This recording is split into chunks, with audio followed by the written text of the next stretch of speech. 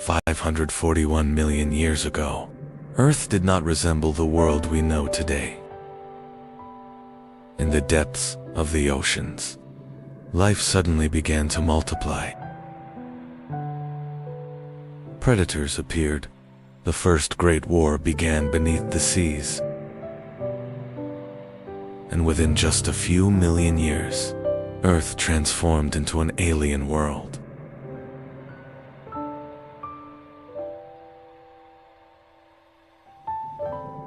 "541 million years ago, an incredible event began on Earth. Today, scientists call it the Cambrian Explosion, because life began to diversify faster than ever before.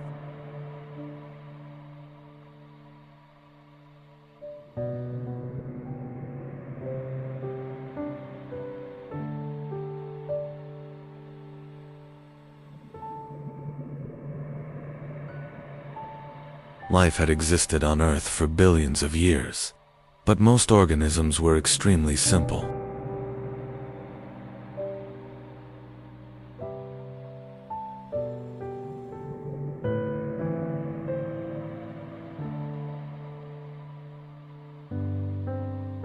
Microscopic organisms, soft-bodied creatures, primitive forms of life.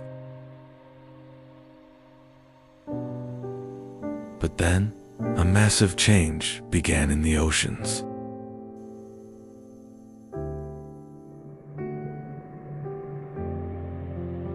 The atmosphere was changing. Oxygen levels were rising.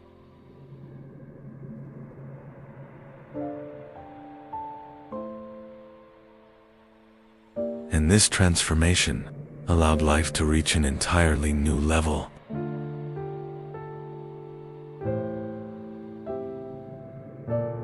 For the first time, complex eyes evolved. Hard shells appeared. Powerful muscle systems developed. Creatures could now move efficiently.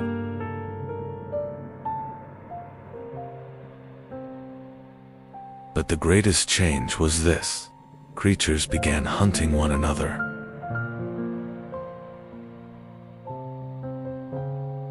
And so, Earth's first great predators emerged. One of the most terrifying creatures of the Cambrian seas was an Ottoman. It was nearly 1 meter long. By the standards of its age, it was a gigantic monster. It had enormous eyes. It captured prey with sharp, grasping limbs. The trilobites were among the most common creatures of the Cambrian period. They had hard outer shells. Some could swim, while others crawled across the ocean floor.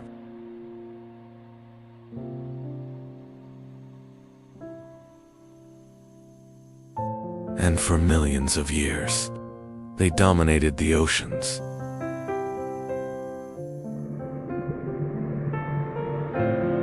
But the Cambrian Explosion did not only create new creatures, it also created competition.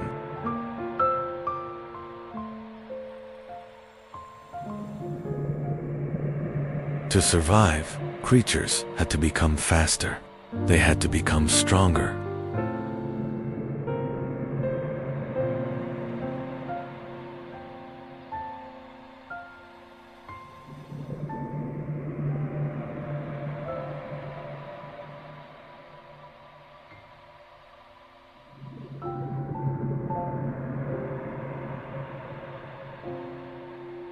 Defenses began to evolve. Shells became thicker.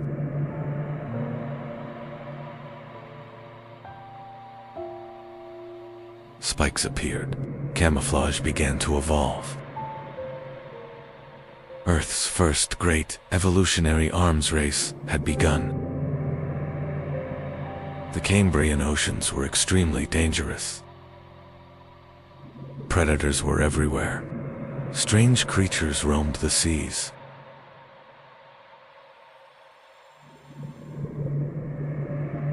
Some had long spikes, others had multiple eyes. Earth truly looked like an alien world.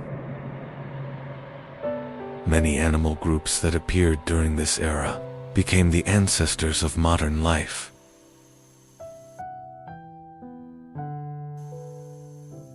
Scientists still ask one question: why did the Cambrian explosion begin?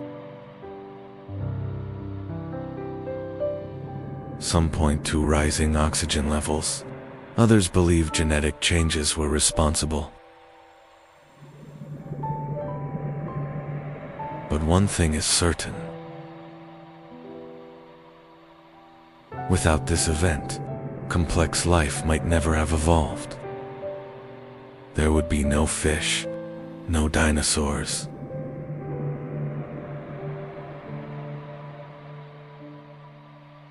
Because the Cambrian explosion was the beginning of Earth's great story of life.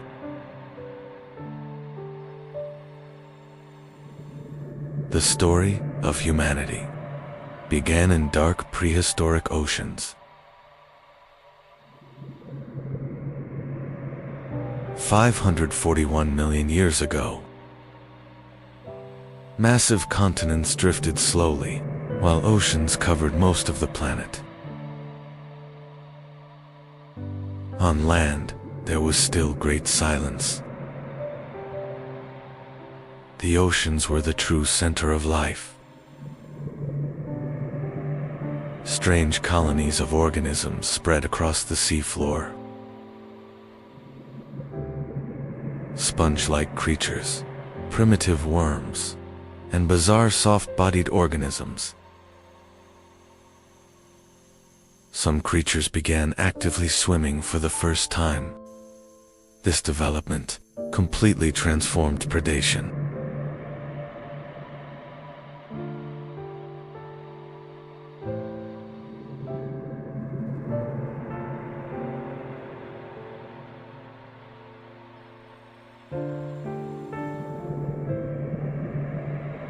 Now, hiding was no longer enough.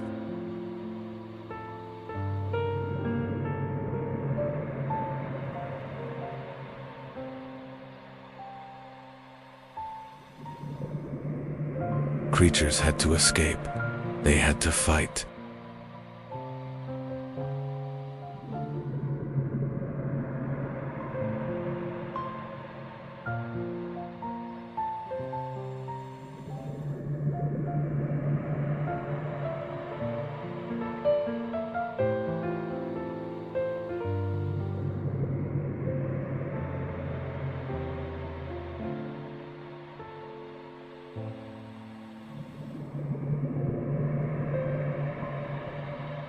During the Cambrian Explosion, evolution accelerated dramatically.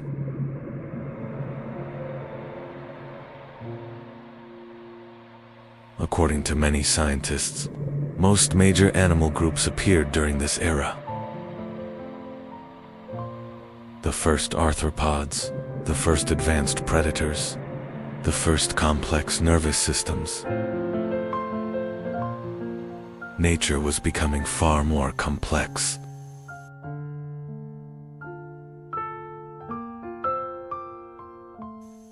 And this complexity became the foundation of all future life.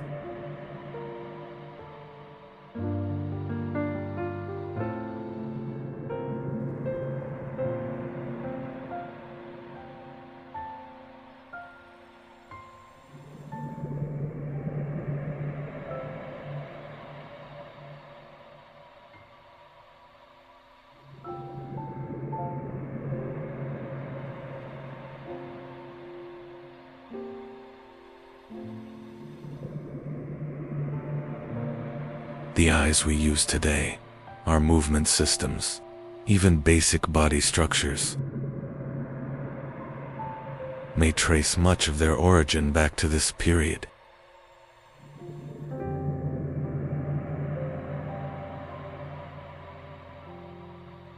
Life in the Cambrian seas was brutal. A predator could attack at any moment. That is why organisms were forced to evolve constantly.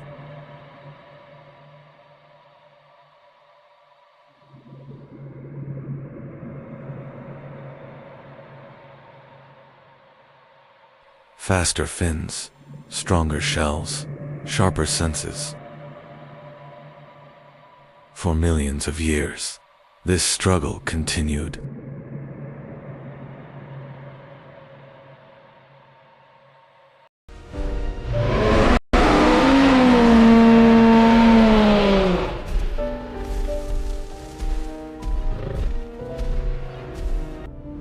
Long before dinosaurs walked the earth, 252 million years ago, the largest extinction occurred.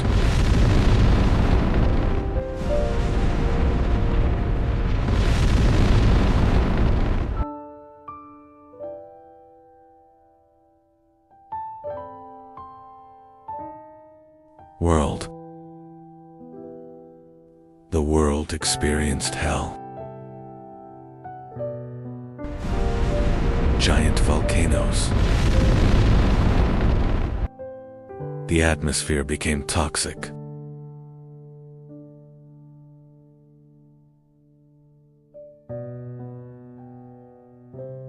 Oceans warmed and lost oxygen.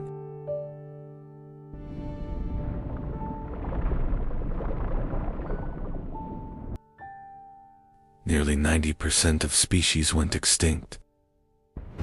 The Earth began to reshape.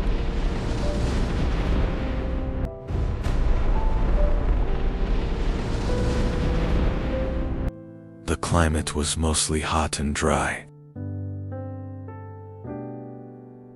Only the strongest could survive. The Triassic began after this devastation. About 252 million years ago.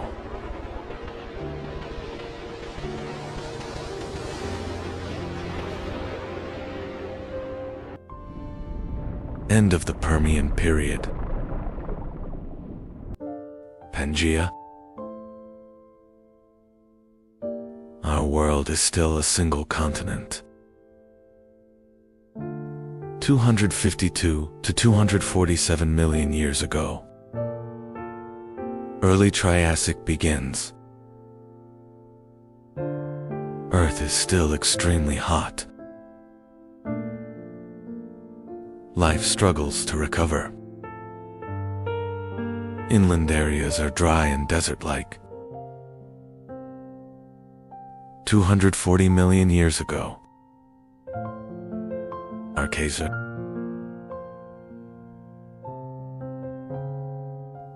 Ecosystems slowly stabilize. A new era is about to begin. Reptiles spread across the land. Crocodile-like archosaurs appeared. Small mammal-like creatures emerged, preparing for a battle for survival.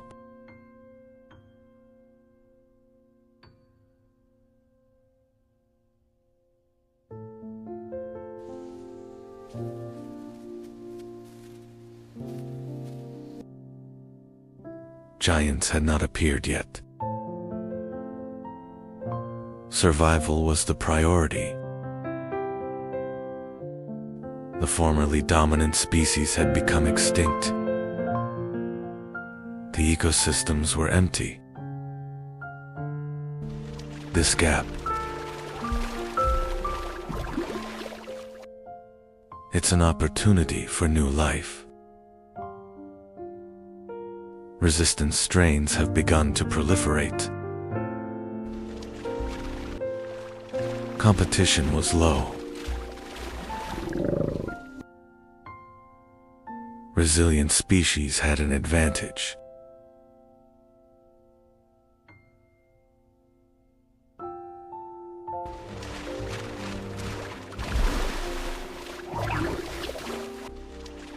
Reptiles began to spread.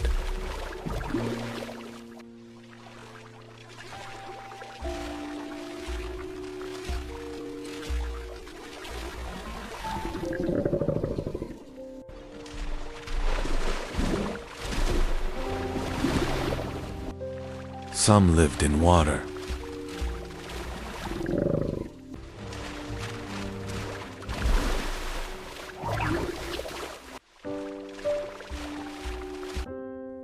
about 230 million years ago. The first small dinosaurs appeared.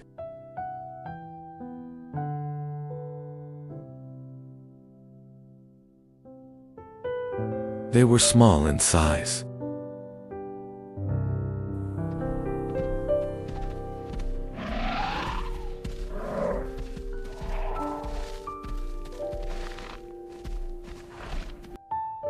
They were fast and agile.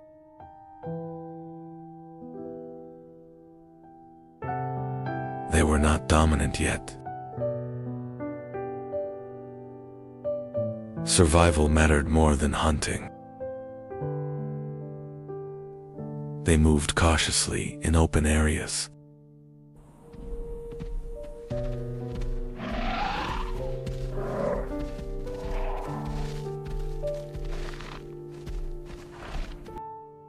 Being small was an advantage.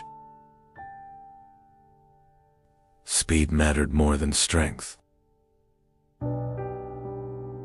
These traits set them apart. But they were still few in number. The age of dinosaurs had not begun yet. 225 million years ago, Earth was slowly changing.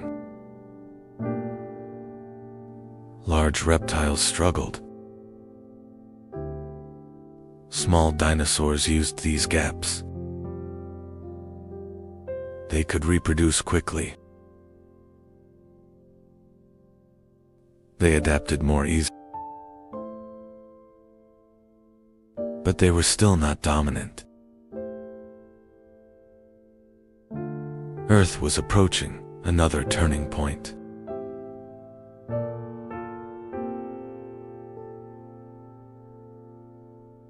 "215 million years ago,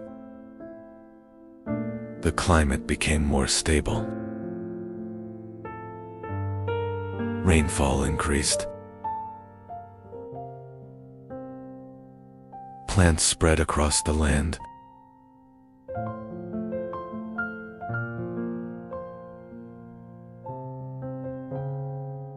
Green landscapes expanded. Ecosystems began to strengthen.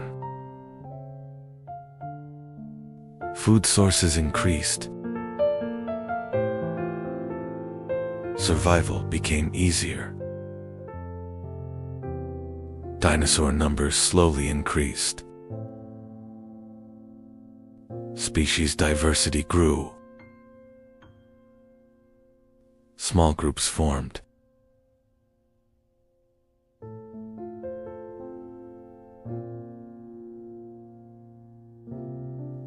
Competition became more balanced. Earth became more humid. Dinosaurs adapted to their environment. Different feeding strategies evolved. Herbivores became more common. Predator-prey balance formed. Earth was now more alive. Rainfall became regular. Dinosaurs became more visible. But dominance was not complete yet. 201 million years ago, the Jurassic period began.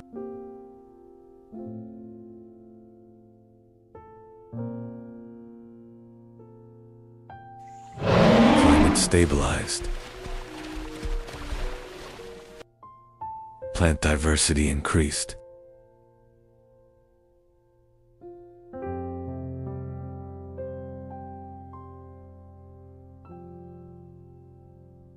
Dinosaurs rapidly multiplied. Species became more defined. Large body size became an advantage. Predators specialize. Initially, the small dinosaurs.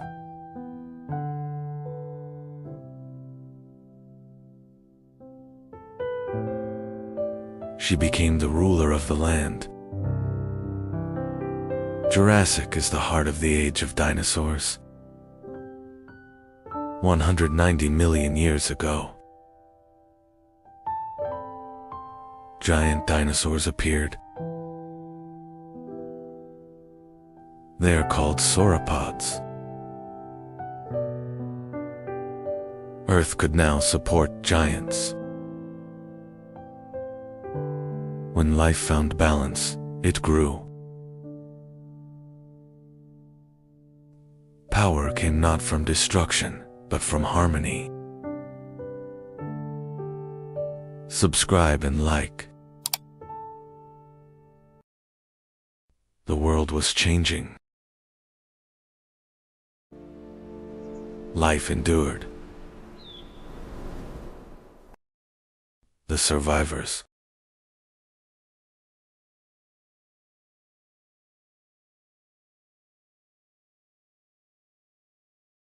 Mammals were rising.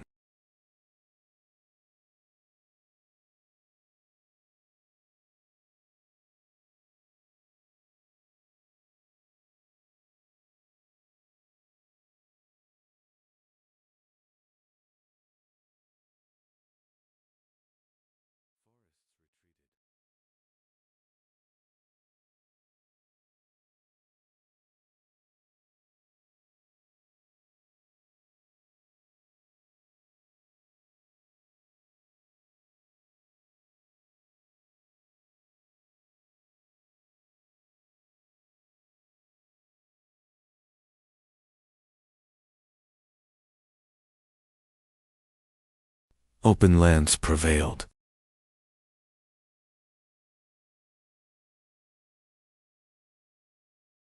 The world was shifting. Cooling intensified.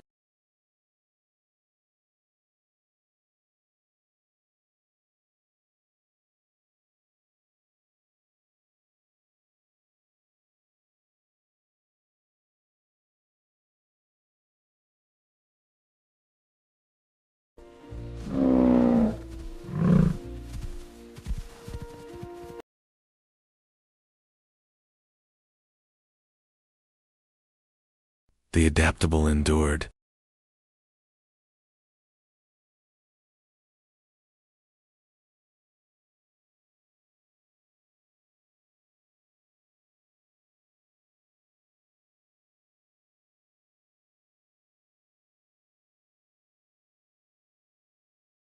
$2.6 million years ago.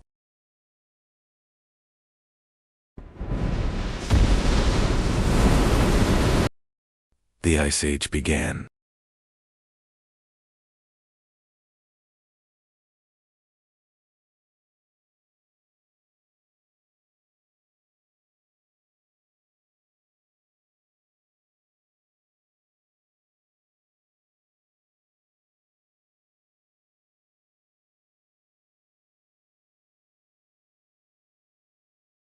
The struggle for survival began.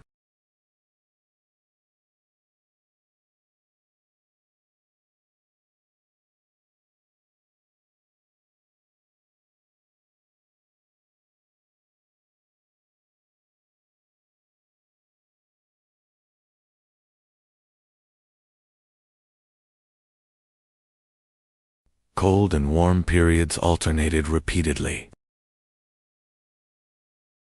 Cold took control. Antarctica became isolated.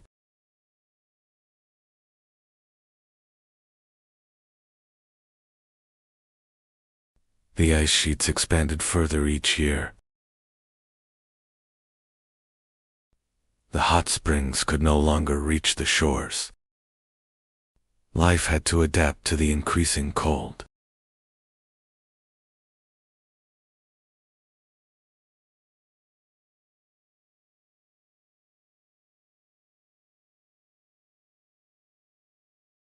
Polar life began.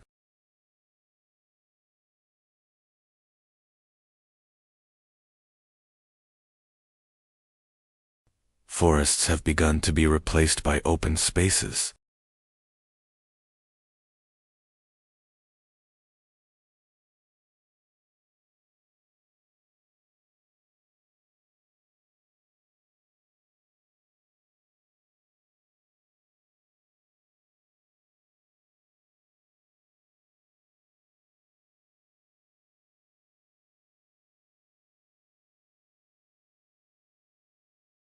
The planet's balance was shifting.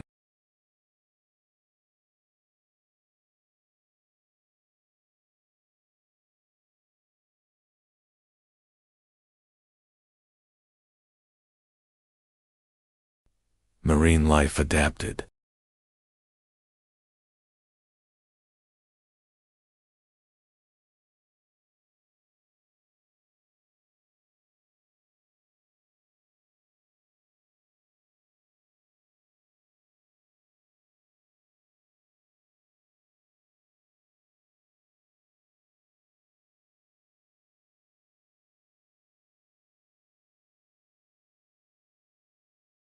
Life carried on.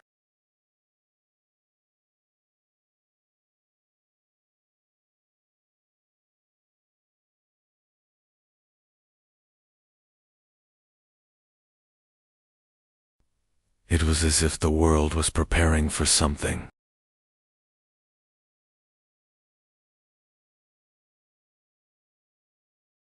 And the story continued.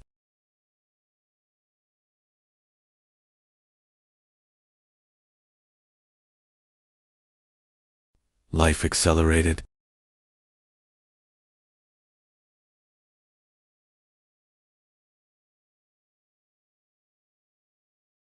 Nature came alive again. Rapport. The land dried.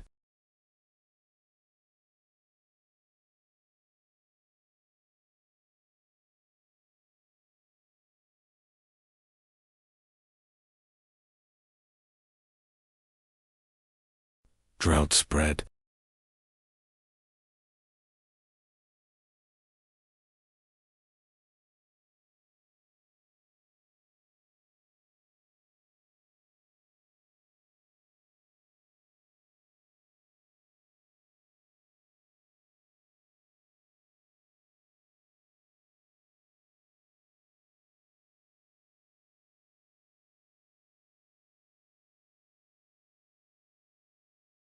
The silence would not last.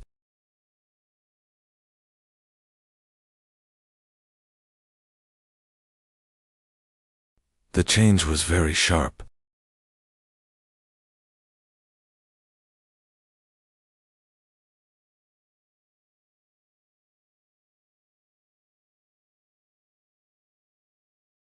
Why this preparation? Years pass.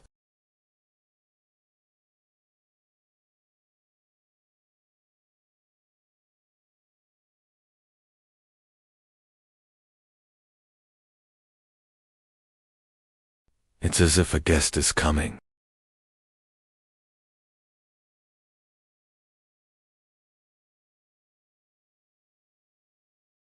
The house seems to be tidying up quickly. A system where only those who adapt survive.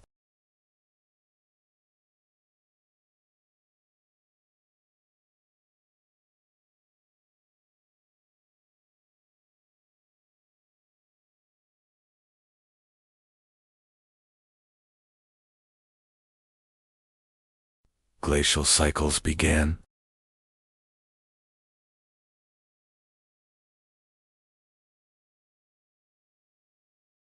The Ice Age deepened. The ice began to melt.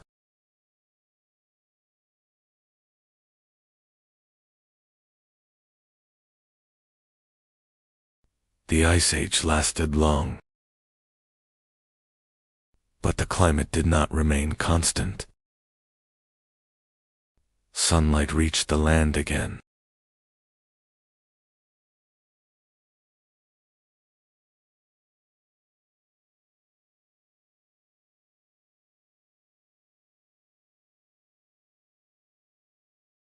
Rivers were set free. Grasslands expanded. Animals moved into open plains.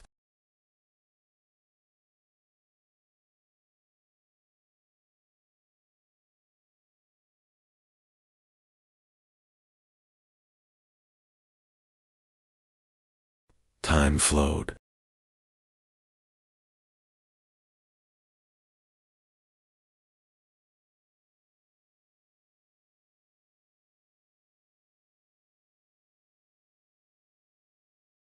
And one day, millions of years later, humanity appeared. And humanity entered the stage. The real story begins now. The story continues. Stay tuned. When humans learn how to survive. Before we understand these ages, we have to travel back, not hundreds, not thousands, but millions of years into the past. This is our world.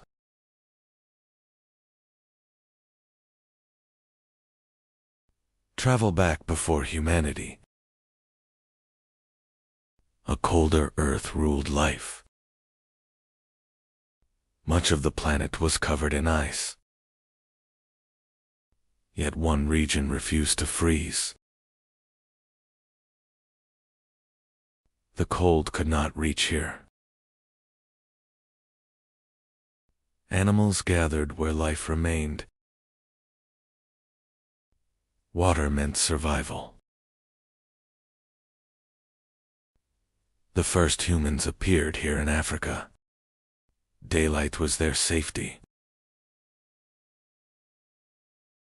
The open land meant life.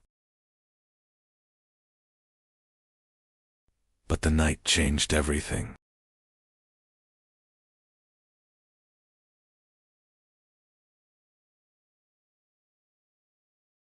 In the dark, they were not alone. Running was survival. They could not fight.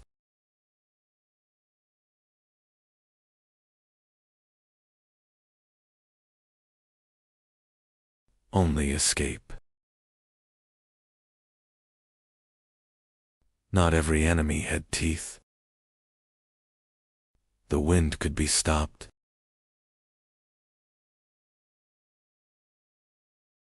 Not everywhere meant death.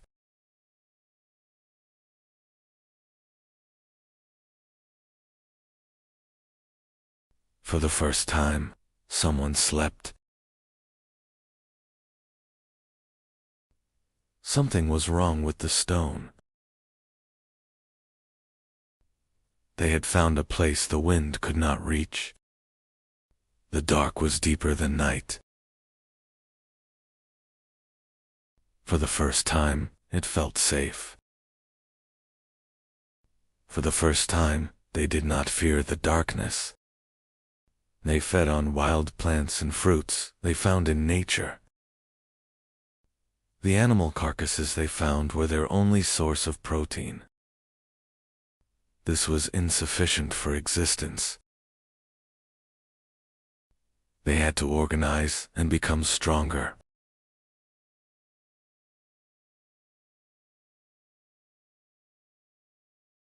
The line between life and death was very thin. Survival came first. The stone broke. The edge was different.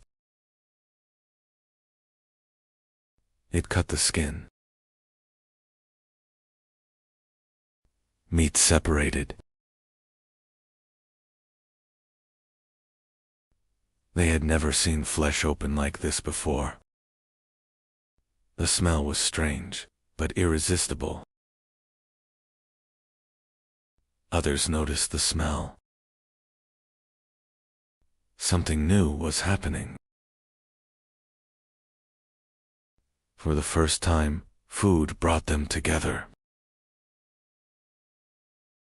The life reflex is about always being. Inventions are shaped by need.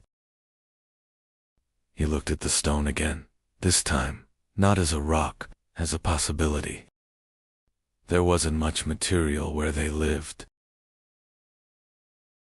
They didn't have time either. The strongest species was not human. The smartest had not awakened yet. One day, it picked up a stone. Not to throw. Not to hide. It looked at it. Something was happening.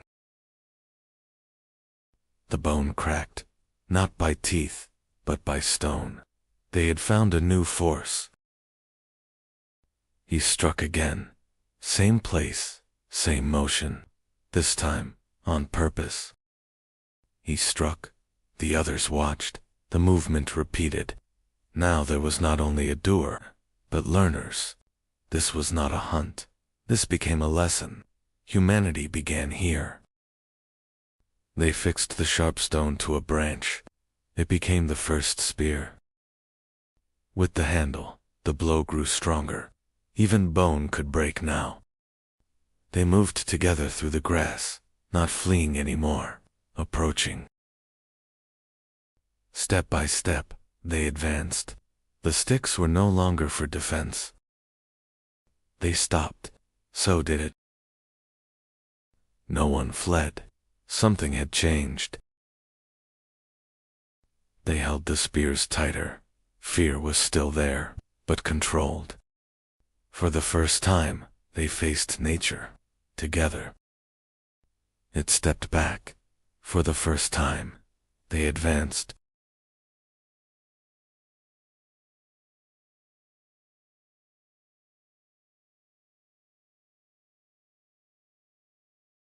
It ran. Now the hunters followed.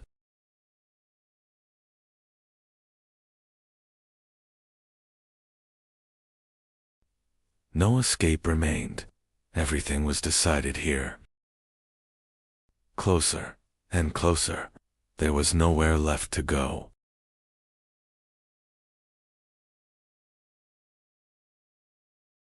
The hunt ended. Nothing would be the same again. They were no longer prey. They had become hunters. Stone met flesh. The tool had meaning now. They cut with intention, not tearing, shaping. This was more than food. This was control. The hide kept the cold away.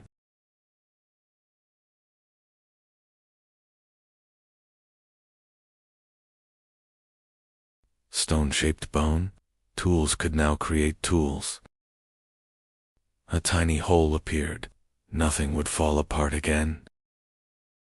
They no longer searched for shelter. They built it. Bone, wood, and hide became walls. Nature was reshaped. For the first time, they had a place to return to. From stone came tools. From tools came life.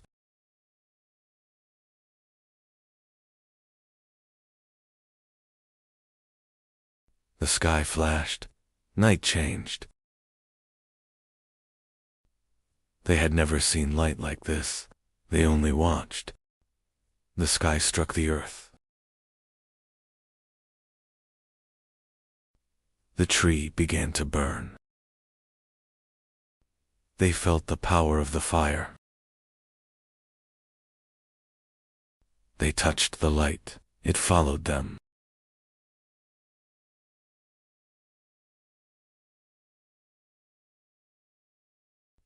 Now the night stayed away. The night was no longer theirs to fear. They had made their own sun.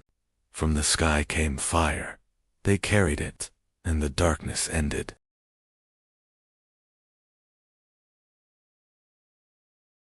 They brought the meat closer. Something changed. The smell was new. They waited. He tasted, then reached again. This was better.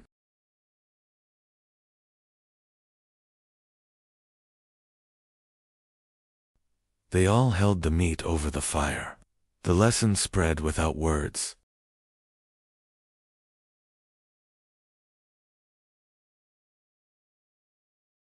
They tasted together.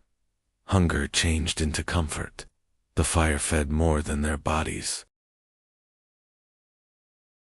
Eyes spoke first. Faces carried meaning. Sound was no longer instinct. Imitation began.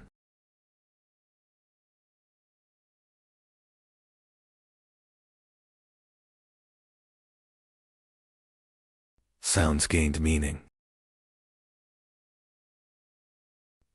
The first agreement was born.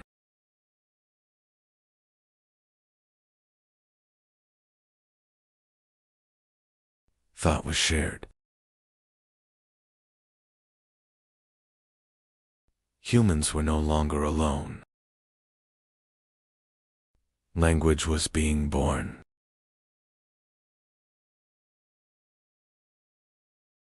Before the pyramids. Before Stonehenge. Before the invention of writing. There was something that should not exist. Göbekli Tepe. 12,000 years ago, in the heart of Anatolia. At these exact coordinates, people kept returning. Humanity built the impossible.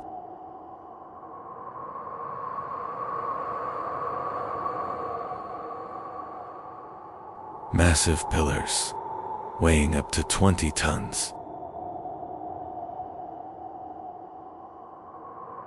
Carved with predators, foxes, snakes, scorpions. This was not random, this was deliberate. But how? Did hunter-gatherers build this?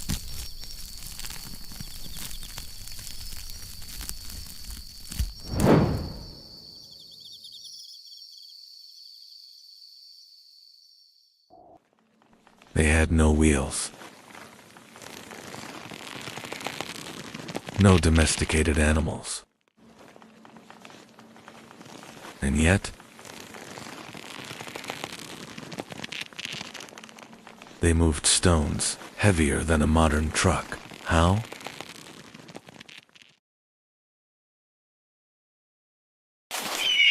Every strike meant something. These carvings were not crude. They show planning, skill, symbolism. This was intelligence, organized intelligence. Look closely. These carvings are not accidental. Every line has intention. Every animal has placement. This was precision, not chaos. They built something extraordinary. This was not an ordinary place. There was meaning carved into the stones.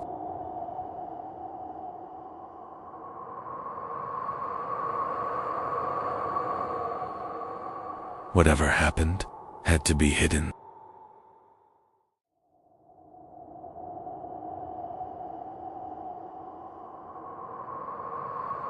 But the earth cannot hide everything forever.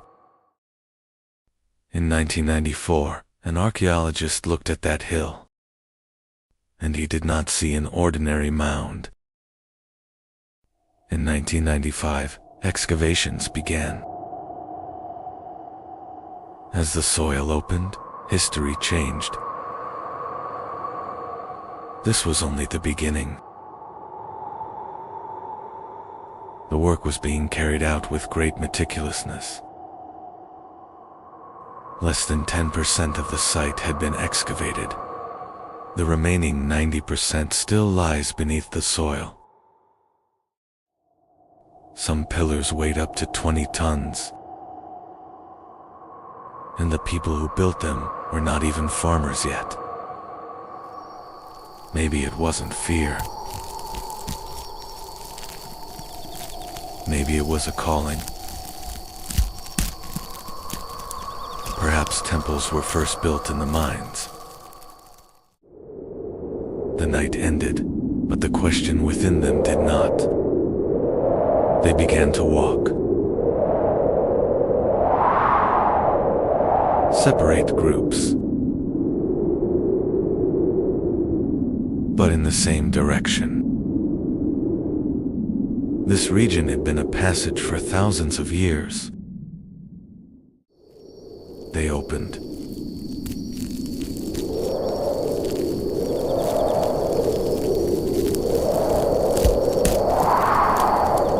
It was as if they were gathering strength. This was a beginning. Ropes tightened. Tons of weight. But heavier than the stone was the decision within them.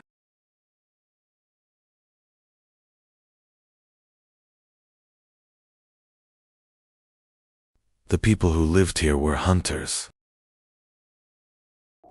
When the stones were erected, it wasn't just architecture.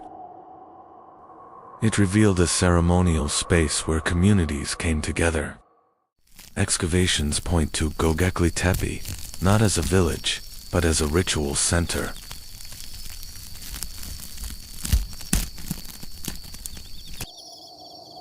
It could be a connection with the sky. People were coming here. On the massive T-shaped stones, there were animals. Snakes, a scorpion, vultures. But that same night, there were shapes in the sky as well, the stars, almost mirroring the carvings on the stone. Distant groups returned. To the same place. Around the same stones. The circle was complete. But the crowd was growing. This was not an ordinary meal. It was a celebration. Archaeologists were continuing their research at full speed. Feasting remains were found. It remained hidden for over 11,000 years. Why did they hide it?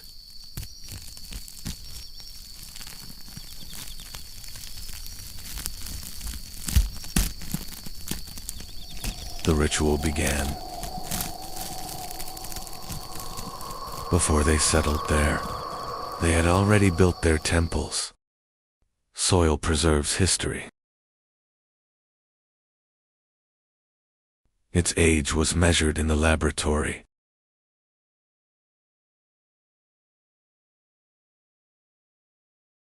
The result was thousands of years older than expected. These stones were erected before it is believed that people settled down. History had to be rewritten.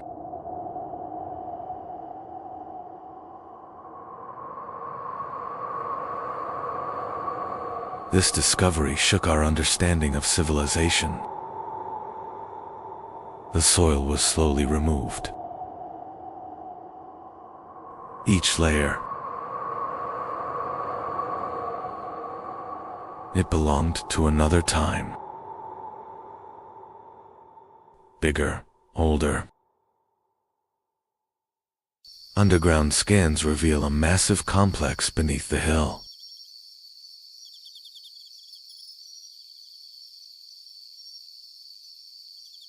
There was a past hidden beneath the earth. Like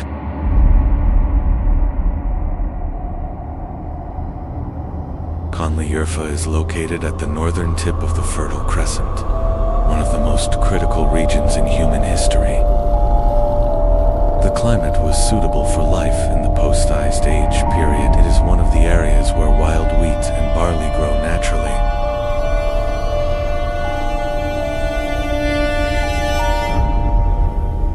The region had limestone deposits from which large T-shaped columns could be carved. And one day,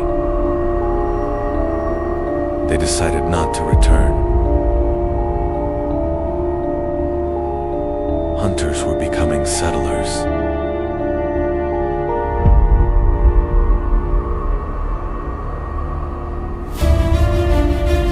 The temple was already there. Now, life was there too. Perhaps civilization began right here. Around the stones, the first houses began to rise. The walls were no longer temporary. People had decided to stay. It wasn't only houses being built. Knowledge was being passed on. They now belonged to it. The transition from a hunter-gatherer lifestyle to agriculture was a major transformation.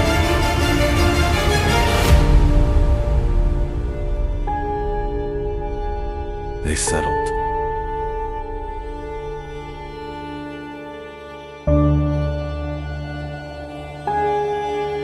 They built houses. But one day, they began to bury their temple. They did not destroy it. They did not abandon it. They hid it beneath the earth. Göbekli Tepe could be a message left for the future. History is never truly lost. It simply waits for the right moment. Stay tuned for the next episode. One night, humans stopped wandering. In the end, they understood each other. They talked about tomorrow, as if it would stay the same. They were chatting, unaware of what the morning would bring. The world was falling apart. The world as they knew it was slipping away. Even the animals were running away. And they didn't know where to go. There was no road for the first time. For the first time, they fell behind. Knowing wasn't enough to understand.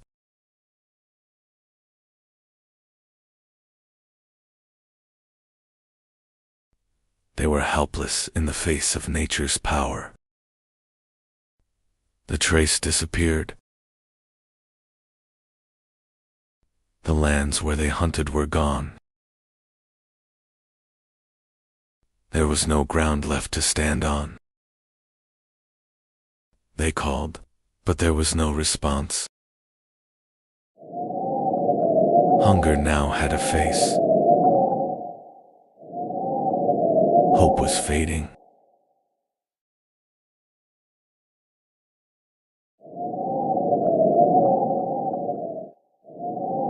Fear divided the tribe.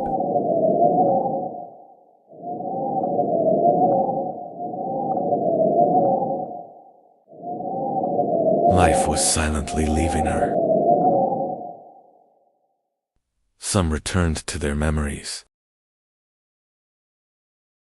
Life was waiting here. From the ashes, life has returned.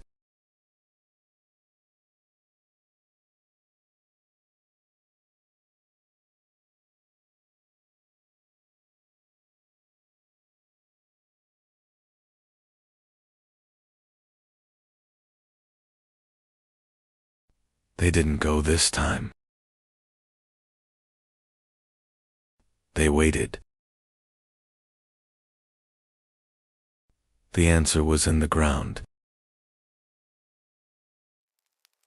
They tried to replicate the world.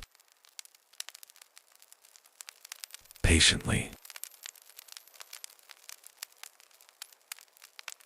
They watched, and it changed.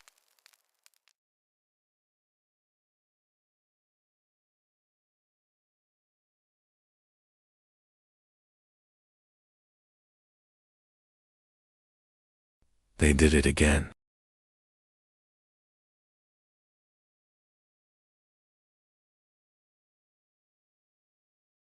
The animals are back.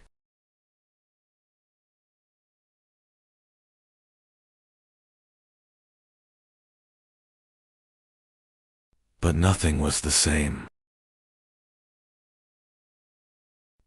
They no longer had to follow them.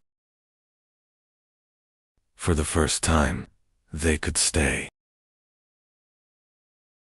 And again.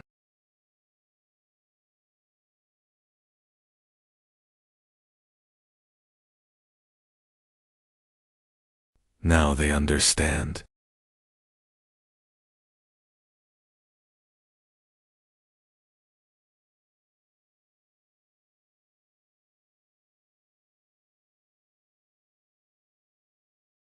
They could do tomorrow.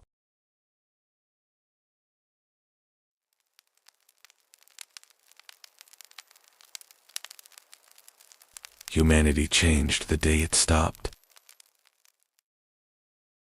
Civilization began here. They were no longer searching for food. They learned, and they taught.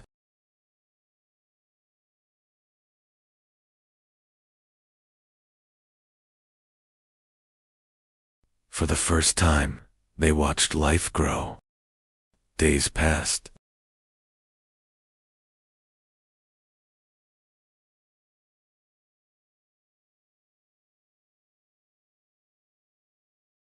The earth responded. Time was no longer chasing them.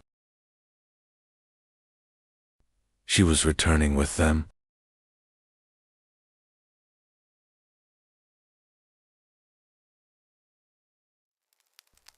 They had entered the rhythm of the world. More fires were lit. More fires were lit.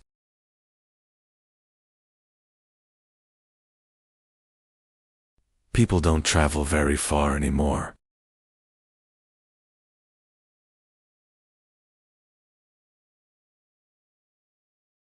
Walking around the camp, they reinforced the walls.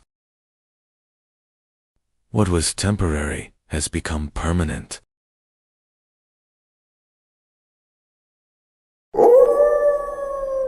The wind no longer made the decision. They had some difficult visitors. He walked into the wilderness. They did not come as enemies. They allowed them to stay. They fed them. A new alliance was emerging. The person was no longer alone. They had a future ahead of them. They stayed nearby. They felt like they were part of something bigger.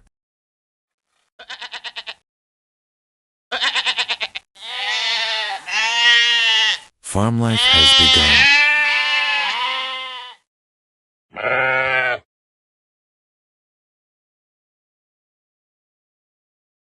They learned to live with life.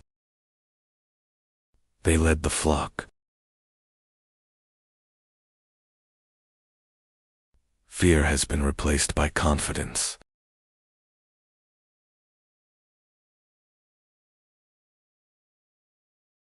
Humans stopped adapting to nature.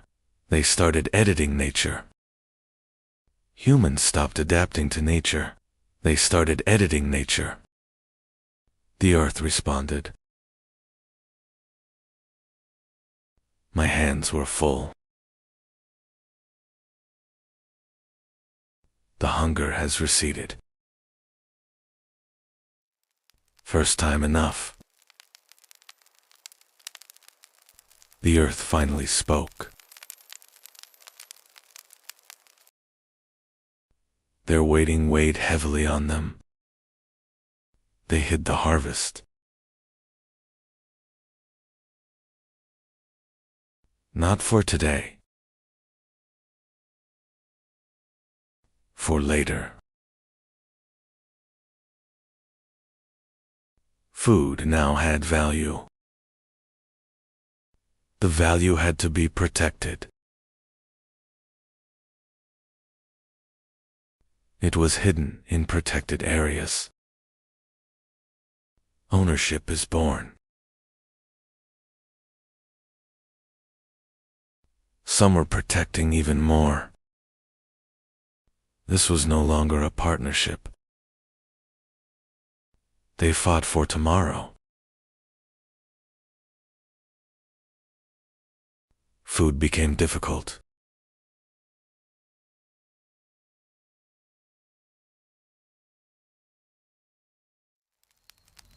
The union had ended. This chaos had to end. One voice became more important. They chose to listen. Order replaced chaos. That night, security emerged, and the next morning, society was born.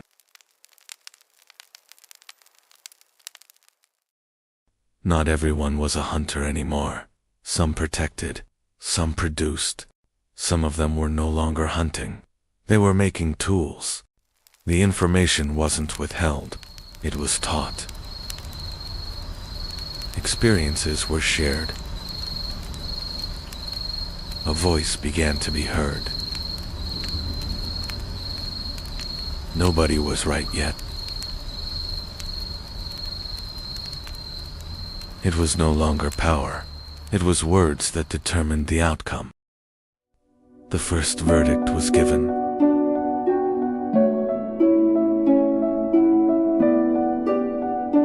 The Neolithic Age has begun.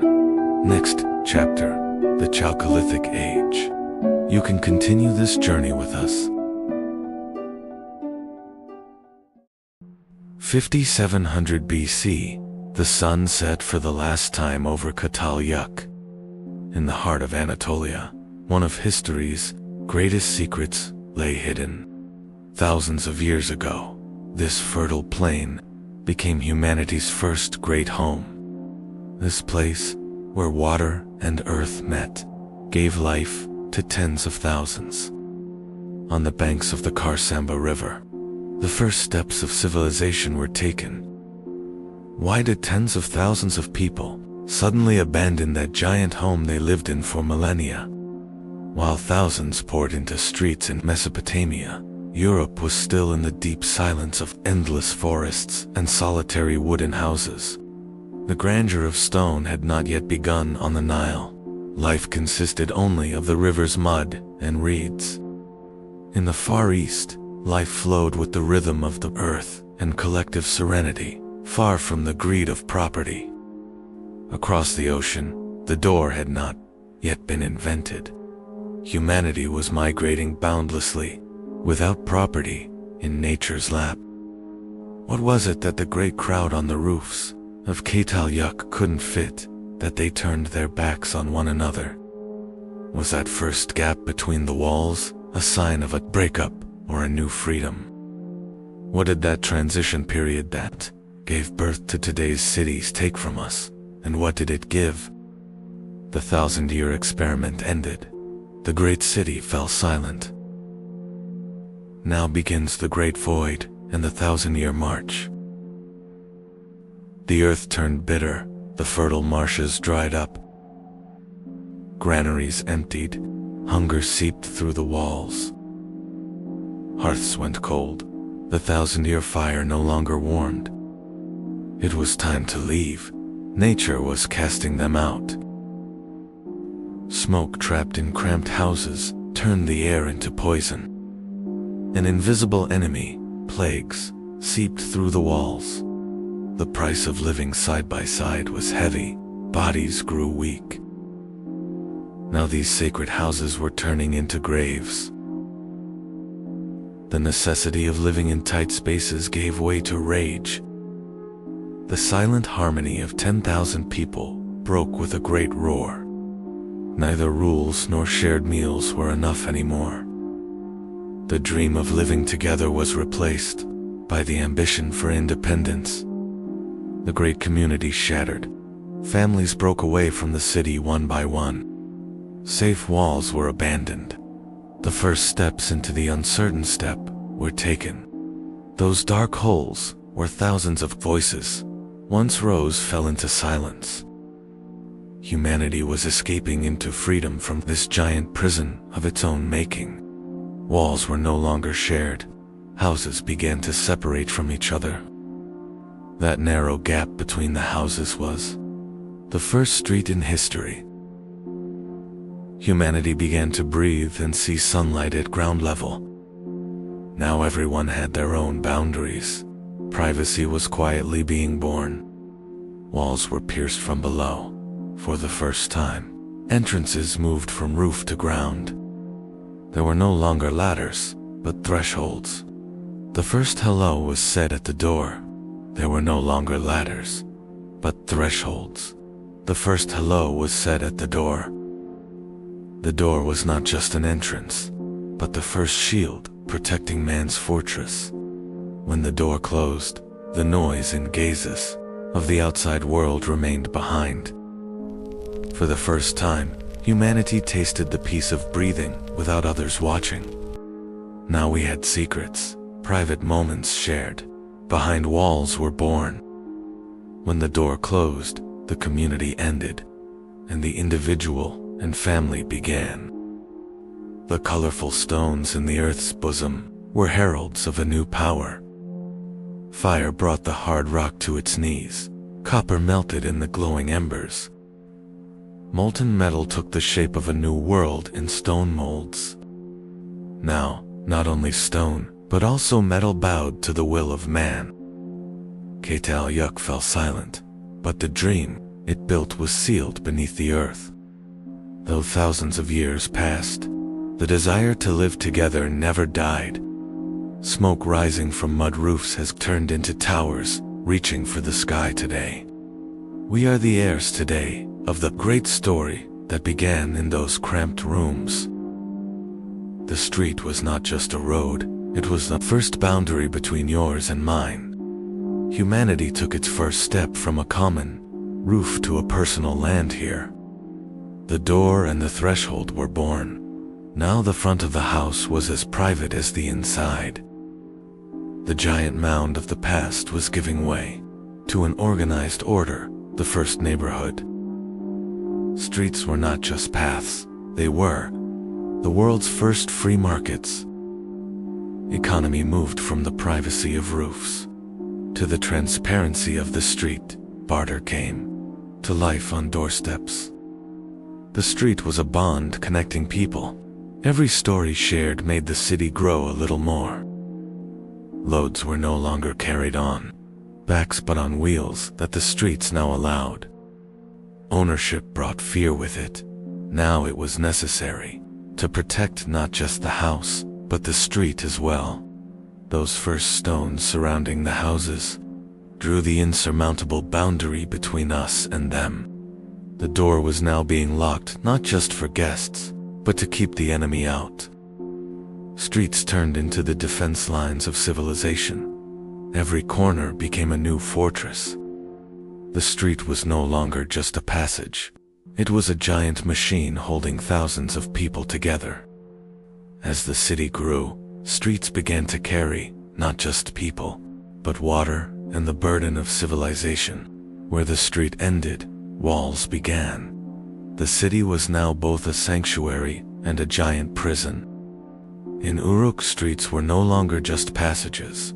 They were the first great social contract holding thousands of strangers together. Doors closed. Property became sacred. The street was now the sharp boundary between what belongs to all and what belongs to one. The sound of the wheel echoed for the first time on these unpaved roads. The street was no longer just for walking, but for hauling in trade. And then, time warped. Mud brick gave way to stone, and paths turned into imperial roads connecting continents. Light made the street livable at night. Random paths turned into a planned city. The gap between two houses was the street's first breath. Stone and gravel protected the street against mud. Crossing paths created the first public space. The cleanliness hidden under the street was civilization. The wheel widened the shoulders of the street. Climate changed. The Euphrates shifted. The street was condemned to the dust of a parched city. As the water receded, distant settlements were one by one plunged into silence. The streets became the dusty refuge for those fleeing to the city for survival. The street was no longer just a path. It was the last bastion of order. The wrath of the climate forced people to seek refuge behind massive walls. As the crowd grew, the rules of the street were carved into clay, not just memory. Records replacing words became the new and unshakable memory of the street. Information turned into an invisible power, governing the city and ending chaos. Water was trapped beneath the street. Hidden channels kept the city clean. Engineering turned chaos into health. Infrastructure became the foundation. The wheel made the street not just a path, but the main artery of civilization. Every brick was the work of a collective will that turned chaos into order. Randomness ended. The streets were now the work of a mind and a plan. The unseen revolution was under the street. The first channels gave life to the city. Speech faded. Clay tablets became the unshakable memory of the street.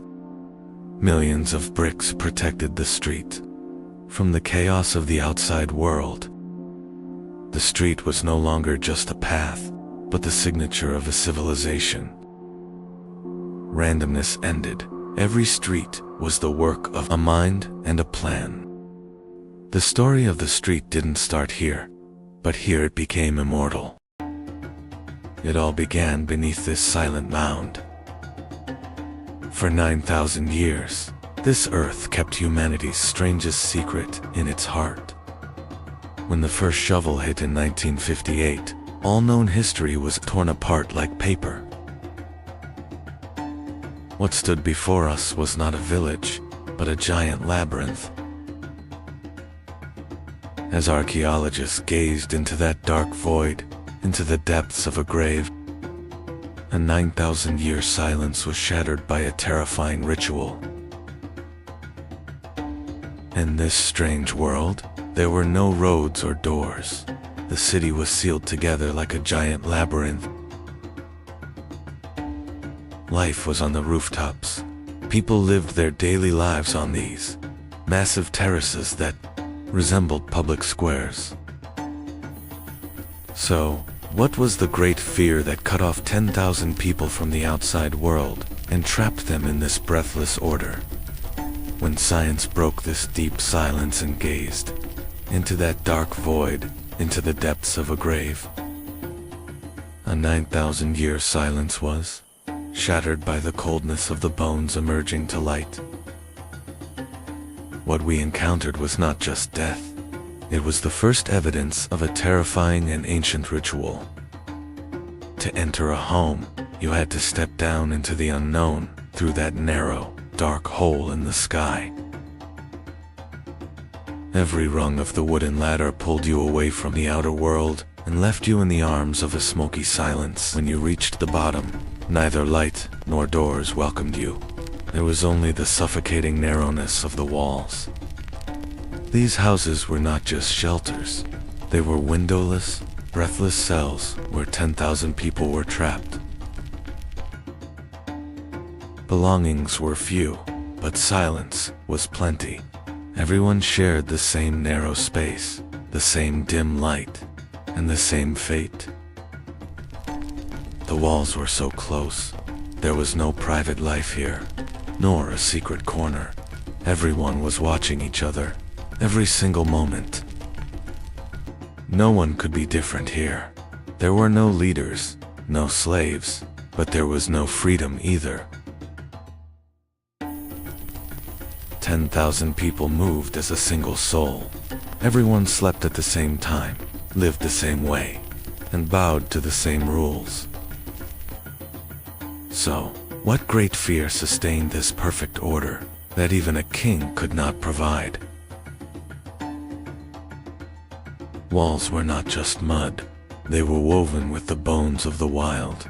Giant bullheads were like gods, watching you every moment. Red paint was not just a decoration. It was the trace on the wall of a ritual, of shed blood, and of untamable fears. They did not conquer nature. They chose to imprison savagery in the deepest corner of their home and sleep beside it. Watch where you step. In these houses, the floor was not just earth, but a grave cover. They buried their loved ones right beneath where they slept, in a fetal position, as if in the womb. Death was not a parting here. The living and the dead were sealed together forever under the same roof. The story of some dead did not end with burial. They would separate the skulls from the bodies and give them a new life. They rebuilt their ancestors' faces with clay. They made new eyes from mud and pigment so they would never forget. These masks watched those sitting on reed mats by the fire. Death was right there, by the hearth, inside the family every evening. In this dark world, power came not from gold, but from a black glass born in the heart of the volcano, obsidian. They crafted it so sharply that obsidian was both a hunter's most loyal friend and the most perfect blade, two-part skin from flesh. But obsidian was not just for cutting. It was a black, misty mirror where humans first encountered their own dark reflection. The true masters of the steppe were not them, but the leopards watching from the shadows.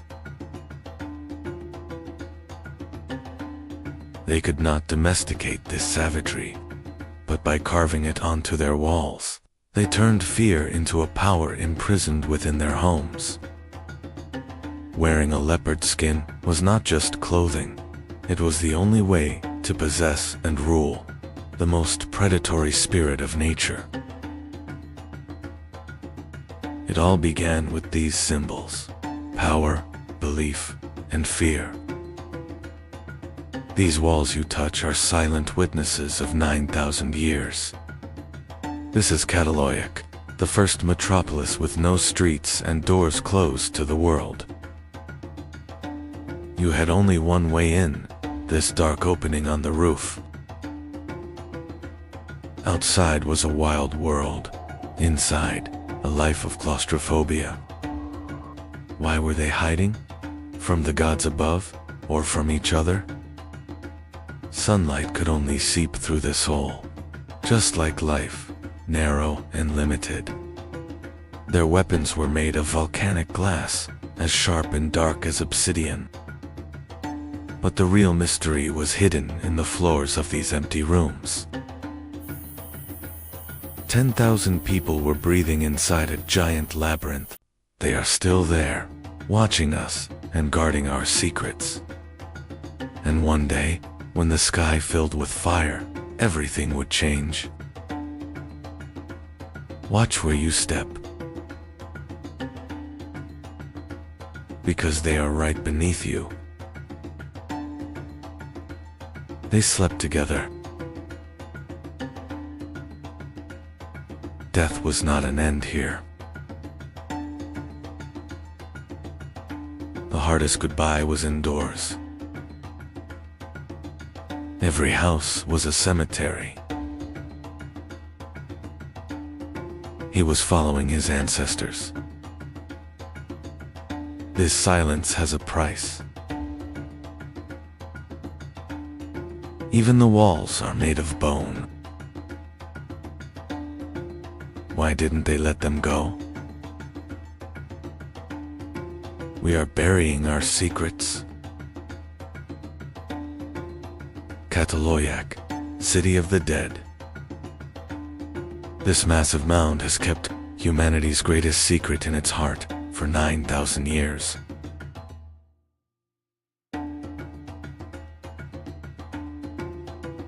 Today, science dives into the heart of this silent giant to map the digital past.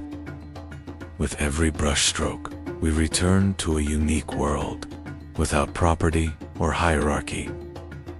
There were no masters in these houses.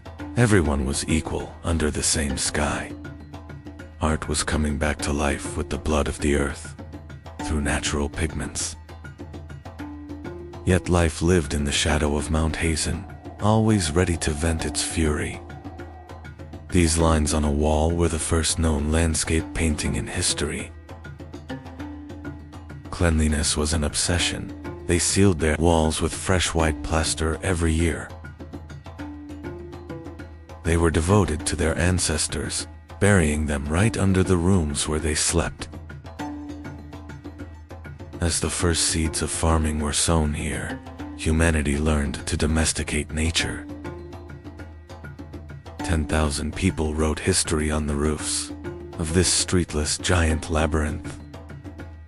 10,000 people wrote history on the roofs of this streetless giant labyrinth. And now technology is finally beginning to break this deep, millennial silence. But then, the climate changed and rivers ran dry. The protective fire of the city slowly began to fade. The massive population of 10,000 succumbed to nature. All that remained were the soot marks on the walls. People abandoned the city with fear and uncertainty. After 2,000 years, Cataloyak sank into silence. They even left their sacred figurines in the dust. No one knows exactly where they went. The roofs were sealed, never to be opened again.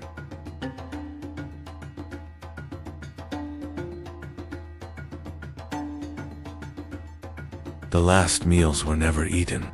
The pots remained empty. The city today is still waiting to speak beneath the earth. We are in a place where time and space lose meaning. We are touching the first great secret of humanity, 9,000 years ago. These bones, these lands, are not just remains. They are silent witnesses to a forgotten fear, a suppressed scream. But to reach this secret, you had to step down into the unknown through that narrow, dark hole in the sky. Cataloyak fell silent. That great roar that lasted for thousands of years gave way to the dust carried by the wind.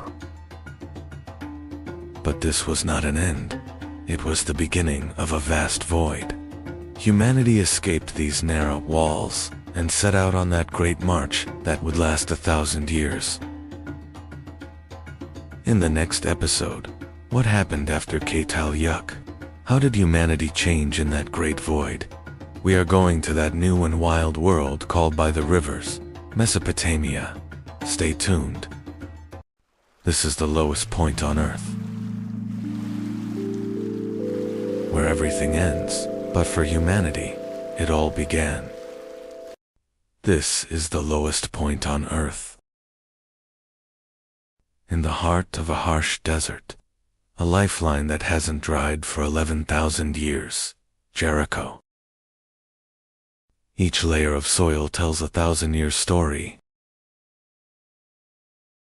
Civilizations are sleeping beneath your feet, and it rises through the mist.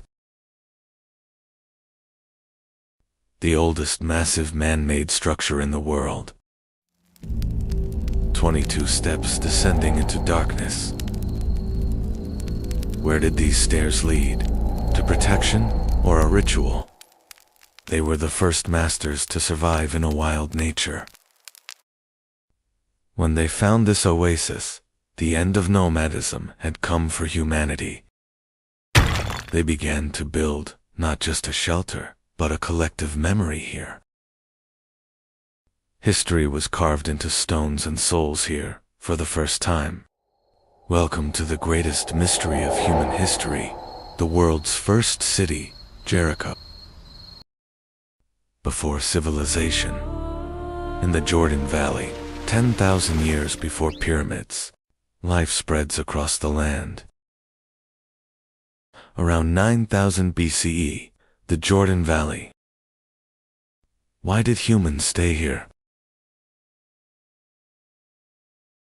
To the Levant, in the Jordan Valley. The Ice Age comes to an end. The world grows warmer. Food was already here. They returned to the same fields. They wandered for ages, but that night, the dark wasn't silent. Something was there. They didn't understand. They were afraid. Not every stone was the same. Together they were stronger. The stone was no longer just a stone. The wall stood.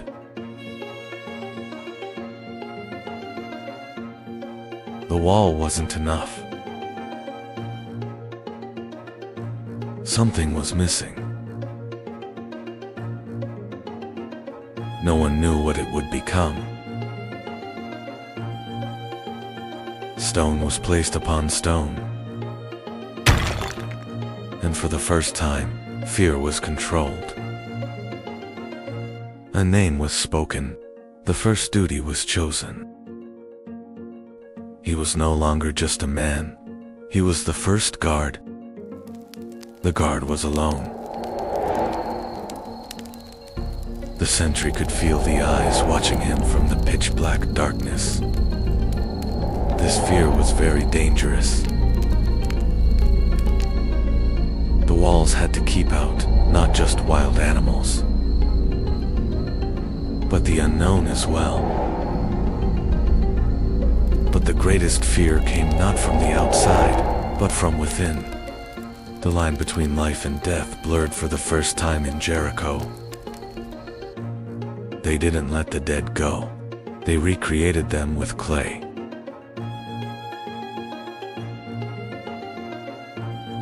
The tower was no longer just a lookout. It was a gateway. Those dull eyes began to watch the living at every moment.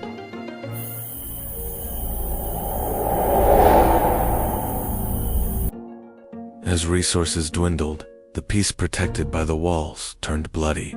Only the sound of stone and bone was heard.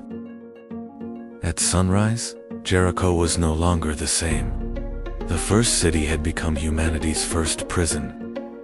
Jericho's greatest secret was not outside the walls or in the tower. It was right beneath the houses. They didn't bury their dead far away.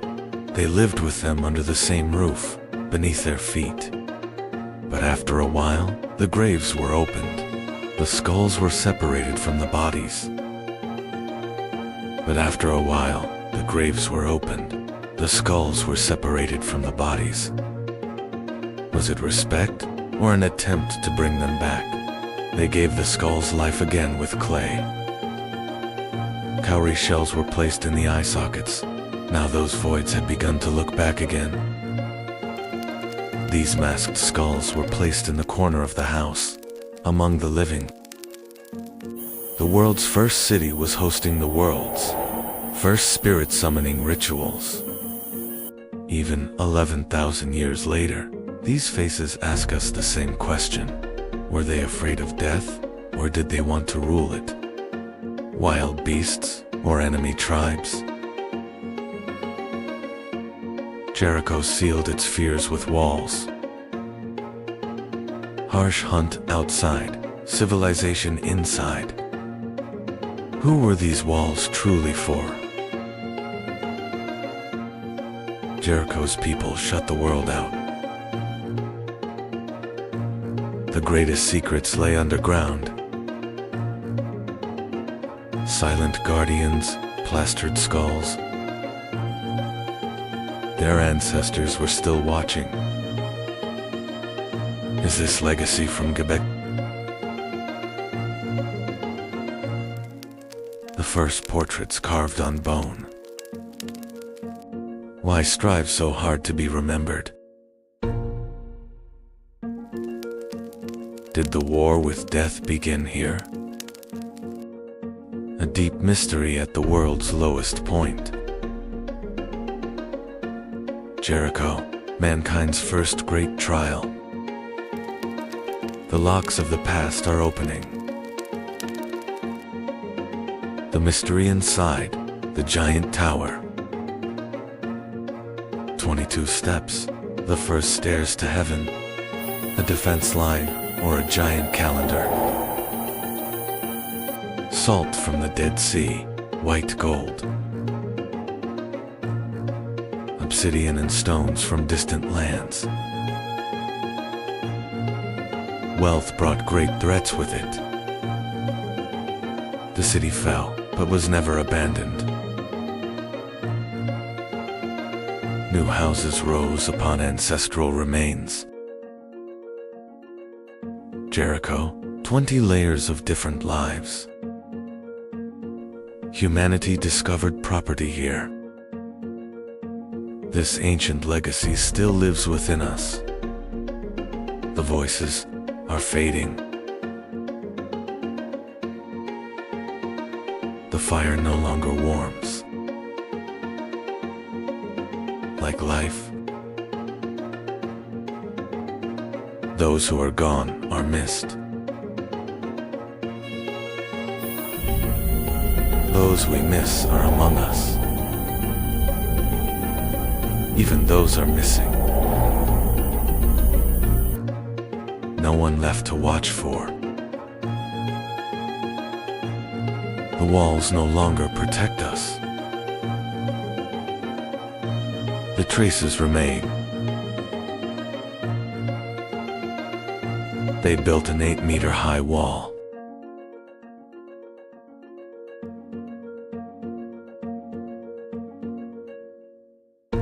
They took them with them so they wouldn't forget their dead. They laid the foundation for modern agriculture.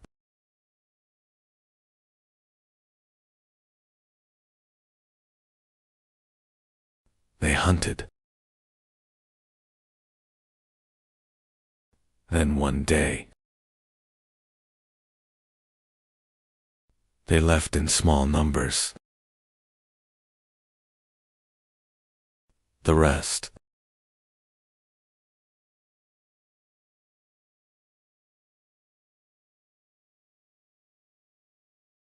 with questions. They left us alone. Fear shapes life. And now we know that. they shaped death too. A vast history. 1/6 of the desert soil. She waited to enlighten us. They hid. They lived. They left. The next episode, Keital Yuk, the cradle of civilization. Legend says a gardener found a baby in a basket. This child would change history. The river chose him, not the palace. Before empire, there were only cities. Before empires, there was chaos between the rivers, and among them, a servant.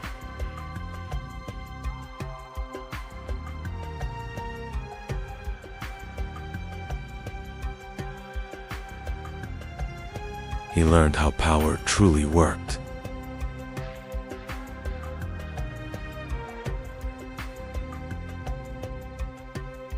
He watched power from the shadows.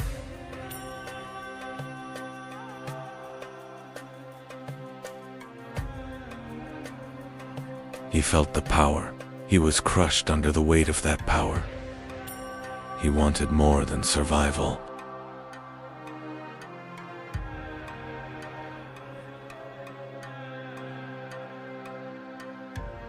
Into the unknown.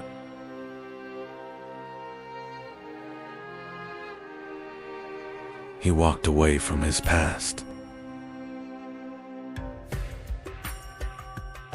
The gates of my prison have finally closed. The air of the desert tastes like blood and freedom. He arrived at Kish. There he found war.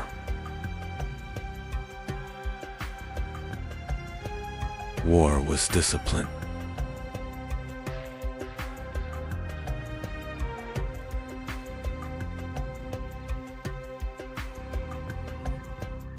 He learned quickly.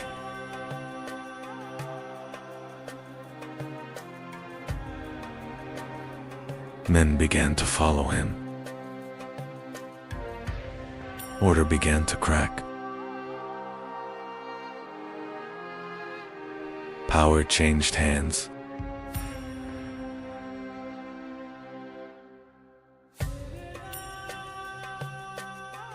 Sargon became king. But one city was not enough. He marched beyond borders. Cities fell.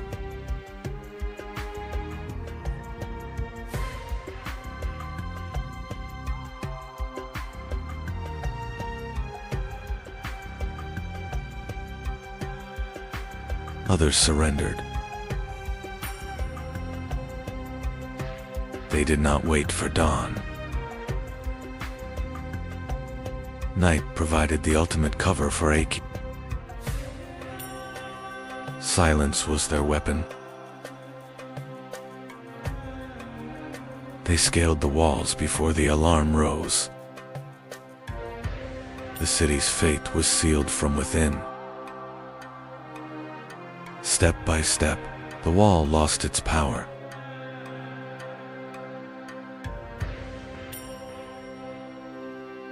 A name lost to the sands of time, AKD, the world's first empire. Before them, there was only chaos, independent cities, locked in eternal conflict. The gates were breached. The city was no longer its own.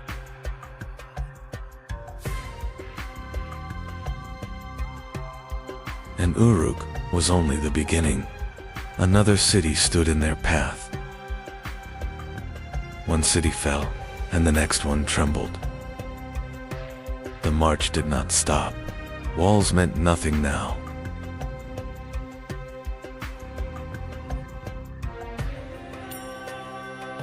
Another gate, another city broken. This was not chaos. It was command. Sargon stood above them all. The age of kings had changed. Sargon reached the sea with the bronze sun of Shamash leading his way. The era of city-states ended. The era of the World King began.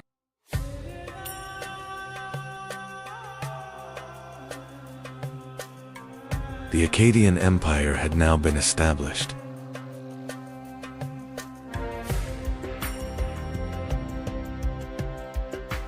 Sargon's conquests had united the city-states.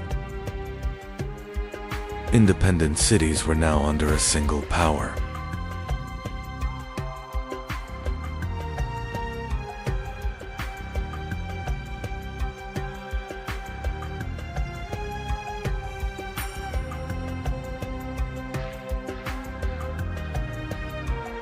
It was one of the first great empires in history.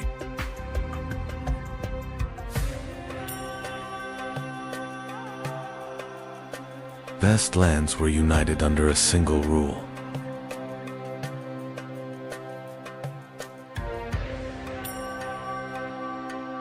New roads were opened between cities. Caravans carried goods between cities. Trade brought life to Mesopotamia. Communication across the empire became faster. Cities were now connected. News traveled from distant cities. Akkad introduced the first standardized weight and measure system.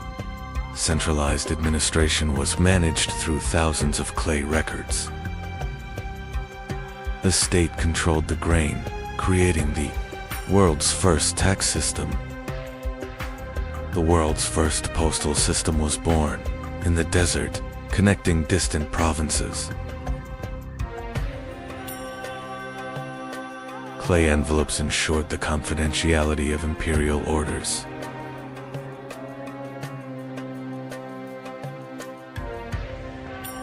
A sealed system allowed the central government to control the flow of information. Akkadian became the world's first diplomatic language.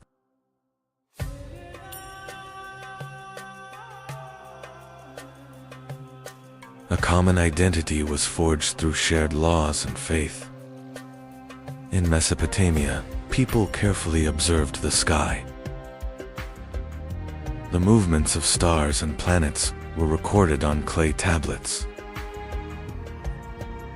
These observations later formed the foundations of astrology.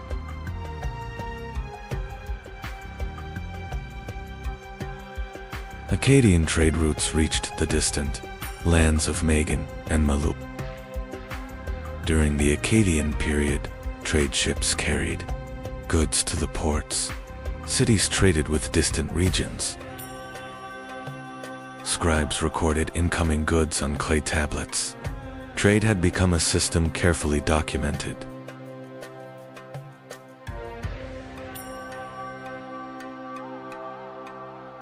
Trade routes connected Mesopotamia.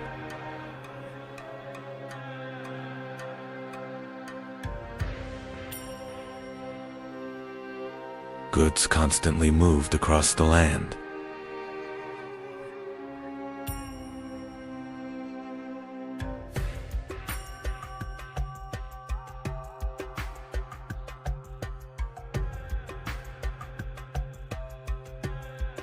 Copper and stone were valuable trade goods. Precious goods were sold in markets. Trade brought wealth. Governors were appointed in cities.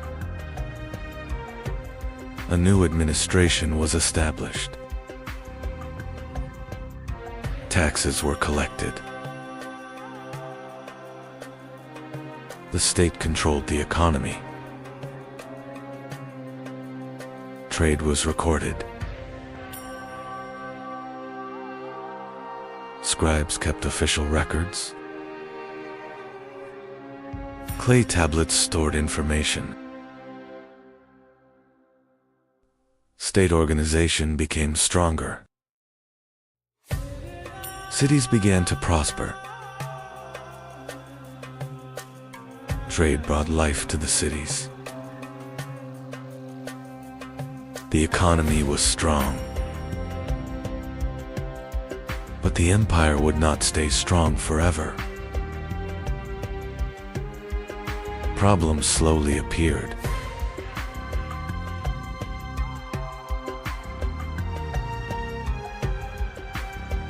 A great change was coming. Rebellions began to shake the empire.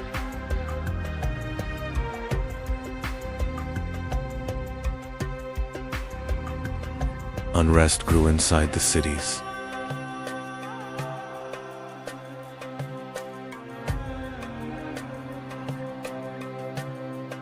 Cracks appeared within the empire. Distant cities became harder to control. The empire had grown too large.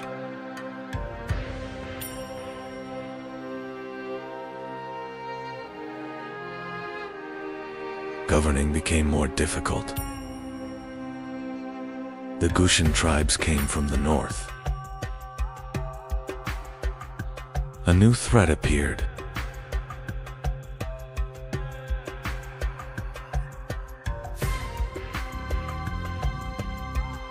Warriors descended from the mountains. Wars weakened the empire.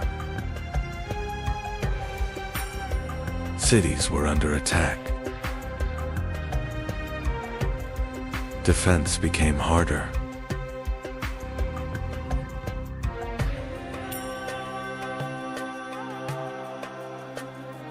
The Akkadian Empire finally collapsed. Mesopotamia fragmented again. But its idea endured. The concept of empire lived on in history. The Akkadian legacy remained. Thousands of years later, the story of Akkad emerged again from beneath the sands. Through archaeology, the Akkadian Empire was remembered again.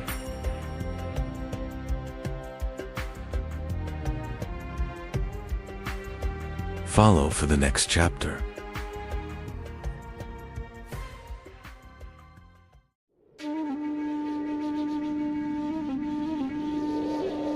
History began with a question asked between two rivers.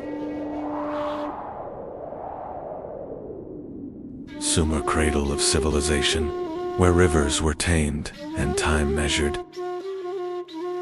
They didn't just survive, they recorded human memory. Law, math, and time were born here. They controlled the rivers and built an empire.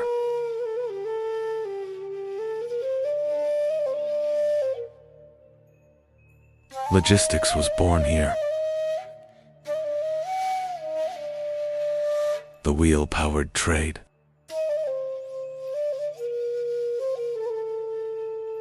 Bricks built the first state.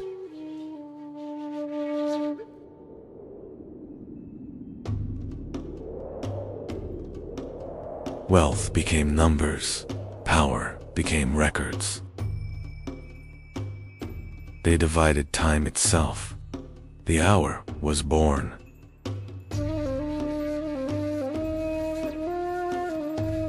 They mapped the sky. The circle was defined.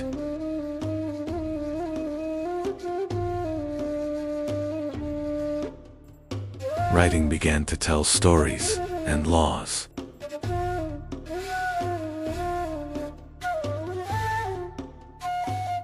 The first hero, Gilgamesh, seeking immortality.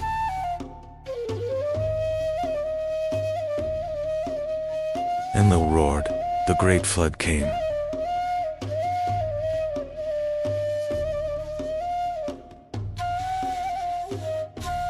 Cities served the gods. Humans obeyed. Even kings feared the dusty underworld. Their myths shaped humanity.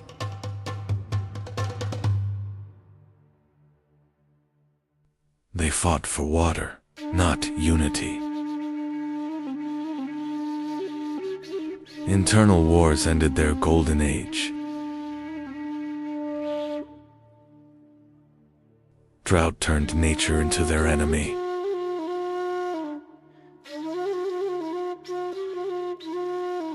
A northern power would replace the cities.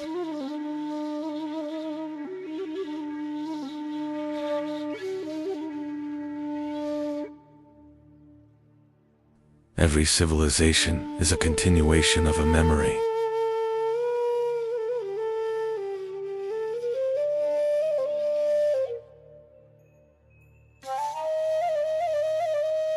Thousands of years earlier, humans did not know cities, but they had learned to live together.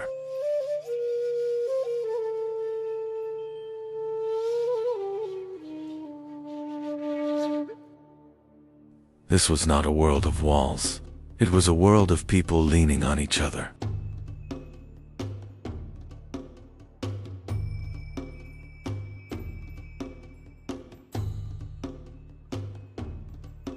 No streets, no doors, only life on the rooftops.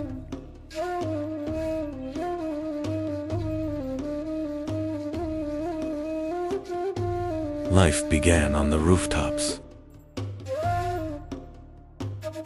A streetless human hive.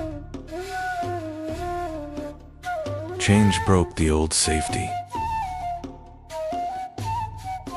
In 5000 BC, the first souls took a leap of faith. They walked away from the only home they knew, heading south toward the wild marshes. They were not searching for a place. They were searching for a way to live.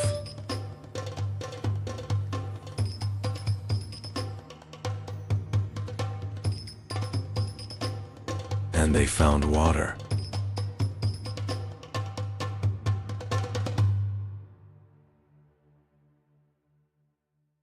But water was not life. Water was chaos. Then someone cut the earth.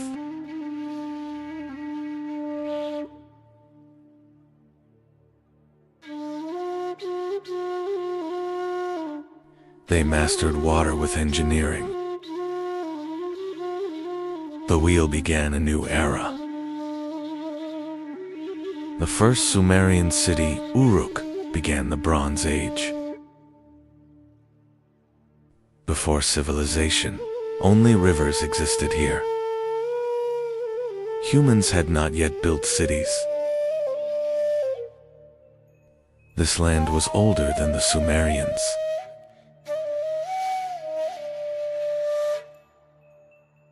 Sometimes the water gave life.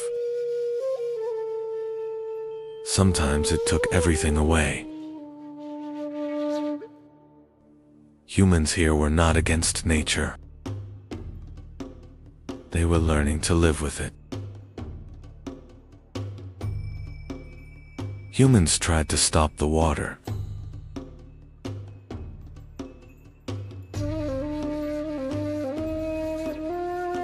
Alone, it was impossible.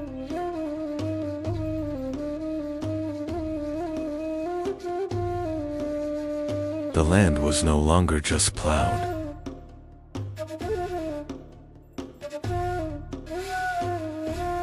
A path was given to the water. Nature was changing direction for the first time.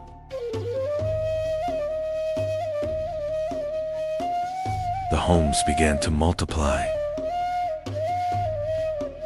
People no longer lived alone.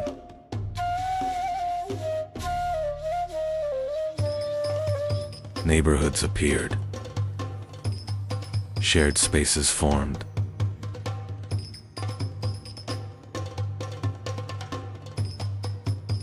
Someone began to guide it.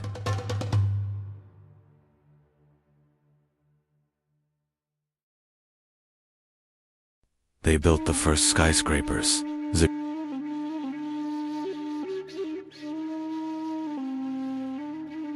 Writing was born from accounting.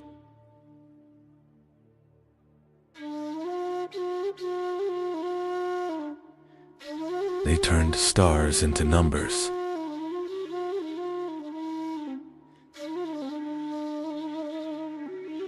Water clocks measured the night. They created the 360-degree circle.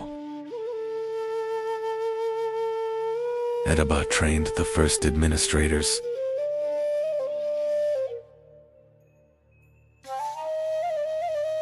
Information became power through records.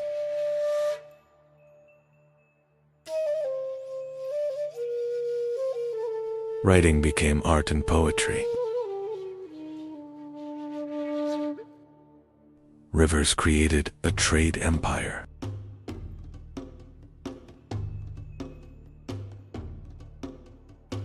They created the state treasury system.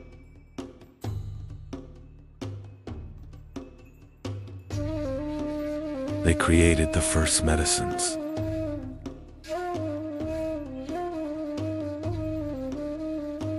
The cedar plow fed the first cities.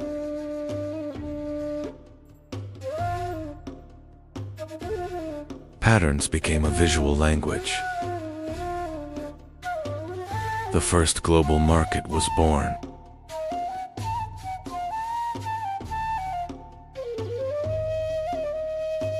Law replaced tribal rule.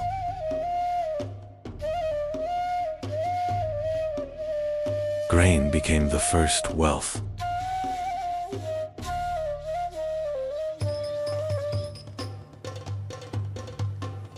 Bronze gave them power.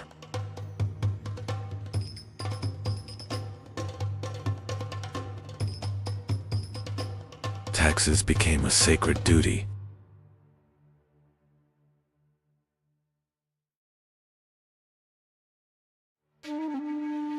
They connected east and west by sea.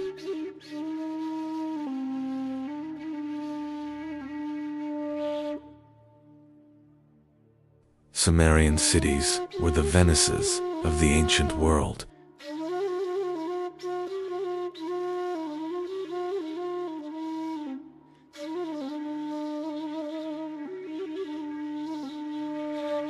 A city raised against the desert.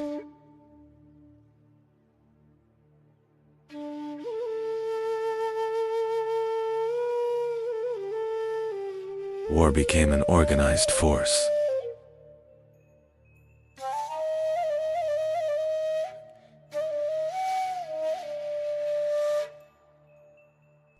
The first army marched as one.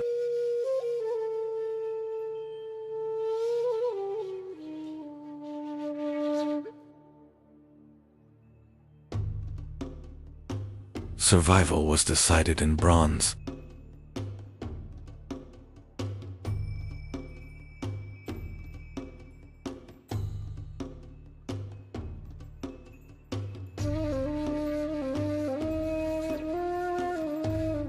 Sumer didn't die, it waited. Under the silent dunes of Mesopotamia, their words were preserved in clay. While empires of stone crumbled into dust, these humble tablets kept the secrets of the first stars, the first laws, and the first stories of mankind. They are the ghosts in our clocks, the logic in our laws, and the ink in our history. Sumerians may have vanished into the desert, but as long as we write, calculate, and look at the stars, they live within us. Sumer's chapter ends here, but the storm of history is just beginning. In our next episode, the world's first empire rises from these very sands. The Akkadian Empire witnessed the dawn of King Sargon and the birth of a new era. For the complete story of our world, don't miss our playlist, a chronological journey from Earth's creation to today. You will love exploring how every piece of the puzzle fits together. Stay tuned for the full chronology.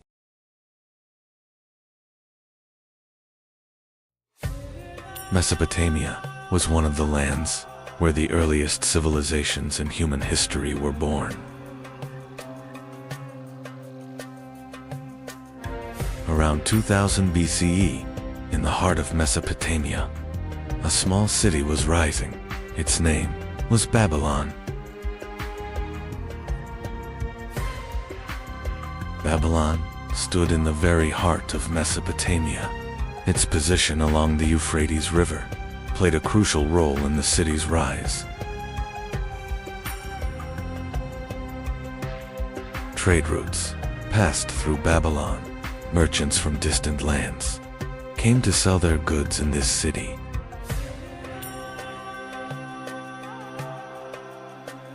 The markets of the city filled with crowds every day.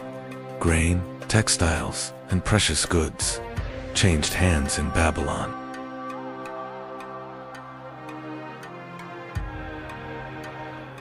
The market in Babylon had a rich variety of goods.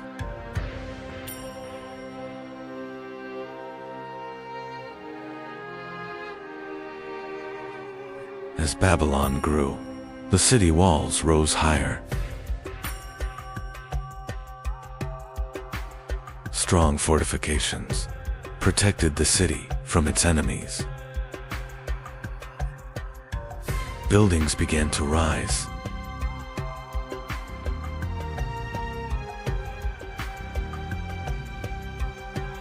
Over time, Babylon was no longer a small city. It had become one of the most powerful centers in Mesopotamia.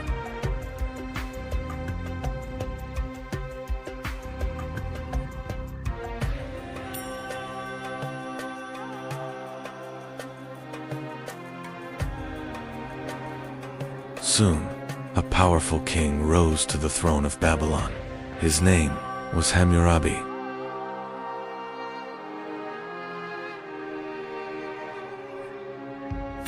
Hammurabi wanted to turn Babylon into a powerful empire. For that, he first strengthened his army. Hammurabi sent his armies across Mesopotamia. The power of Babylon began to spread rapidly.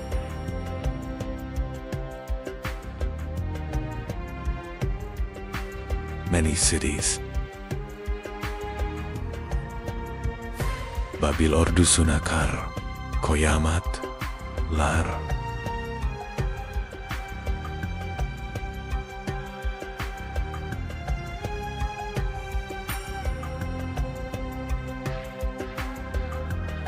Hammurabi's conquests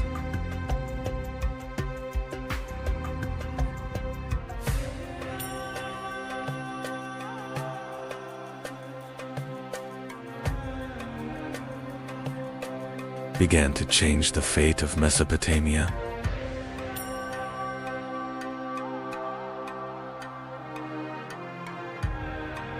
Cities, one by one, fell under Babylonian rule.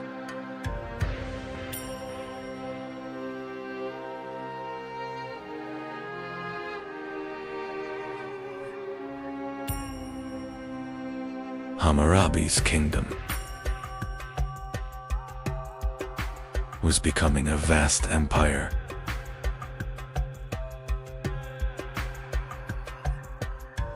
Hammurabi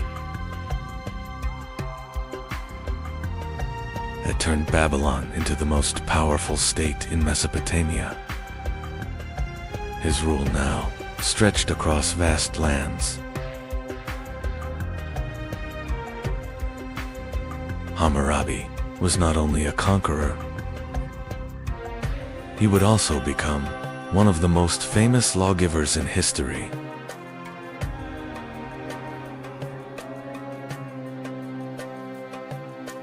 Hammurabi carved his laws onto a great stone pillar.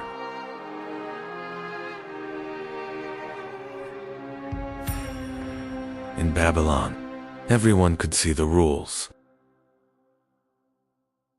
Babylonian scribes wrote the laws onto clay tablets. In this way,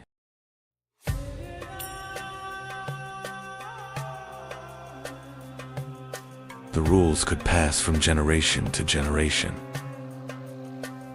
Hammurabi's laws formed the foundation of justice in Babylon. People were now judged according to written rules. These laws were extremely strict. The most famous rule was simple: an eye for an eye.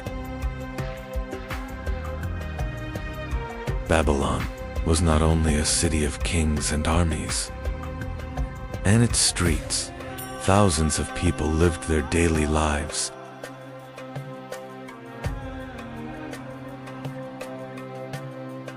In Babylon, craftsmen worked throughout the day. Pottery, textiles, and many goods were produced in these workshops.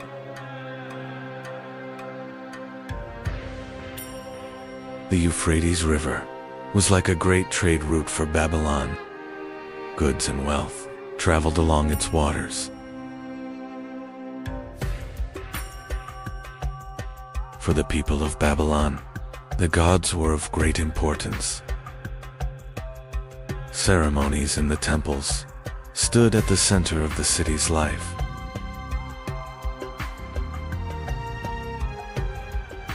From the top of the great temples, Babylon looked like a vast city. Its streets were full of life. Babylonian priests carefully studied the night sky. The movement of the stars held great meaning for them. Babylonian scholars also made great progress in mathematics. Numbers and calculations were recorded on clay tablets.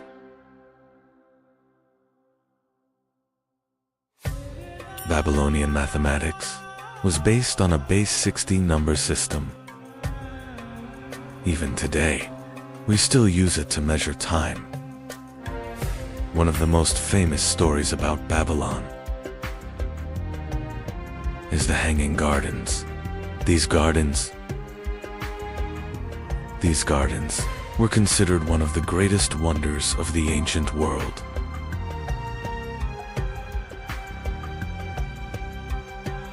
Keeping these gardens alive was not easy. Water was lifted from the Euphrates River and carried up to the terraces.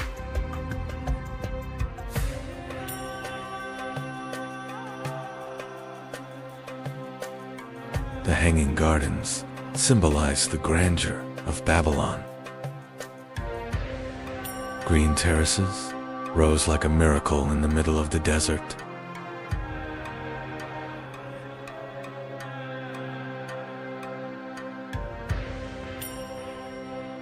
At one time, Babylon was the most powerful city in Mesopotamia. Its wealth and power were known across distant lands.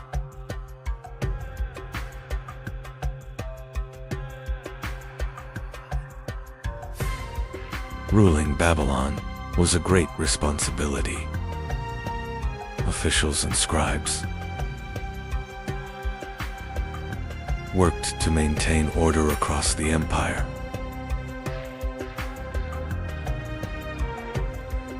Envoys from distant kingdoms arrived at the palace of Babylon with gifts.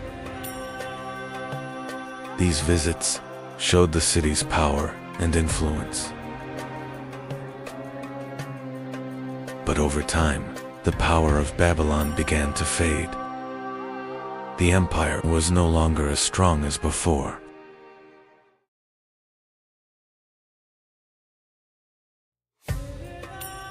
The Persians first faced the Babylonian army outside the city. In the Battle of Opis, Babylon's forces suffered a crushing defeat.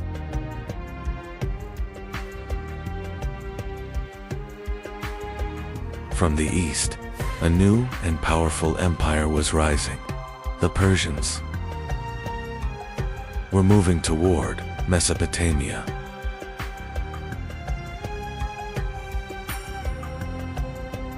The Persian armies finally reached the walls of Babylon,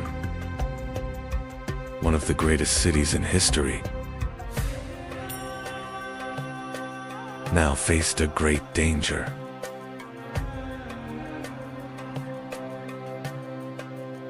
In 539 BCE, the Persians entered Babylon. The once mighty empire was now under the rule of a new power. Babylon was now part of the Persian Empire. Yet the city had not completely lost its importance. Babylon was no longer the capital of a great empire. Yet the city continued as a center of trade and culture.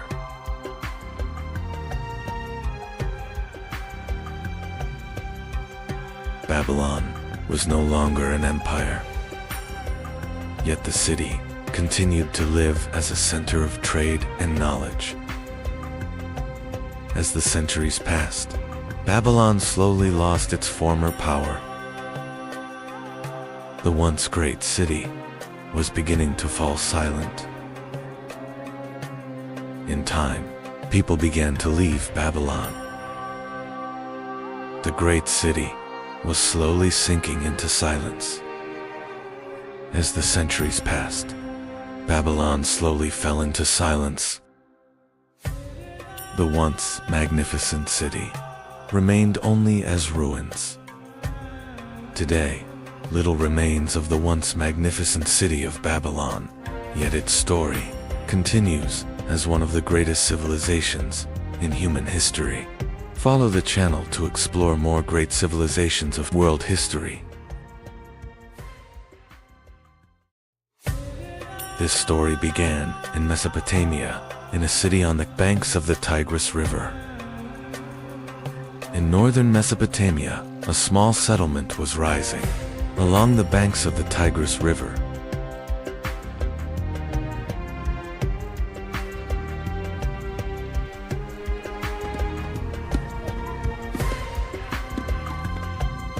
Over time, this settlement grew and became the city of Ashur, the heart of the Assyrian people.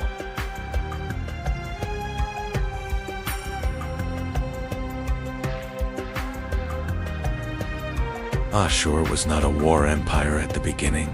It was a city of merchants and caravans. They brought tin and textiles from Mesopotamia.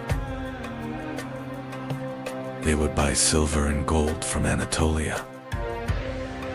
At first, the Assyrians were not a great empire. They were a people who grew powerful through trade.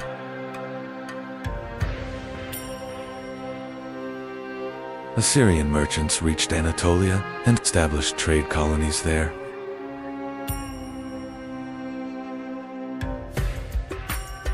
Through trade, Assyrian cities quickly became wealthy.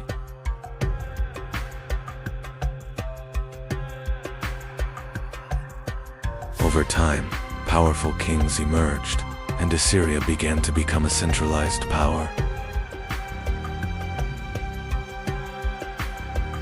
Assyrian kings began to build a powerful and disciplined army.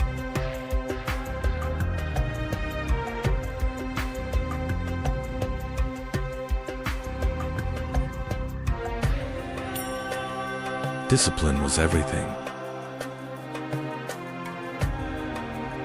They regularly put the knowledge into practice.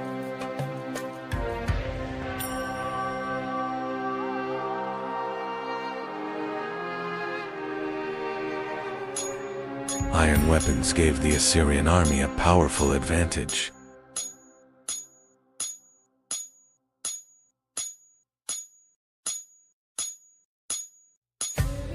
The Assyrians mastered ironworking and produced a wide variety of weapons for their army. The Assyrian army used many different types of weapons for various kinds of warfare.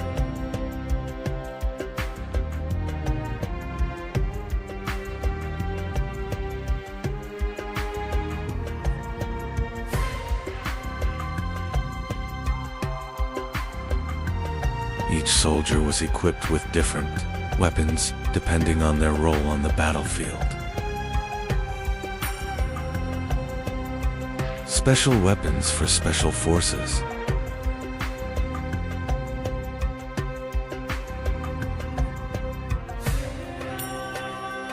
Weapon diversity and military discipline made the Assyrian army one of the most powerful forces of its time.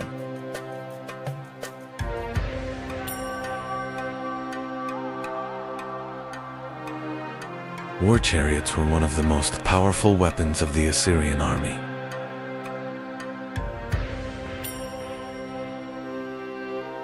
Using a war chariot required great training and skill.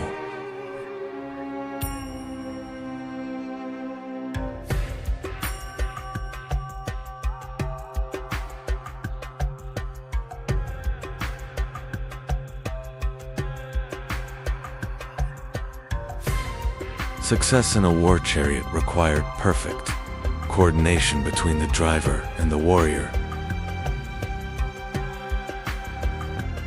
They were working in difficult terrain.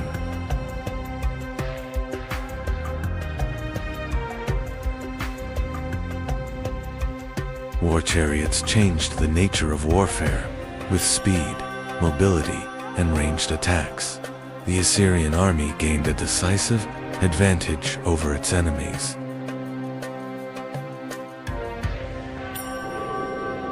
The Assyrian army was disciplined and powerful.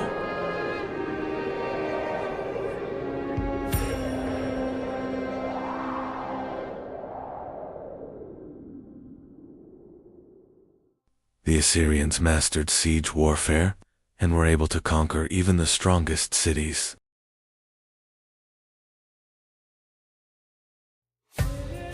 The Assyrians used massive siege machines to break through city gates.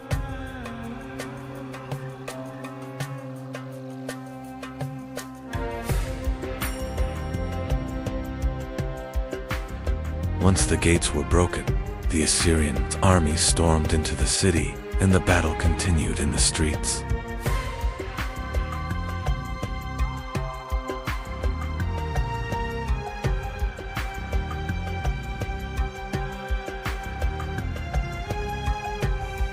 The Assyrian Empire soon took control of much of Mesopotamia.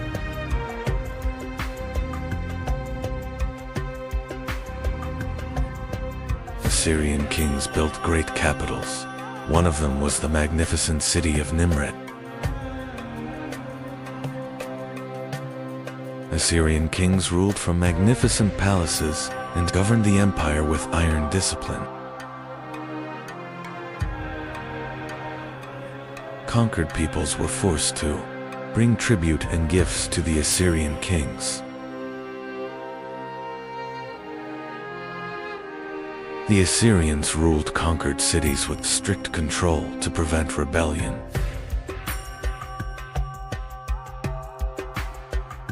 Assyrian kings recorded their victories through stone reliefs carved into palace walls. Eventually, Nineveh became the new capital of Assyria and grew into one of the largest cities in the world. Nineveh had become the largest and most magnificent city of the Assyrian Empire. Under King Ashurbanipal, the Assyrian Empire reached the height of its power. Ashurbanipal built a great library in Nineveh, where thousands of clay tablets were preserved. The Assyrians recorded their knowledge on clay tablets using cuneiform writing. The famous Epic of Gilgamesh survived to this day thanks to the clay tablets preserved in the library of Nineveh. At its peak, The Assyrian Empire stretched from Egypt to Persia. But ruling such a vast empire was difficult, and many cities began to rebel against Assyrian rule.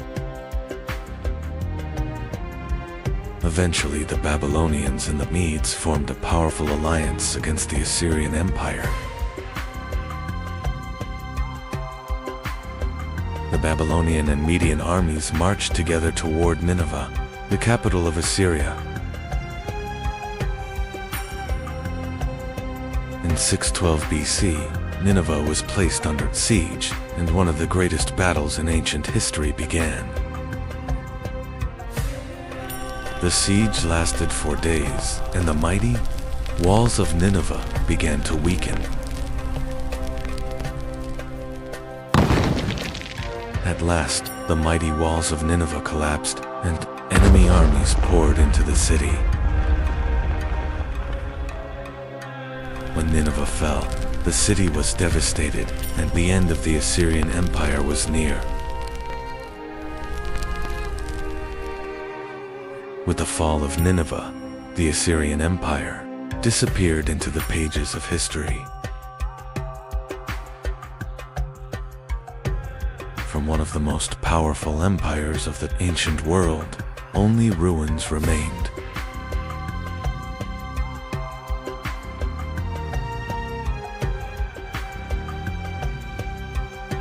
The Assyrians left a deep mark on history with their powerful armies and advanced warfare techniques.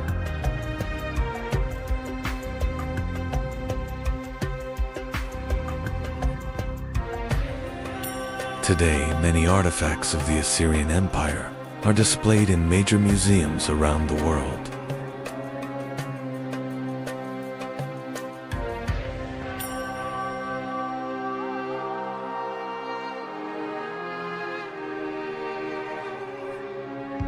Winged bull statues once guarded the entrances of Assyrian palaces.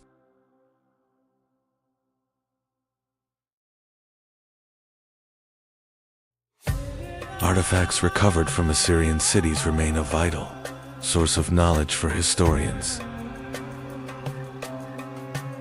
We will continue exploring the mysteries of world history. Subscribe to the channel for upcoming episodes.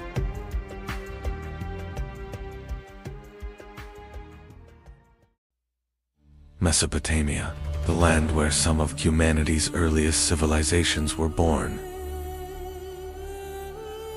The rivers Euphrates and Tigris gave life to these fertile lands. For thousands of years, cities rose here and powerful kings ruled. And this region became the stage for the first great empires in human history. One of these cities was Babylon, rising along the Euphrates River. Over time, Babylon became one of the most powerful cities in Mesopotamia. Trade routes met here, and people gathered within its walls. For centuries, Babylon remained one of the most important centers of the region. But for a time, Babylon lived under the shadow of a far greater empire. This empire was the most feared power of the ancient Near East. Its armies were disciplined, and its warriors were ruthless.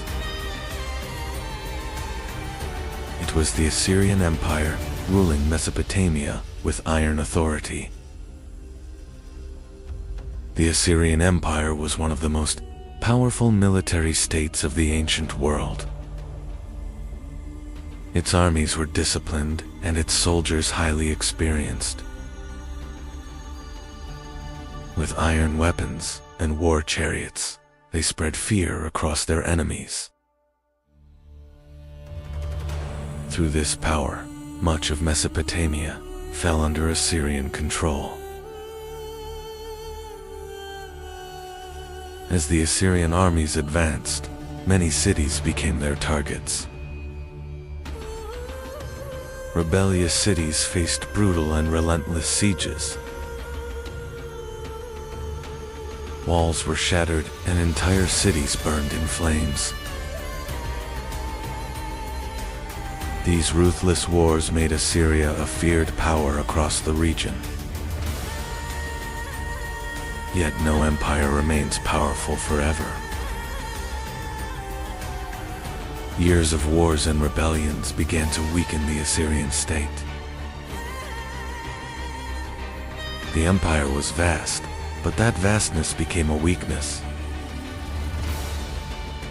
Controlling uprisings across such a huge land was becoming harder and harder.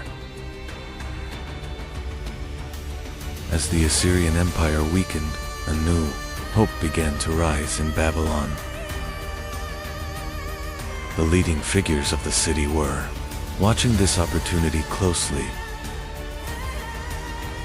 For the first time, Assyria's power seemed truly shaken. And in Babylon, some were preparing to rise for freedom. In 626 BC, a new leader emerged in Babylon. His name was Nabopolassar, and he began a rebellion against Assyrian rule. This uprising was more than just a revolt. It was the beginning of a great change.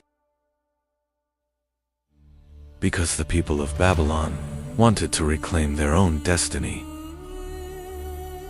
Nabopolassar quickly secured his power in Babylon. The rebellion against Assyria grew into a full movement for independence. Eventually, Nabopolassar was proclaimed king of Babylon. With this, a new era for Babylon had begun. Babylon was not alone in the war against Assyria. Another rising power stood in the east, the Medes. A powerful alliance was formed between the Median king and Babylon. This alliance would change the fate of the Assyrian Empire. The Babylonian and Median armies began to move together. Their goal was to destroy the power of the Assyrian Empire. The two great armies marched across the lands of Mesopotamia. Their targets were the great cities at the heart of Assyria. Eventually, the armies reached Nineveh, the capital of Assyria. This city was one of the greatest and most powerful centers of the empire. With its massive walls and strong defenses, it was expected to resist for a long time. But the Babylonian and Median armies surrounded the city. In 612 BC, the fate of Nineveh was sealed. After a long siege, the mighty walls of the city collapsed. The Babylonian and Median armies entered the city. And with that, the heart of the Assyrian Empire had fallen. Once one of the most powerful cities in the world, Nineveh now lay in ruins. Palaces had fallen, and statues were shattered. The glorious Assyrian capital was sinking into silence. And with it, the mighty Assyrian Empire began to fade into history. With the fall of the Assyrian Empire, the balance of power in Mesopotamia changed. At the center of this change stood Babylon. The city began to grow and regain its strength. A new and glorious era for Babylon was beginning. The man behind Babylon's rise was King Nabopolassar. He would be remembered as the ruler who freed the city from Assyrian control. Under his rule, the Neo-Babylonian Empire began to grow stronger. Babylon was becoming the new power of Mesopotamia. Beside Nabopolassar grew a young prince. He would become one of the most famous kings in Babylonian history. His name was Nebuchadnezzar, and he would transform Babylon into one of the most powerful cities of the ancient world. Nebuchadnezzar gained experience on the battlefield at a young age. He joined important campaigns at the head of Babylonian forces. His courage and military skill quickly drew attention. These experiences were preparing him to become a great king.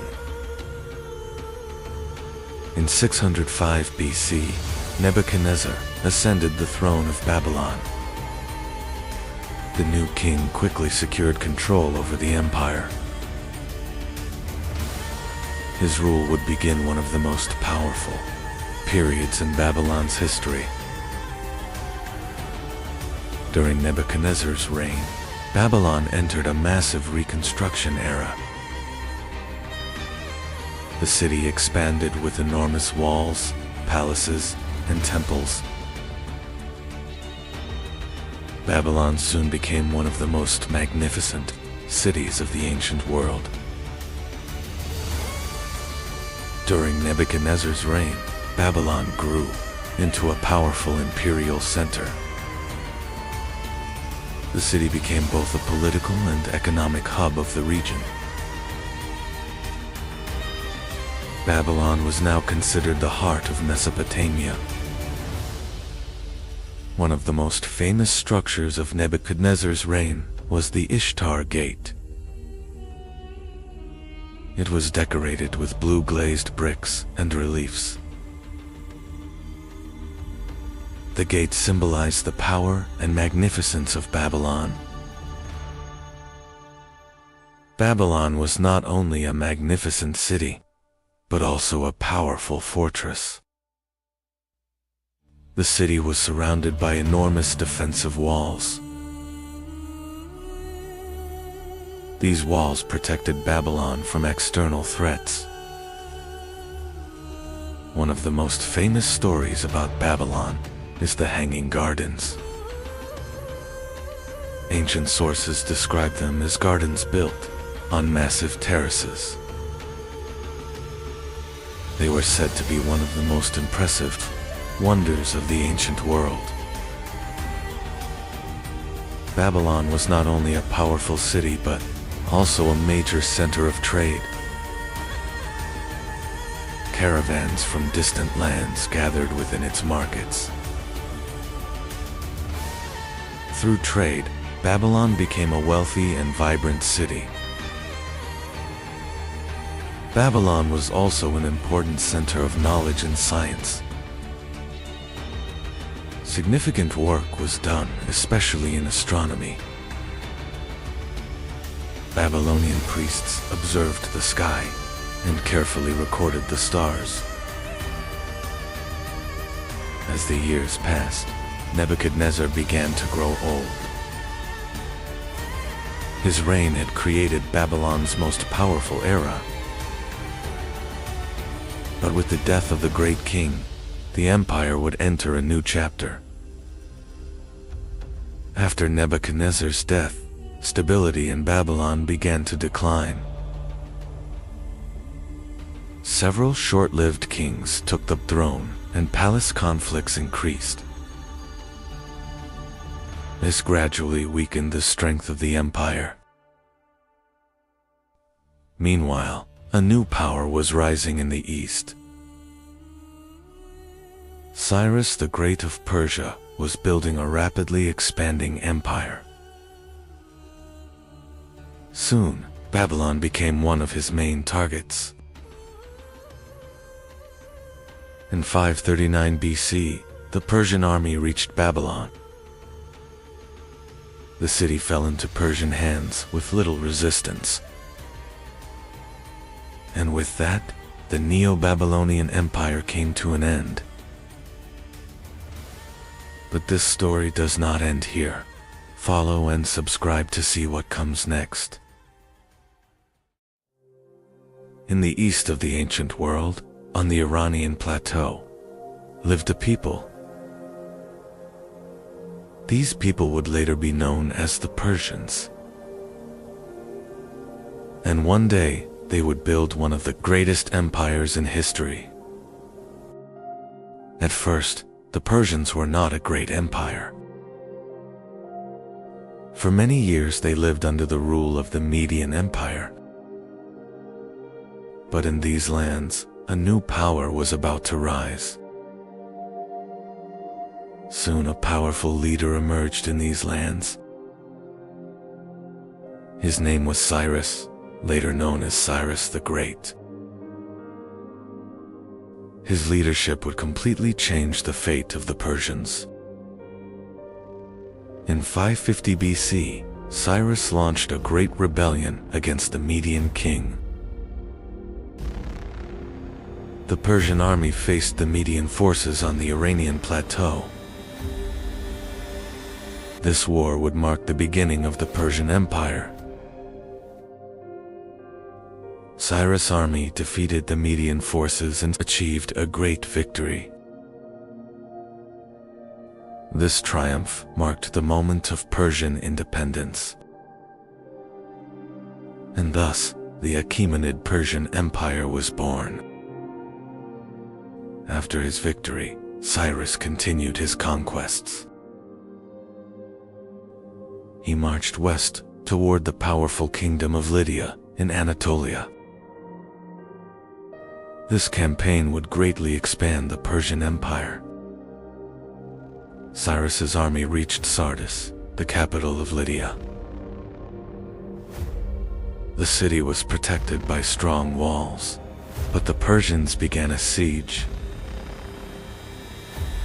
In the end, Sardis fell, and the kingdom of Lydia became part of the Persian Empire.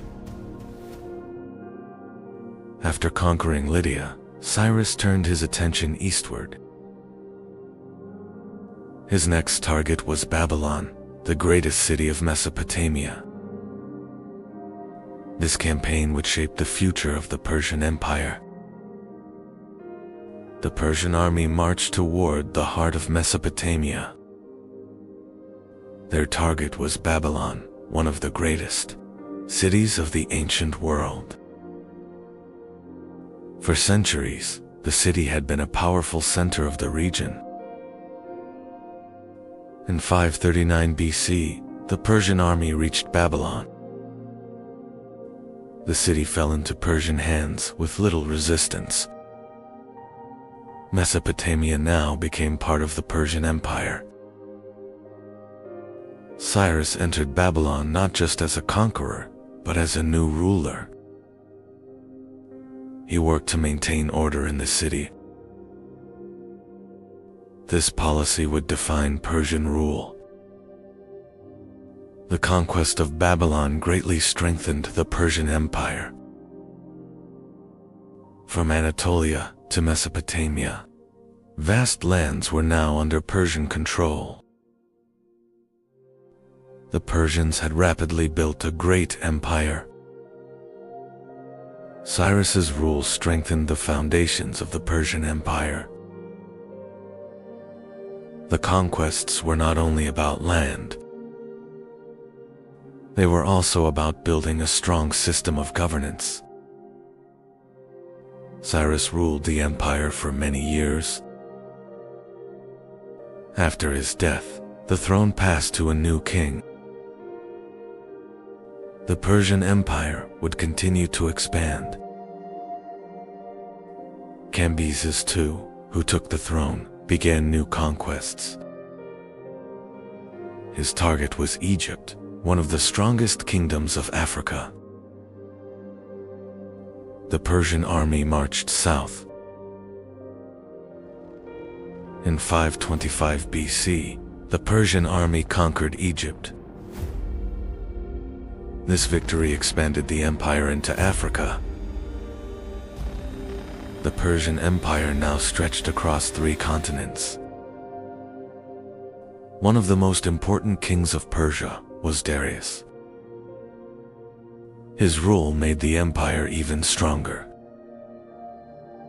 Darius introduced major reforms. Darius launched massive construction projects. The city of Persepolis was built during this period. It became a symbol of Persian power. The Persians built a vast network of roads. The royal road connected distant regions of the empire. These routes improved trade and communication. At its greatest extent, the Persian Empire had become a vast power. Its lands stretched from India to Egypt. One of the first true super-empires of the ancient world had emerged. The Persians influenced the world not only through war, but also through trade. Their roads connected distant regions. This network strengthened the economy. The Persian Empire included many different peoples. These cultures continued living under Persian rule. This system helped the empire remain stable for a long time. One of the most famous Persian military units was the Immortals. This elite force always consisted of 10,000 soldiers. They were known as the strongest army of the empire. But in the West, the Persian Empire would face a new power.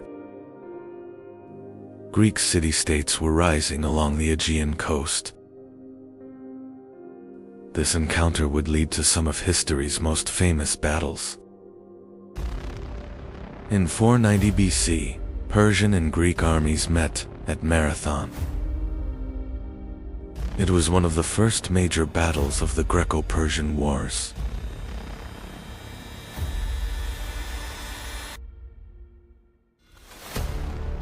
Greek hoplites achieved an unexpected victory.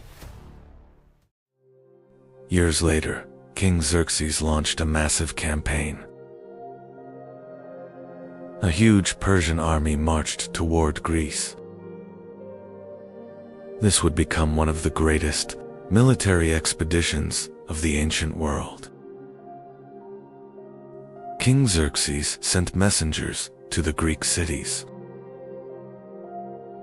The envoys arrived in Sparta, demanding submission. But the Spartans would not accept this threat.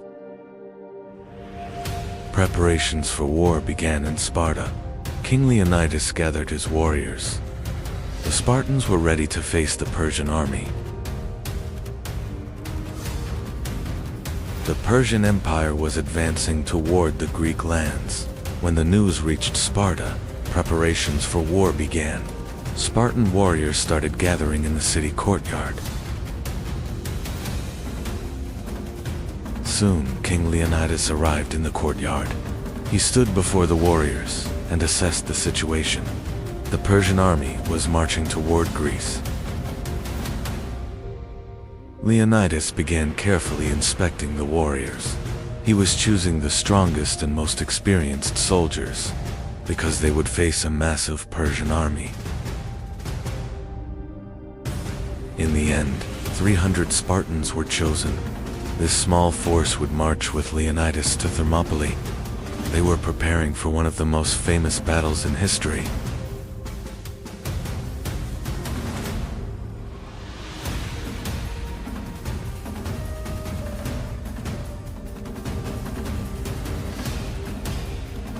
Leonidas and the 300 Spartans left Sparta. They marched to defend the lands of Greece. Their destination was the pass of Thermopylae. The Spartans arrived at the pass of Thermopylae. This narrow pass limited the movement of large armies. Leonidas chose it as the perfect place for defense. Soon the Persian army appeared on the horizon. Xerxes commanded a massive force, but the Spartans had no intention of retreating. At the pass of Thermopylae, Spartan warriors tried to stop the Persian army. King Leonidas and 300 Spartans resisted bravely.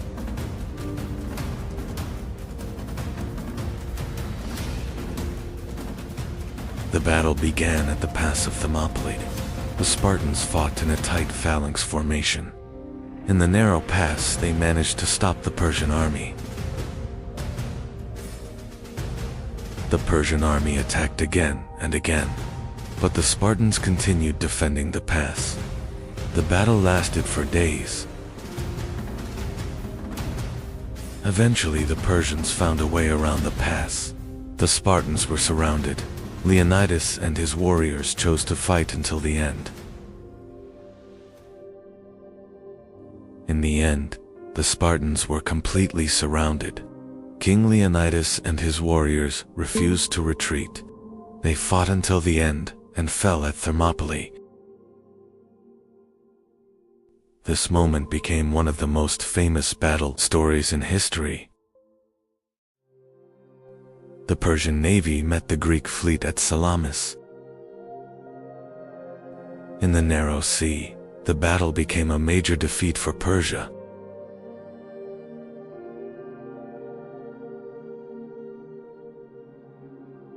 This victory strengthened Greek resistance.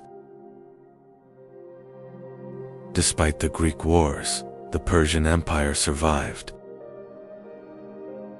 The empire continued ruling its vast lands.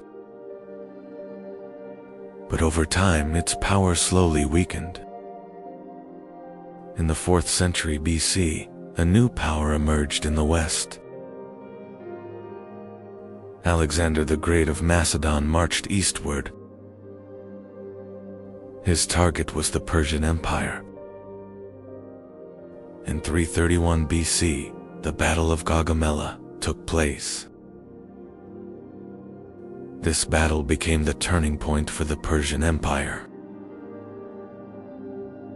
The Persian army was defeated and the empire began to collapse. The Battle of Gaugamela was a disaster for the Persians. Darius's army was forced to retreat.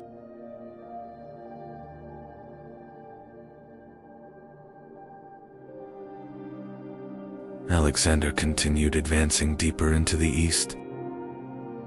Soon Alexander reached the city of Babylon. The city surrendered without another major battle. One of the great cities of the Persian Empire was lost. King Darius III fled eastward. He tried to gather a new army to save the empire. But Persian power was collapsing rapidly. Alexander marched toward the heart of Persia. His army followed the royal road.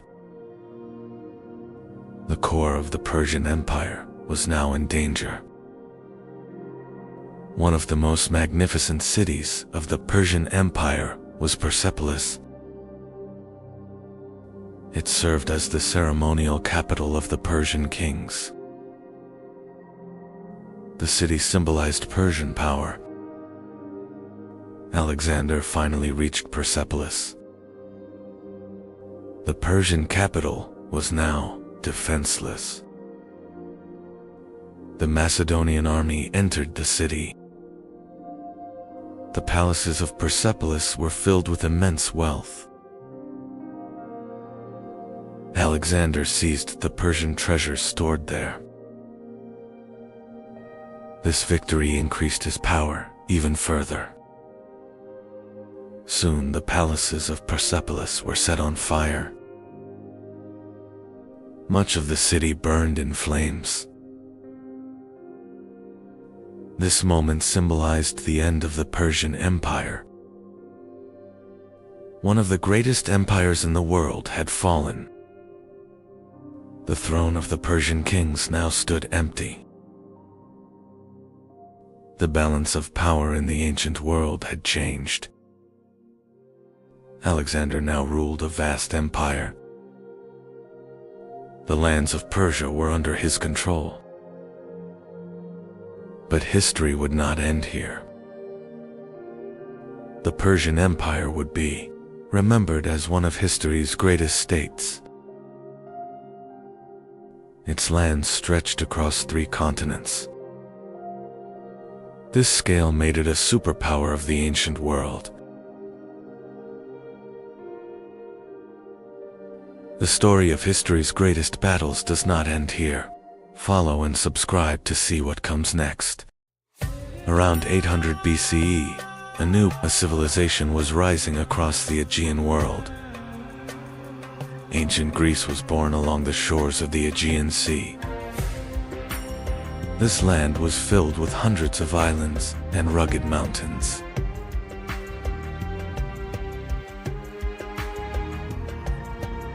This harsh geography made it difficult to form a single empire. Instead, independent city-states began to rise. Over time, these small settlements grew into powerful city-states. But the first great civilization of this region did not appear in Greece. It began on the island of Crete. With their powerful fleet, the Minoans controlled trade across the Aegean Sea.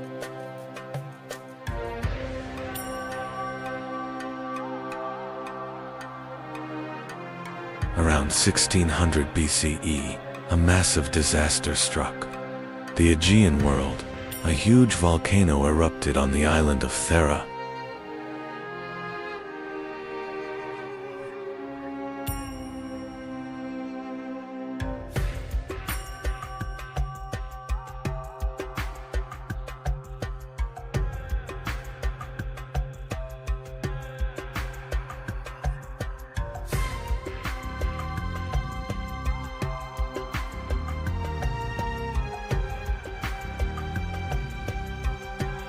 The eruption did not only destroy Thera.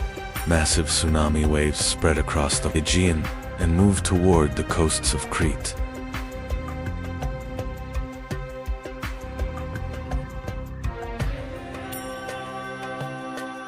Ash and smoke darkened the sky. The sea rose, and many ports and settlements across the Aegean were heavily damaged.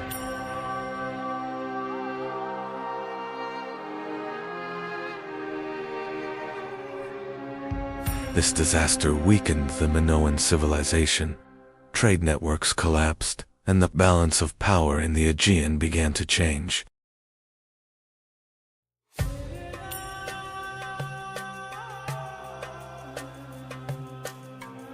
As the Minoan civilization weakened, a new power began to rise. On the Greek mainland, the Mycenaeans were stepping onto the stage of history. The Mycenaean civilization was known for its powerful and warrior culture. A new military power was rising on the Greek mainland.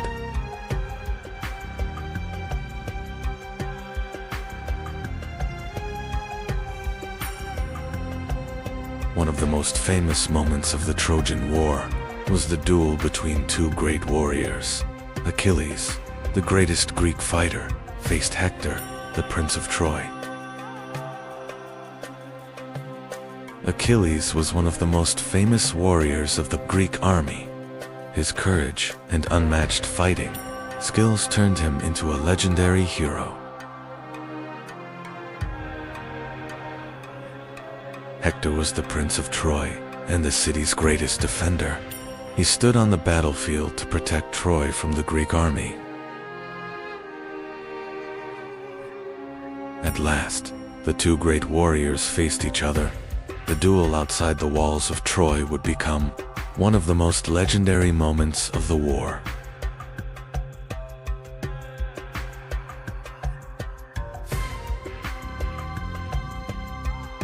After a fierce battle, Achilles gained the upper hand. Hector, the greatest defender of Troy, had fallen on the battlefield.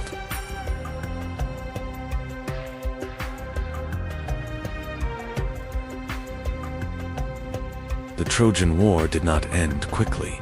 For years, the Greek army remained outside the massive walls of Troy.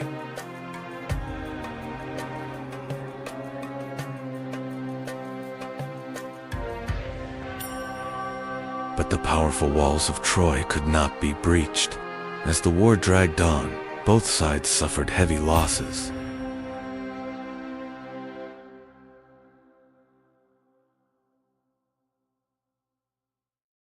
As the war dragged on, the Greek commanders began searching for a new solution. Taking the city by force no longer seemed possible.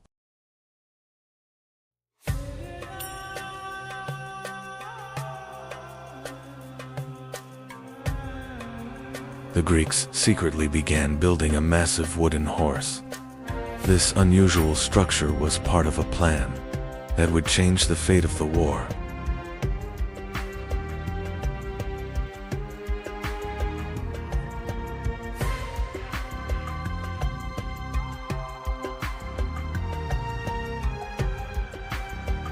After years of war, the Greeks came up with a different plan. They built a massive wooden horse and left it outside the gates of Troy.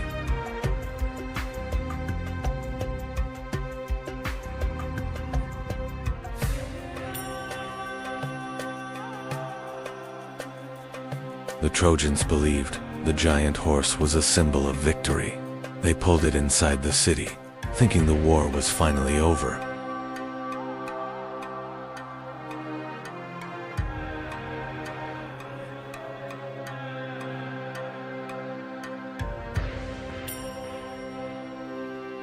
When night fell, the plan was revealed. Greek soldiers hidden inside the horse emerged and opened the city gates.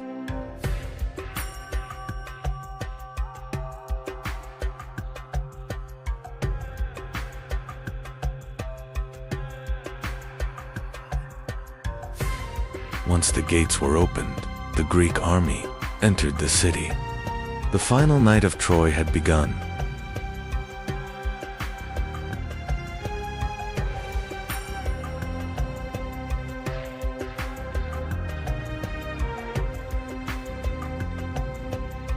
That night, Troy fell. The once powerful city was consumed by war and fire.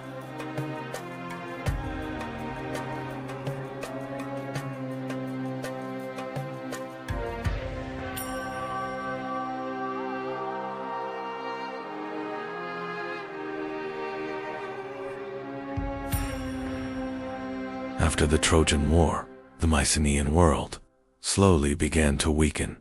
Many cities were abandoned and the old order started to collapse.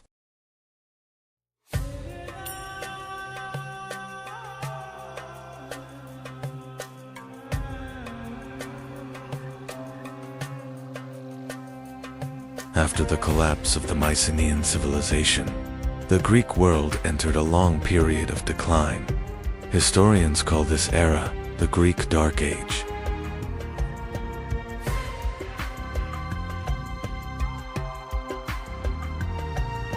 After the Dark Age, the Greek world slowly began to recover. Small but independent city-states appeared.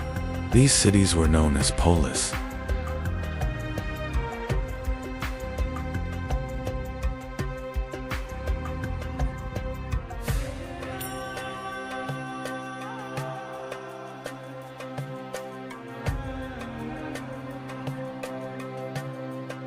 One of these city-states was Sparta. Spartan society was built entirely around warfare.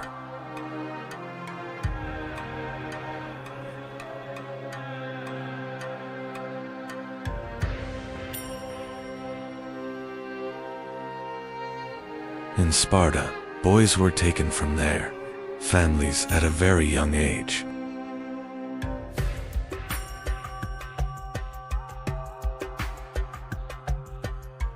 In Sparta, boys were taken from their families at a young age.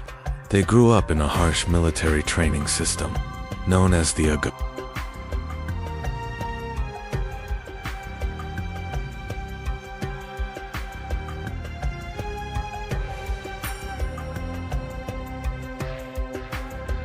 This harsh training turned Spartan soldiers into extremely disciplined warriors. The Spartan army became one of the most feared military forces of the ancient world.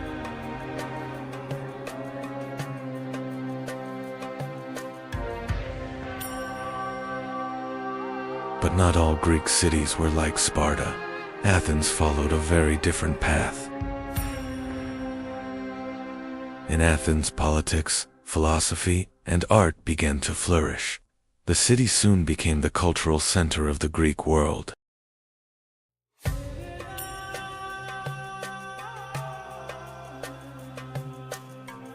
In Athens, citizens began to take part in government. Important decisions were discussed together by the people.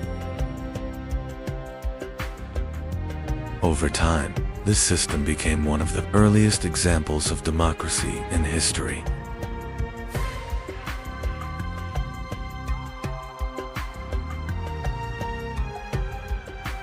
Athens was also the birthplace of great thinkers.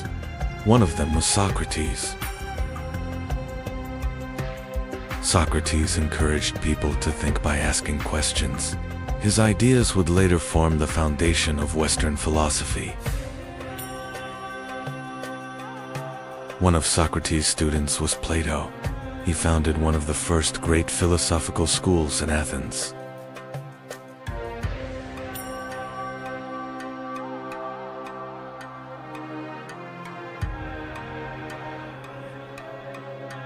One of Plato's students was Aristotle. He was interested not only in philosophy, but also in science. Through his studies of nature, logic, and knowledge, Aristotle became one of the most influential thinkers of the ancient world. Ancient Greece produced remarkable achievements not only in philosophy, but also in architecture. The Parthenon in Athens became one of the most magnificent structures of this civilization. Theater and the arts also flourished in ancient Greece. These works helped spread Greek culture across the Mediterranean world. Sports also played an important role in the Greek world. The Olympic Games and Olympia brought Greek city-states together. Ancient Greece left a profound legacy in human history. Its legacy still lives on in the foundations of the modern world. But one of the most mysterious stories from the Greek world was about a lost city. This story first appeared in the writings of the Greek philosopher Plato. Plato wrote that the name of this city was Atlantis. And this city was once one of the most powerful civilizations on Earth. For thousands of years, a story has been told. The story of a great civilization lost in the middle of the ocean. A place that once symbolized power and wealth. Its name was Atlantis.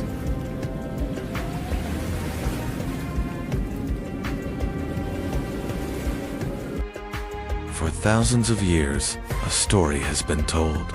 A powerful civilization in the middle of the ocean, Atlantis. Plato wrote this story in two of his works, Timaeus and Crete.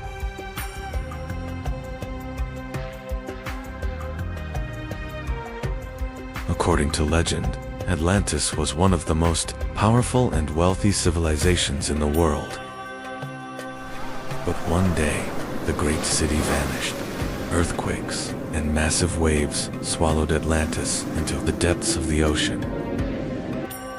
The story of Atlantis first appeared in the writings of the Greek philosopher Plato.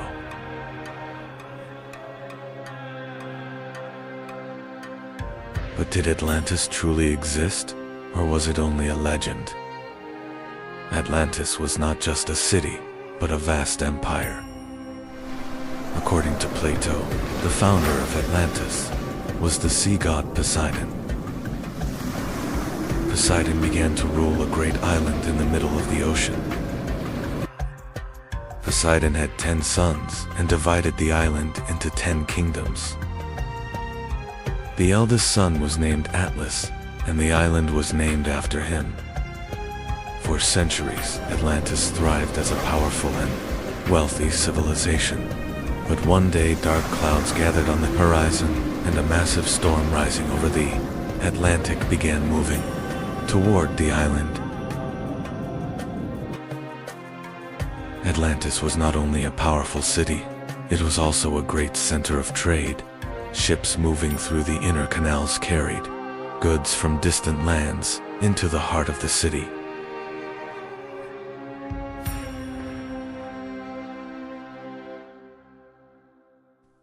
The capital of Atlantis was built in circular rings. Plato describes Atlantis as a civilization of incredible wealth. At the center of Atlantis stood a magnificent temple. It was dedicated to Poseidon, the god of the sea, and symbolized the power of the city. The people of Atlantis gathered around it to honor their god.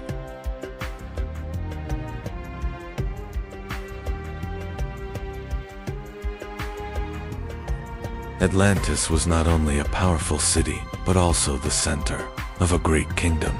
Its rulers believed they were descendants of Poseidon and governed Atlantis with wealth and power.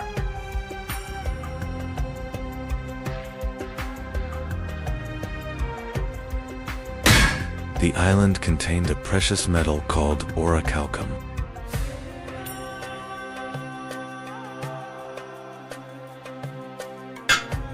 Atlantis was said to contain a precious metal called orichalcum, according to ancient sources. It was considered the most valuable metal after gold.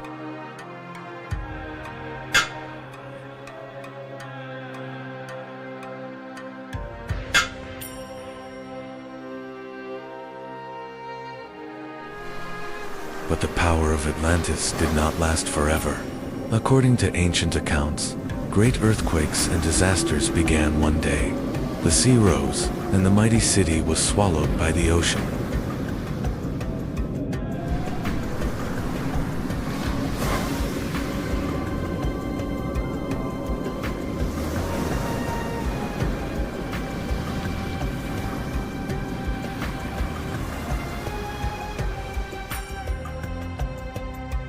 After the destruction of Atlantis, only legends remained. For centuries, people have wondered whether this lost city truly existed.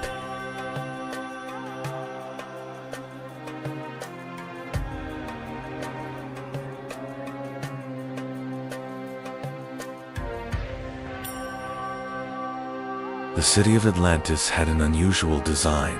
It was built in a great circular plan made of rings of land and water canals. Atlantis was also a great center of trade. Ships arriving at its harbors brought gold, silver, and valuable goods from distant lands.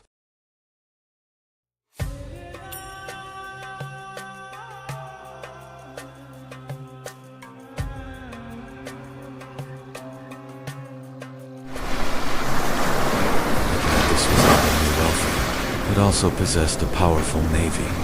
This fleet carried the power of Atlantis across many parts of the ocean.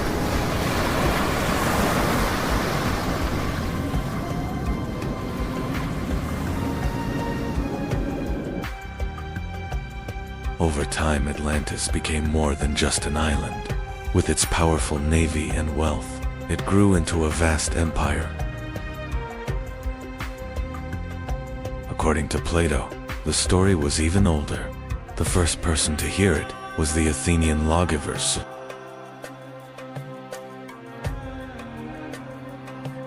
During his journey to Egypt, Solon learned this story.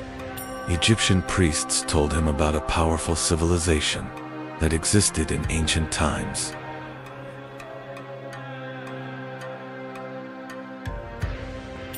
According to the priests, Atlantis existed in very ancient times. Egyptian records claimed that this powerful civilization lived nearly 9,000 years before Solon's time.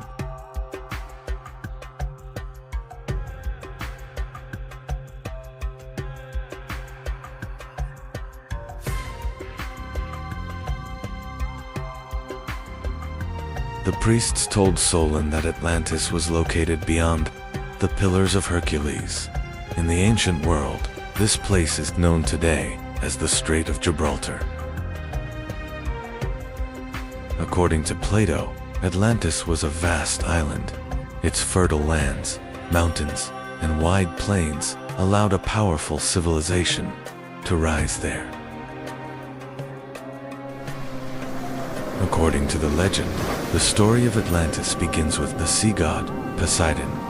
Poseidon chose this island as his domain and established a new kingdom there.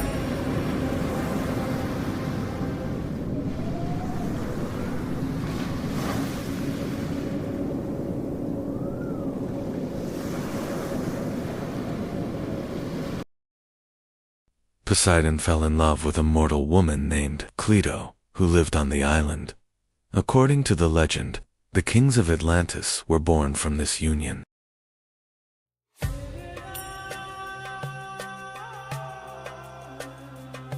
Poseidon and Cleito had 10 sons. These sons became the first rulers of Atlantis and divided the island into 10 kingdoms. The eldest of these kings was Atlas. The island of Atlantis and the surrounding ocean were said to be named after him.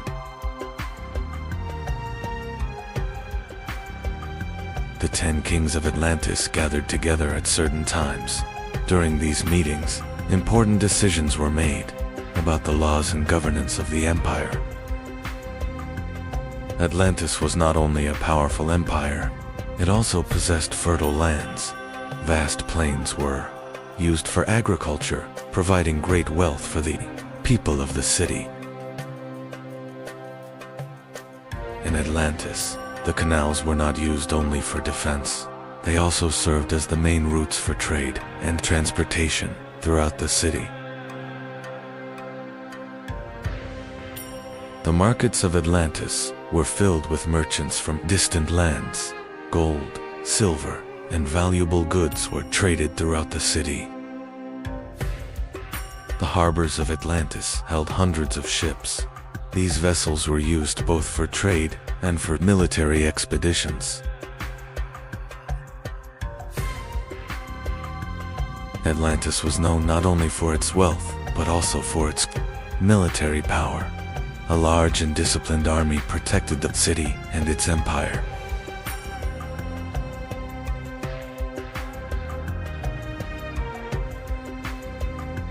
According to Plato's account, Atlantis possessed a very precious metal called orichalcum, which was considered the most valuable metal after gold.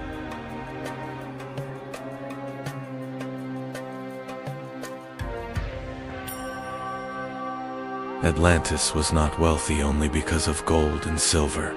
Ancient sources mention a mysterious metal called orichalcum. Some accounts claim it had an extraordinary shine and was one of Atlantis' greatest treasures.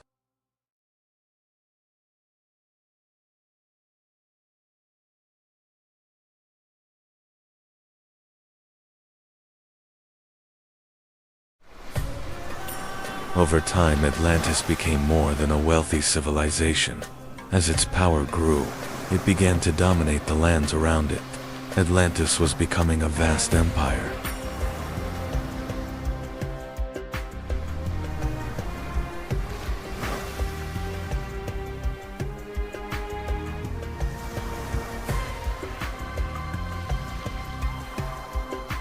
As the power of Atlantis grew, so did its influence. Over time, the empire expanded beyond its island and began to dominate many other lands.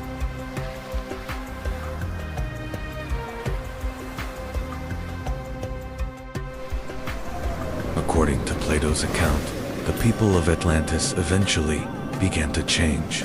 They moved away from their divine origins and became increasingly greedy. In the legend, Zeus, king of the gods, noticed this and gathered the other gods for a council.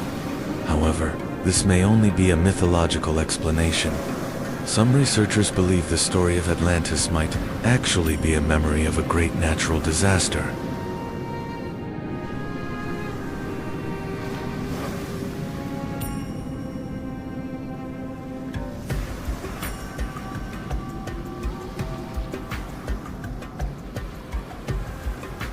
Some researchers believe the story of Atlantis may be connected to a massive natural disaster. Earthquakes and rising seas may have set the stage for the fall of the great city.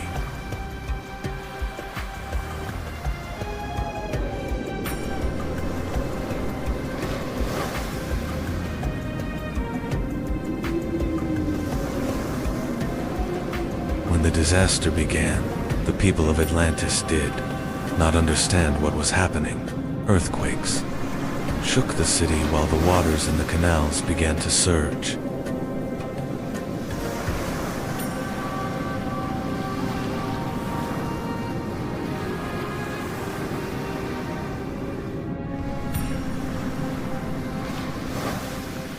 Soon the sea began to rise. As the canals overflowed, parts of Atlantis started to sink beneath the water.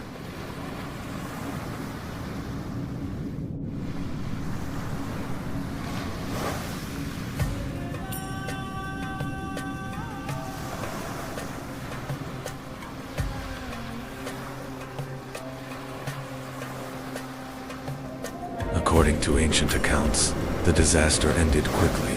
In a single day and night, Atlantis sank beneath the depths of the ocean.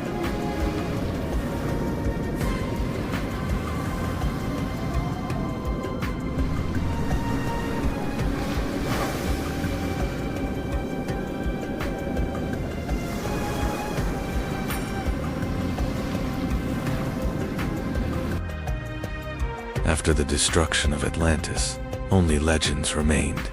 Whether the city truly existed has been debated for centuries.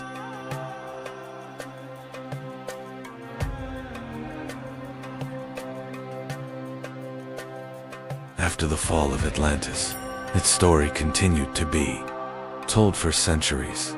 Even medieval maps sometimes showed mysterious islands in the middle of the ocean.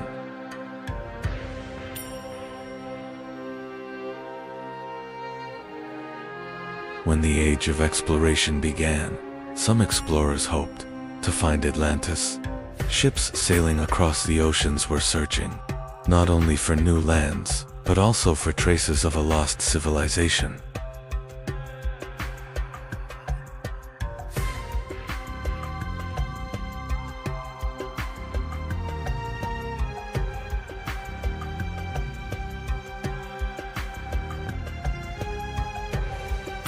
Even today, the search for Atlantis has not completely ended. Scientists and researchers explore the ocean floor, hoping to find traces of a lost civilization.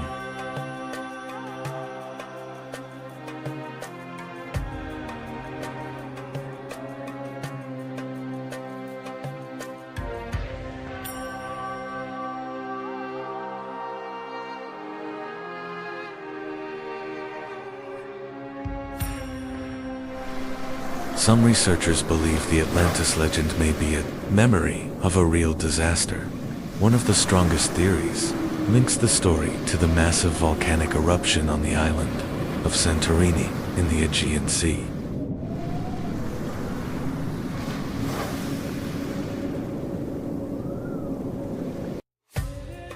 Another theory suggests that the remains of Atlantis may lie near the Azores Islands in the Atlantic Ocean. Some researchers believe this region could be the remnants of an ancient land that once existed above the sea.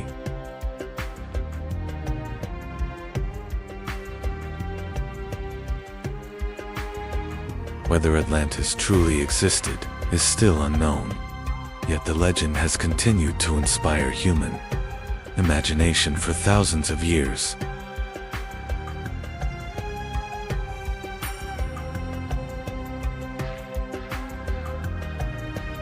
Perhaps Atlantis truly existed, or perhaps it was only a legend.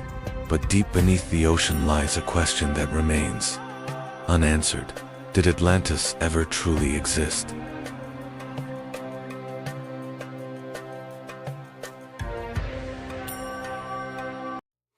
Everything began with the Nile River.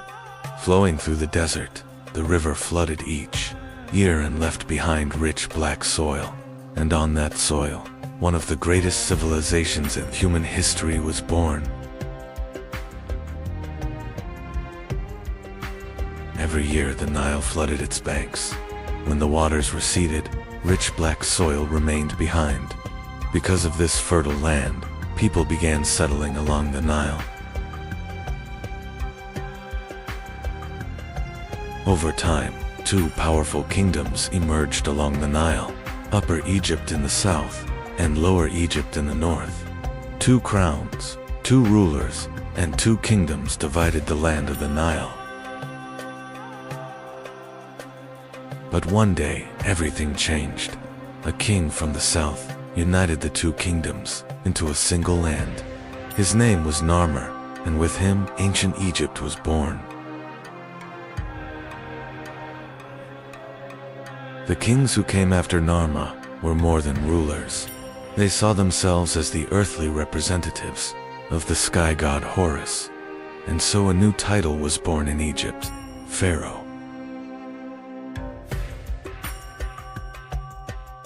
The pharaoh was the most powerful ruler of Egypt, but he needed trusted officials to govern the kingdom. The most powerful of them was the vizier. The true power of Egypt came from the Nile River. Each year its floods made the land fertile. Thanks to this, Egyptian farmers built a thriving civilization. Large cities emerged along the Nile River. Cities such as Memphis and Thebes became centers of Egyptian life. Trade, craftsmanship, and daily life flourished within them. Markets in Egyptian cities were always busy. Merchants sold fruits, fabrics, and pottery goods. Trade was an important part of everyday life. In ancient Egypt, artisans worked with great skill. Statues, jewelry, and pottery were shaped by their hands. These craftsmen reflected the art and beauty of Egyptian culture. Writing was a great power in ancient Egypt. Scribes recorded information by writing hieroglyphs on papyrus. History, laws, and stories survived through these writings.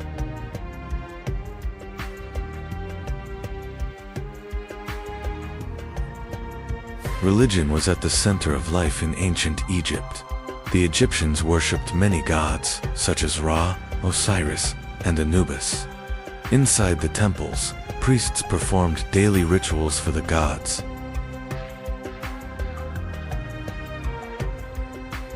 The Egyptians built massive temples for their gods.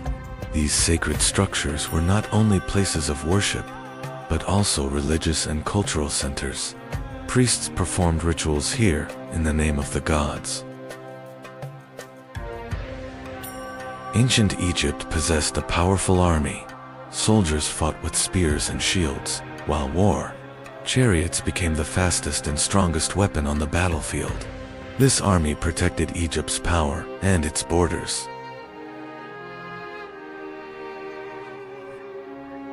At the top of ancient Egypt stood the pharaoh. Egyptians believed the pharaoh was not just a king, but the living representative of the gods on earth. His word carried the power of law throughout the land. The Egyptians did not believe death was the end. They believed the spirit of the pharaoh would continue to live. But for that to happen, the body had to be preserved, and so the practice of mummification began. Royal tombs were filled with gold, jewels, and sacred objects. But over time, these tombs became targets for thieves.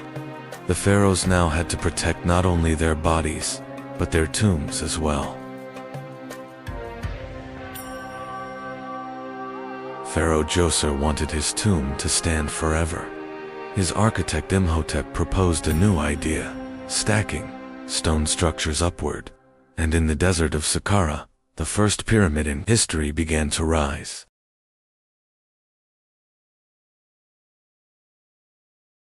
After the first pyramid, pharaohs began demanding even larger structures.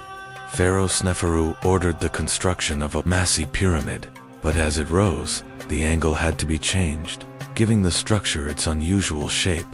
Today, it is known as the Bent Pyramid. Pharaoh Khufu decided to build the largest pyramid in history. On the Giza Plateau, millions of stone blocks were moved, as construction continued for years. In the end, one of the greatest stone monuments in human history rose into the sky, the Great Pyramid of Khufu.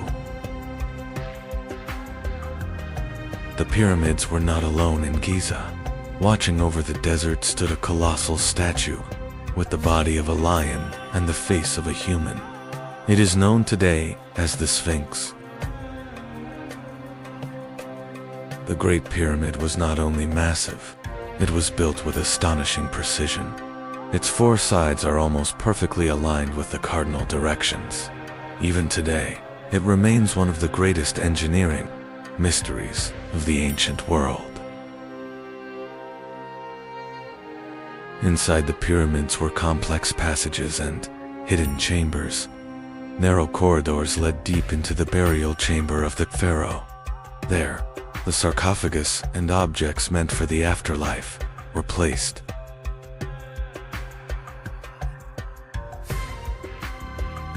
Building the pyramids required millions of stones. These massive blocks were cut from limestone quarries near the Nile. Workers used copper tools to break the rock and prepare stones, weighing several tons.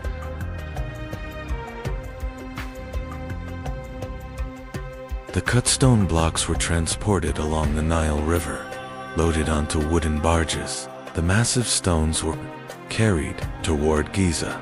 The Nile became the most important transportation route for the pyramid construction.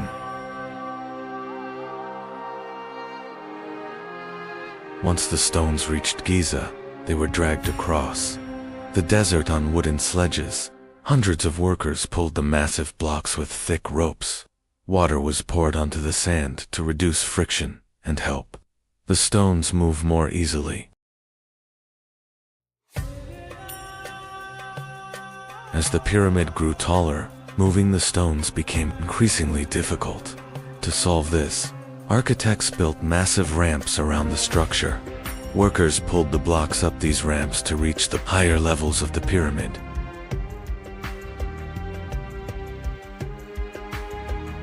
Egyptian architects carefully determined the alignment of the pyramid, using ropes, measuring rods, and the positions of the stars. They aligned the structure with the cardinal directions. This is why the pyramids achieved an almost perfect symmetry. Thousands of workers who built the pyramids lived in villages near Giza. These settlements contained bakeries, workshops, and resting areas. The pyramid construction had become one of the largest organized projects in ancient Egypt. After years of work, the pyramid slowly began to take its final shape. Workers placed massive stone blocks on the upper levels. Each new stone was seen as a step toward the pharaoh's immortality.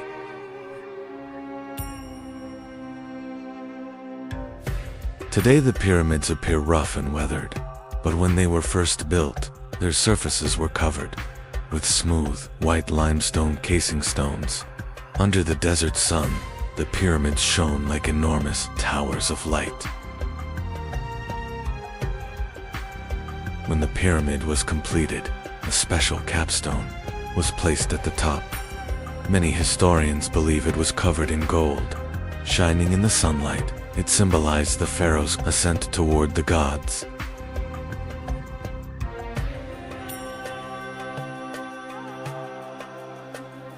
The pyramid was not a single structure. Around it stood temples, ceremonial courtyards, and long stone causeways leading to the pyramid. These places were used for royal funerals and sacred rituals. Years later, the life of the pharaoh came to an end. Priests and royal attendants began preparing for the great funeral ceremony. For the Egyptians, death was not the end, but the beginning of the journey to the world of the gods.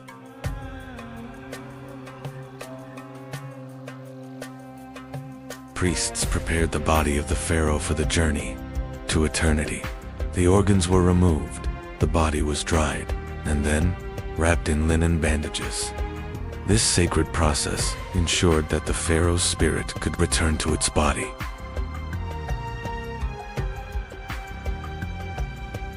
The pharaoh's organs were placed inside special containers. These containers were known as canopic jars. Gold objects, statues, and sacred symbols were also placed inside the royal tomb.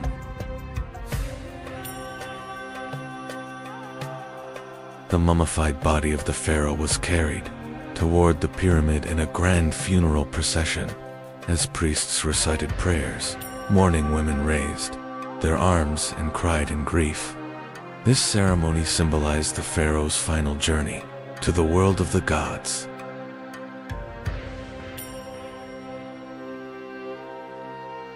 Priests prepared the burial chamber of the pharaoh.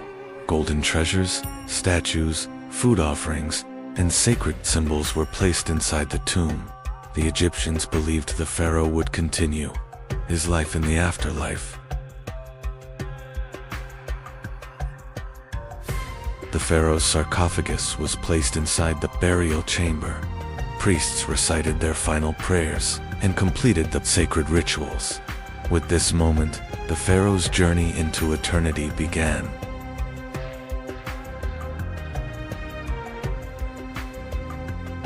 After the funeral ceremony, the passages of the pyramid were sealed. Massive stone blocks were slid into the corridors to close the tomb. From that moment on, the pharaoh's resting place was meant to remain protected forever.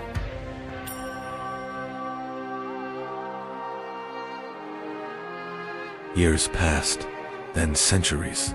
Pharaohs changed, dynasties rose and fell, yet in the desert, the pyramids continued to stand against the passage of time.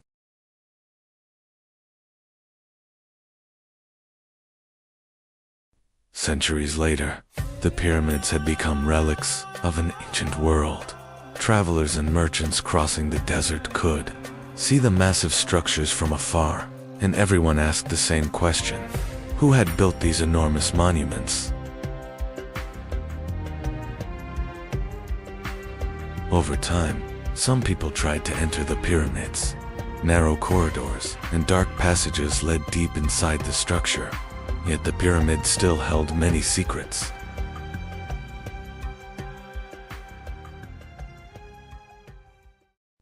Inside the pyramid there were not only corridors.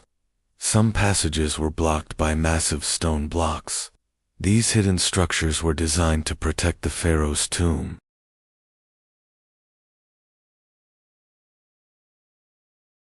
As centuries passed, most of the treasures inside the pyramids disappeared. Many tombs had been emptied or damaged. What remained were empty stone chambers and the traces of a lost civilization.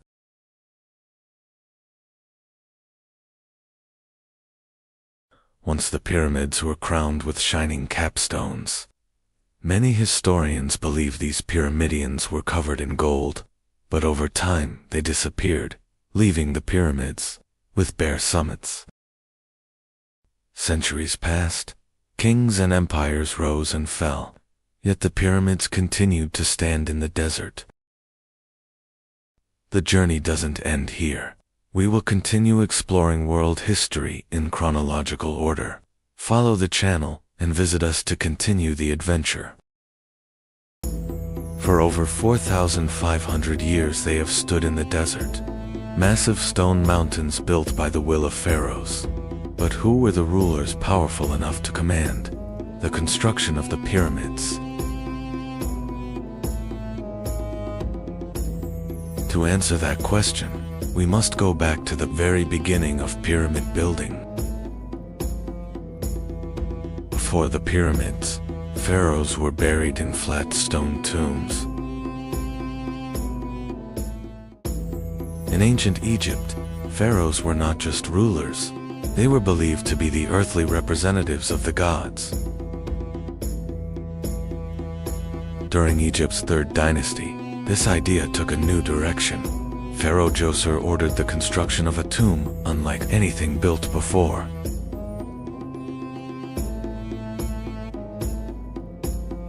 Over time, these mastaba tombs grew larger and more complex.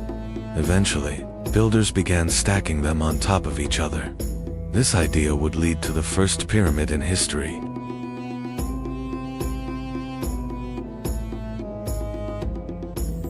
Built for Pharaoh Djoser, the Step Pyramid became the first massive stone monument in history. The mind behind this monumental structure was the pharaoh's architect Imhotep's idea was simple, yet revolutionary. Raise the tomb toward the sky.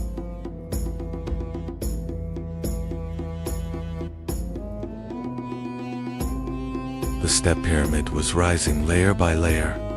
Each new stone brought the pharaoh's name closer to the sky.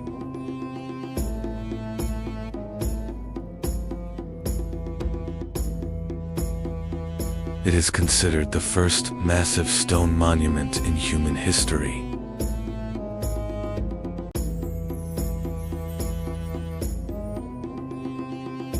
The Step Pyramid was only the beginning. Architects were already dreaming of a perfect pyramid. The new pharaoh Sneferu dreamed even bigger. Now the goal was a perfect pyramid.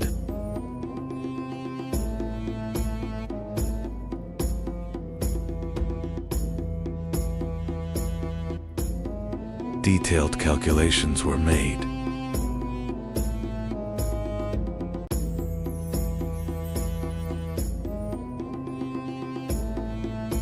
Sneferu finally found the perfect form. The first true pyramid rose from the desert.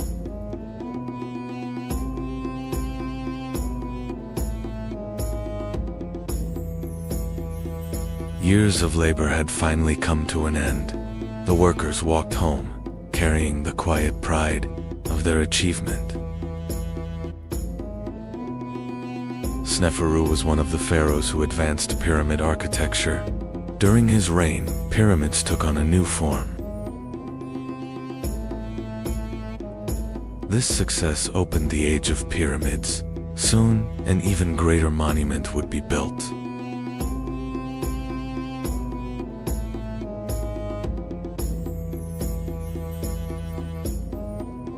After Sneferu's success, a new pharaoh emerged. Khufu decided to build the greatest pyramid in history. When Pharaoh Khufu came to power during the 4th dynasty, he sought to surpass the achievements of the rulers before him. His goal was to construct a monument greater than anything Egypt had ever seen. The structure rising there would become more than just a tomb. It would stand as a symbol of the pharaoh's power and Egypt's engineering mastery.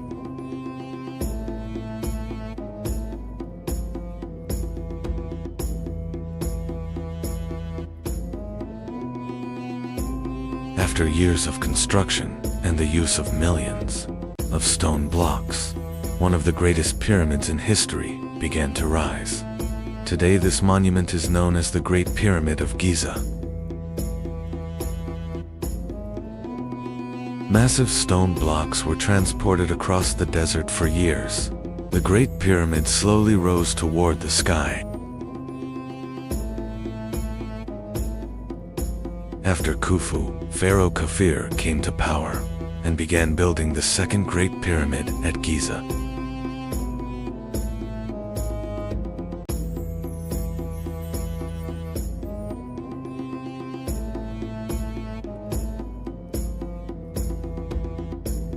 After the death of Khufu, the throne of Egypt passed to his son Khafre. The new pharaoh wanted to continue his father's legacy and demonstrate his power. For this reason, he ordered the construction of the second Great Pyramid on the Giza Plateau.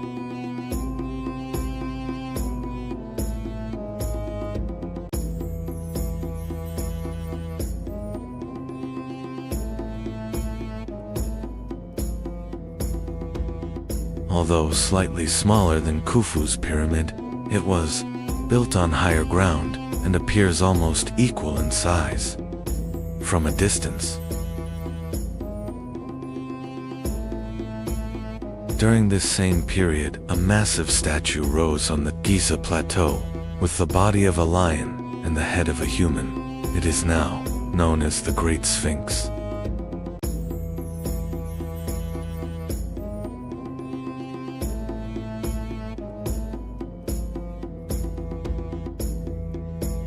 During the reign of Kafir, the Giza Plateau was more than just a field of pyramids. With temples, causeways, and ceremonial spaces, it had become a vast, monumental complex. Each of these structures represented the pharaoh's power and his connection with the gods.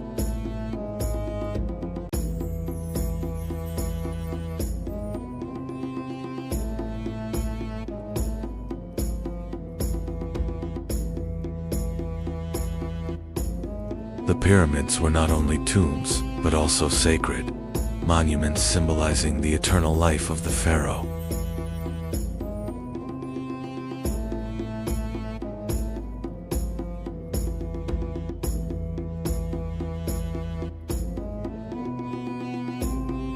After Kafir, the throne passed to Pharaoh Menkaure, who began building the third pyramid on the Giza Plateau.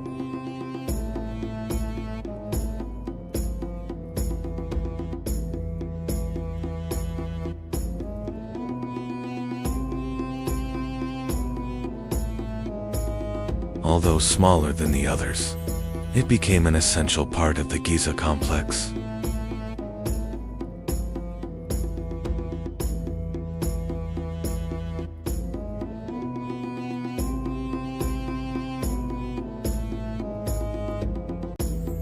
Together, the three pyramids formed one of the most magnificent, monumental landscapes in ancient Egypt.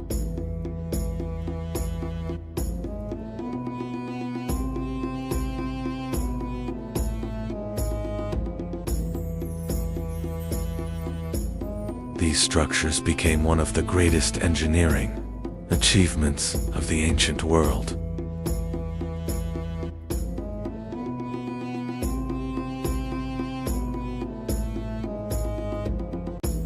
For thousands of years they have endured wind, sand, and time.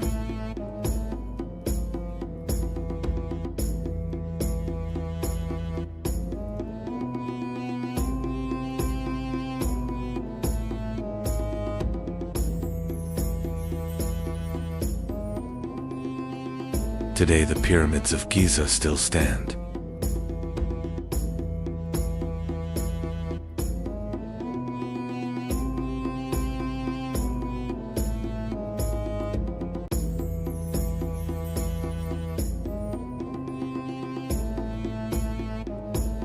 These monuments are more than structures made of stone blocks.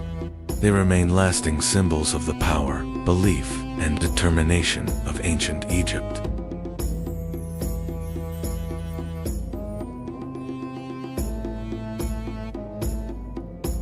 The Great Pyramid of Giza is considered one of the 7 wonders of the ancient world.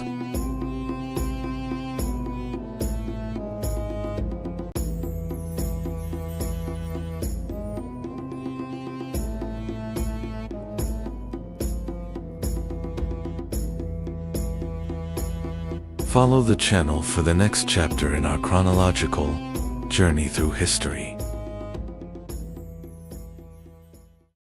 Thousands of years ago, Anatolia was a vast land where great empires had not yet emerged. Fertile plains, mountain, valleys, and early trade routes would soon turn this region into the cradle of powerful civilizations. Around 2000 BC, new groups began arriving in Anatolia. These Indo-European peoples would eventually become known as the Hittites and lay the foundation of a powerful civilization.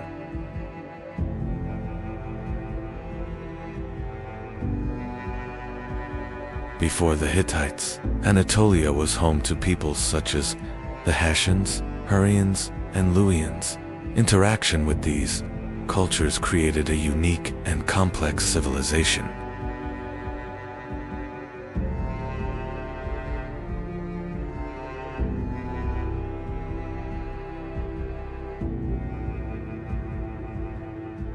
Over time, the Hittites established an important city in central Anatolia. This city would become Hattusa, the future capital of a powerful empire.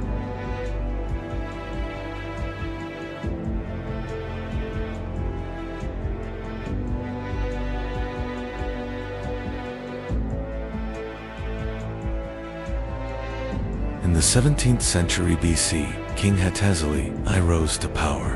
His reign is often considered the true foundation of the Hittite state.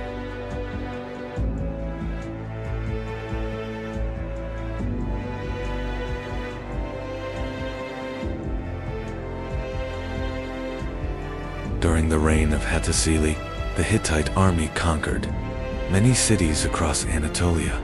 These victories helped transform the Hittites into a regional power.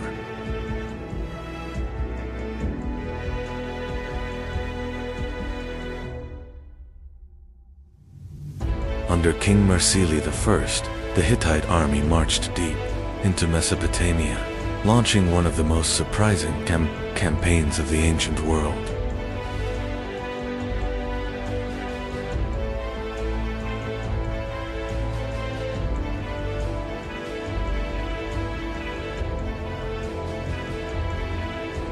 In 1595 BC, the Hittites captured Babylon. This dramatic event changed the balance of power in Mesopotamia.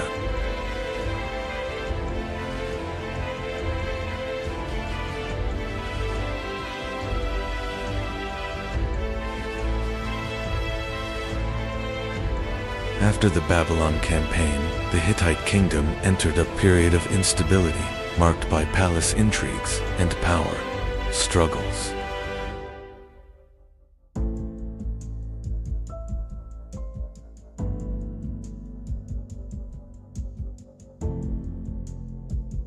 By the 14th century BC, the Hittites regained strength and expanded across Anatolia and much of northern Syria.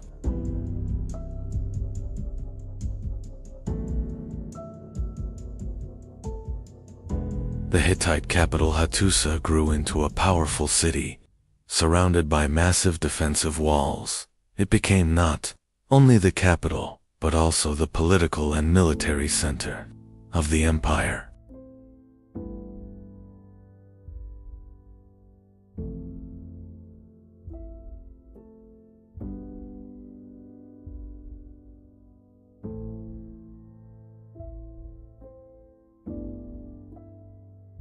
The Hittites expanded across much of Anatolia and northern Syria, becoming one of the dominant powers of the region. During the reign of Suppiluliuma I, the Hittite Empire reached a new height of power.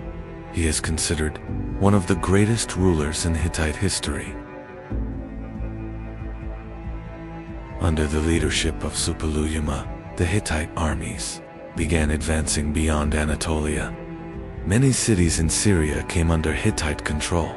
These conquests turned the Hittite Empire into one of the most powerful states of the ancient Near East.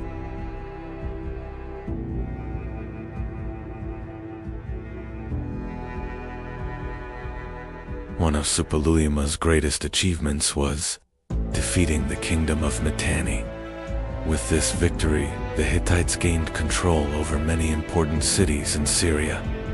The fall of Mitanni helped establish the Hittite Empire as one of the dominant powers of the ancient Near East.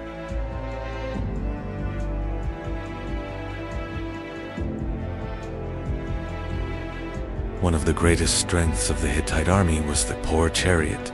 These vehicles, operated by a crew of 3, provided speed and maneuverability on the battlefield. With their chariots, the Hittites became one of the most formidable military powers of the ancient world.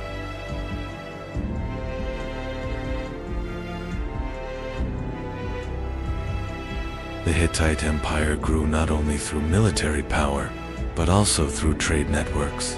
Trade routes connecting Anatolia, Mesopotamia, and Syria were under Hittite control. Through these routes, copper, silver, textiles, and valuable goods were transported, strengthening the empire's economy.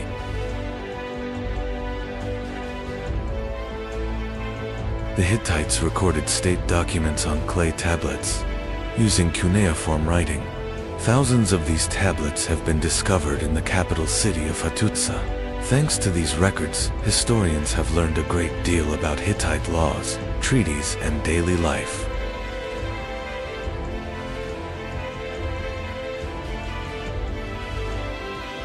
The Hittites practiced a polytheistic religion and were sometimes called the people of 1,000 gods. Gods from many different cultures became part of the Hittite belief system. The sanctuary of Yatzilakaya was one of the most important religious sites where these gods were carved into massive rock reliefs.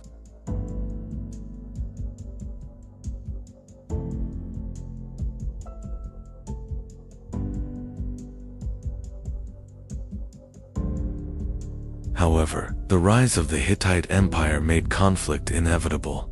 The cities of Syria held great strategic value for both the Hittites and Egypt. This rivalry would soon bring the two great empires face to face near the city of Kadesh.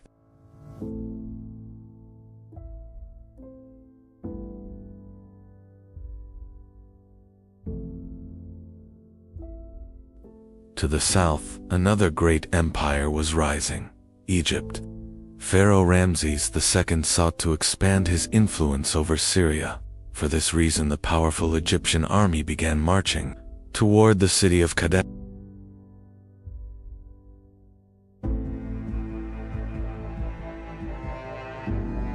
In 1274 BC, the Hittite and Egyptian armies met near the city of Kadesh. In the early moments of the battle, the Hittites launched a surprise attack.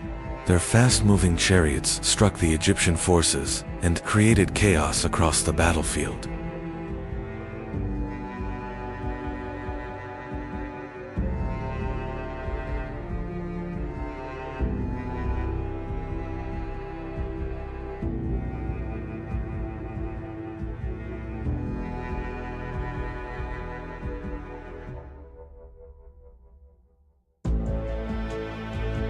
But the battle was not over. Pharaoh Ramses II rallied his forces and personally led the counterattack. The Egyptian army regrouped and managed to halt the Hittite advance.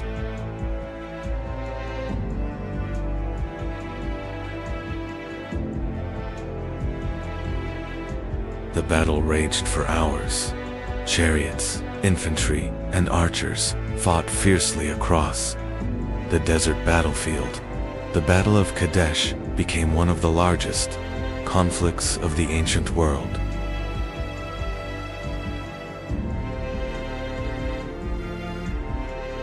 By the end of the day, there was no clear winner. Both the Hittites and the Egyptians had suffered heavy losses.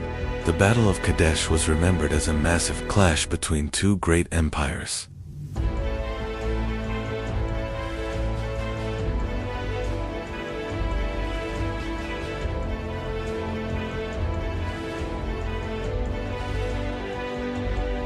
After the Battle of Kadesh, the two great empires chose diplomacy. The Hittites and Egyptians signed what is considered the first known written peace treaty in history. This agreement marked the beginning of a long period of peace between the two states.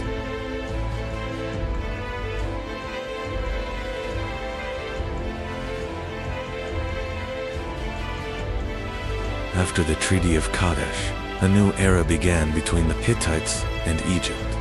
Instead of war, the two great empires chose diplomacy and trade. Envoys were exchanged between the royal courts, strengthening relations between the two states.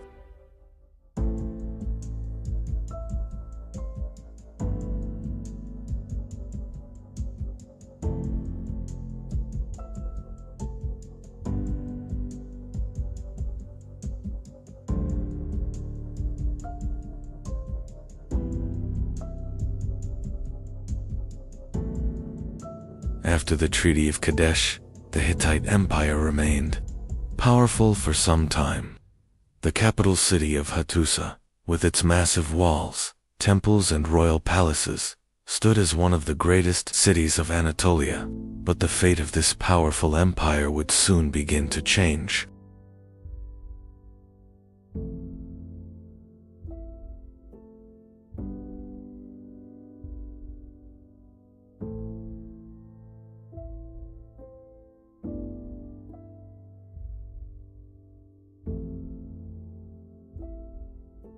In 1200 BC, as catastrophes loomed, the great king made a difficult choice. At dawn, the last hope of the Hittites and their sacred relics were quietly carried out of Hattusa's gates. The capital was being abandoned to a deep silence.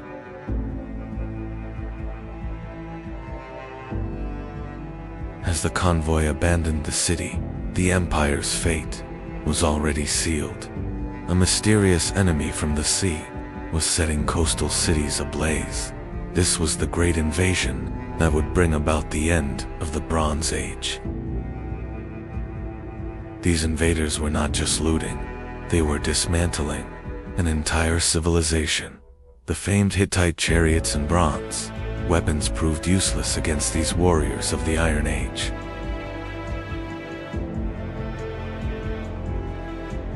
The ports, the Hittites' gateways to the outside world, fell one by one.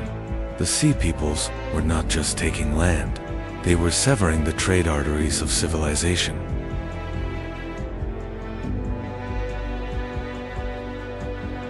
While the Hittite army fought deep in Anatolia, the coasts were left completely defenseless. Fire and smoke became the new fate of the once glorious Hittite cities.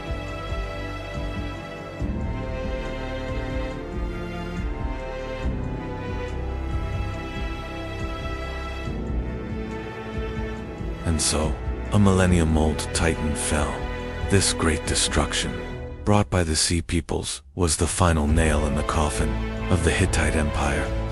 As the order of the known world crumbled, Anatolia was plunged into a deep, dark silence that would last. For centuries, the Hittites were gone, leaving behind only ashes scattered by the wind and secrets buried beneath the earth.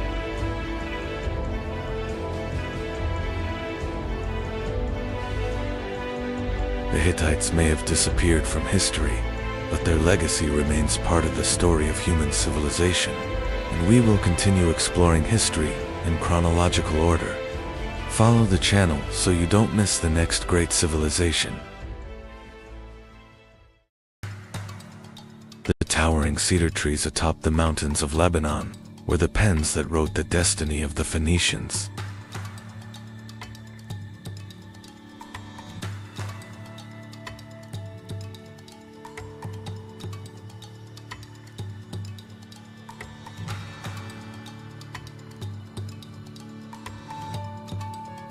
These trees were so remarkably strong that the ships built from them defied the fierce waves of the Mediterranean.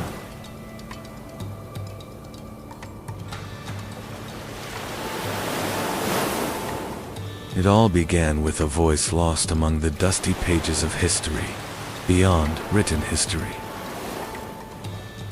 The masters of the sea lay quietly in wait. With the launching of these vessels into the sea, history's first true seafaring people emerged. The Phoenicians were not a single empire, but a series of interconnected giant port cities.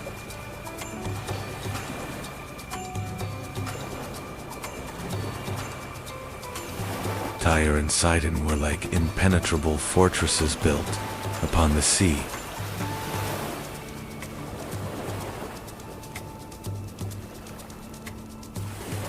These ports became the first great metropolises where goods, languages, and cultures from across the world blended together.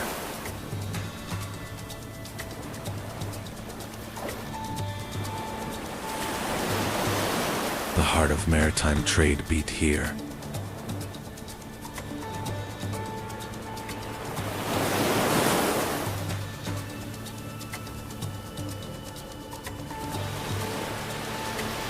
and the wealth of Phoenicia flourished within these harbors.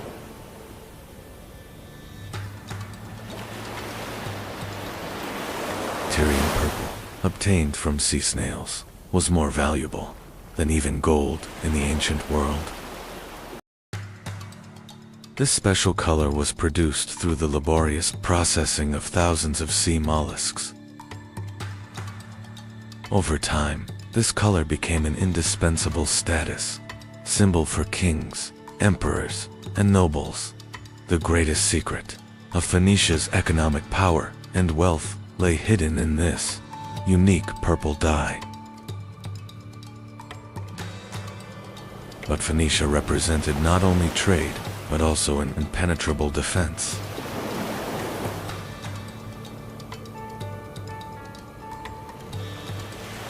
A circular waterway leading to the center, with a small island in the middle where the admiral was positioned. When the enemy entered, they would find themselves facing a massive fleet. This was strategy written in stone and water. The Cotton Harbor, rising in Carthage, was the most advanced military engineering marvel of the ancient world.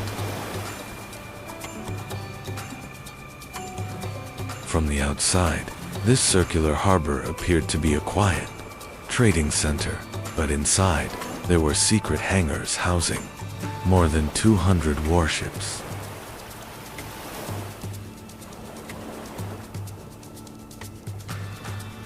According to legend, Phoenician merchants discovered glass by chance while lighting a fire on the beach. Turning this coincidence into a magnificent craft, the Phoenicians became one of the first peoples to succeed in shaping glass by blowing.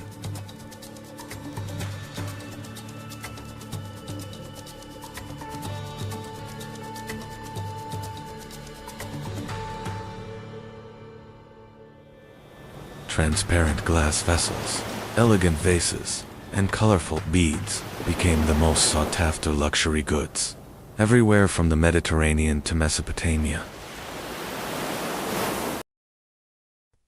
Glass craftsmanship proved their aesthetic sense and commercial intelligence to the entire world.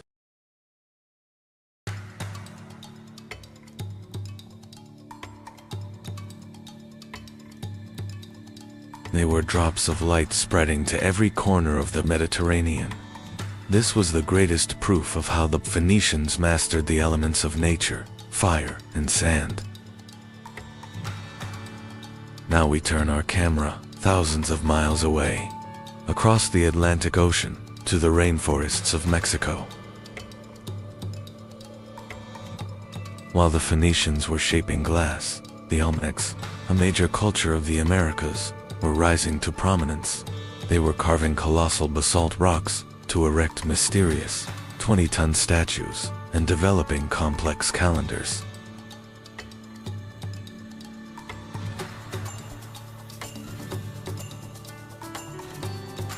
While the Phoenicians navigated by looking at the stars, the Olmecs used those same stars to build their pyramids. Two different worlds with one shared curiosity: the sky. Meanwhile, in the east, in the heart of China, the Zhou dynasty reigned supreme. This empire, which proclaimed the sanctity of governance, with the concept of the regency of the heavens, was laying the foundations of philosophy and social order. While purple-dyed fabrics adorned kings in the west, an empire of silk and wisdom was rising in the east.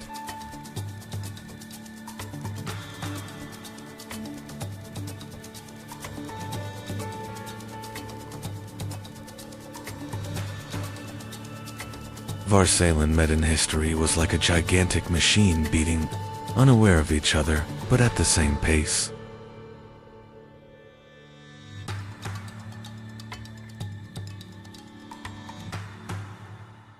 They set aside complex hieroglyphs and cuneiform scripts to create the first alphabet, consisting of only 22 letters. Thanks to this revolutionary invention, reading and writing moved beyond the monopoly of palaces and reached the common people and merchants. The foundation of the modern alphabets we use today was laid with this knot tied by Phoenician scribes thousands of years ago. The Phoenicians did not just build ships, they also learned to read the language of the sea. They were the first sailors to find their way during night voyages by following the North Star, known at the time as the Phoenician Star. Their double-rowed galleys, the biremes, provided both agility in war and high capacity in trade. This technological superiority made them the undisputed sole masters of the open seas. They were the only people who dared to cross the Pillars of Hercules, known today as the Strait of Gibraltar, which was considered the end of the known world. They fearlessly ventured into the fierce waters of the Atlantic Ocean, circumnavigated the African continent, and reached the British Isles to trade in tin.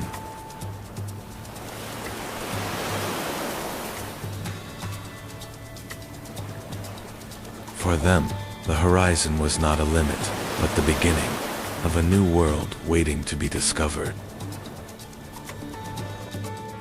These courageous expeditions changed the geographical knowledge of antiquity forever. Carthage, whose foundations were laid with the exile story of Princess Dido, soon reached a power that would overshadow even its mother city, Tyre. This new city rising on the North African coast became the most magnificent fortress of the Phoenician spirit and commercial genius. Carthage was not just a colony, it was the new master of the Western Mediterranean and the center of a massive empire that would rival Rome. This rise ensured the spread of Phoenician influence throughout the entire Mediterranean basin.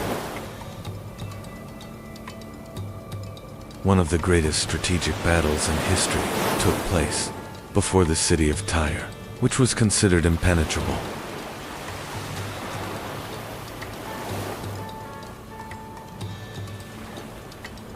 To capture this island city on the sea, Alexander the Great achieved a massive feat of engineering by building a causeway from the shore to the island.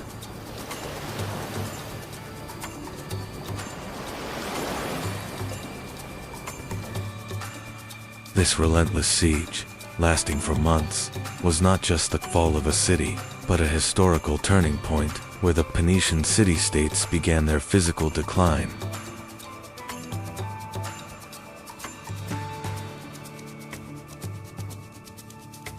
With this event, the absolute dominance of the ancient world over the seas began to change hands. Even though the Phoenicians have withdrawn from the stage of history, their indelible footprints still remain in every letter we write today, in our maritime rules, and in our global trade system.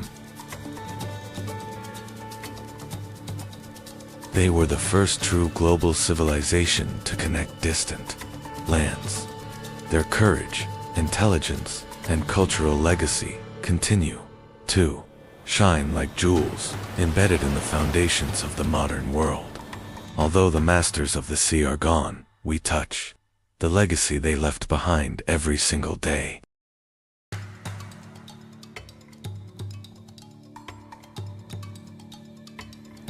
The ancient world was far larger than we imagined, bound together by invisible threads.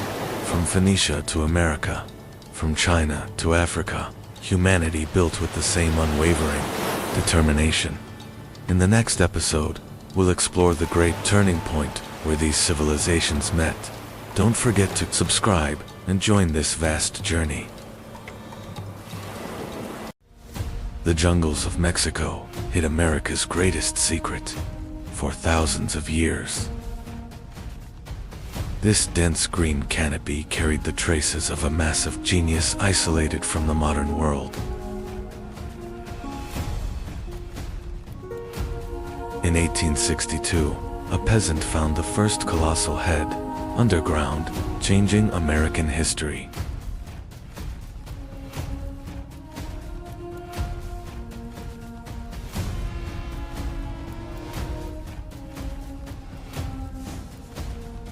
Around 1200 BC, a massive civilization suddenly rose in these jungles. Without any preparation phase, they directly reached the peak in architecture and art.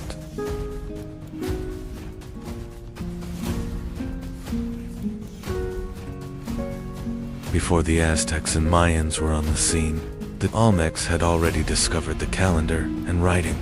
They are the mother culture that laid the foundation for all great Mesoamerican cultures. The name Olmec was given to them by the Aztecs thousands of years later, meaning rubber people. What they called themselves in their own language remained hidden in the dark, in lost pages of history. It still astonishes the scientific world that they emerged with such flawless stonework without a primitive beginning. It was as if this advanced technical knowledge had come to them from across the ocean. Olmec engineers built massive artificial mountains by moving millions of cubic meters of earth in the middle of the swamp. These structures were designed to prevent destructive floods and to be closer to the sacred sky.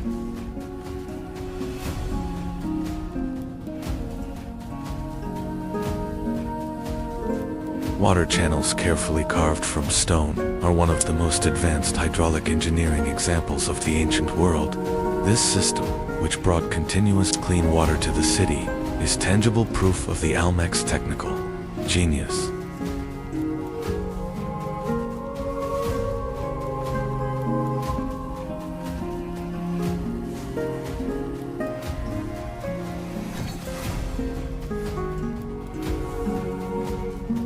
The Olmecs went down in history not only for their giant stone heads, but also for the rubber balls they developed.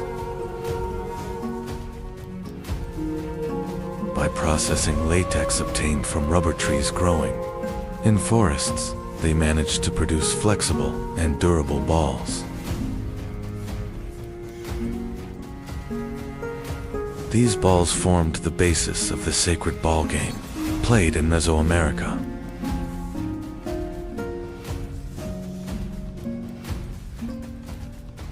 The game was not just entertainment, it also represented cosmic symbolism. The ball symbolized the sun or planets in the sky, and the player's struggle depicted the battle between order and chaos in the universe. The rubber technology developed by the Olmecs later spread to the Maya and Aztec civilizations, marking the beginning of a tradition that would last for thousands of years. Every street and structure in the city is not random, but aligned according to specific star systems and planets.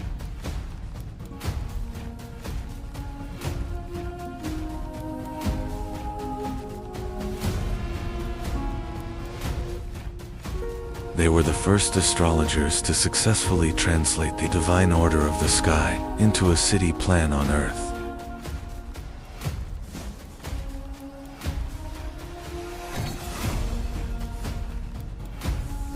They not only observed the sky, but also interpreted the cycles of Venus and the movements of the stars as sacred signs.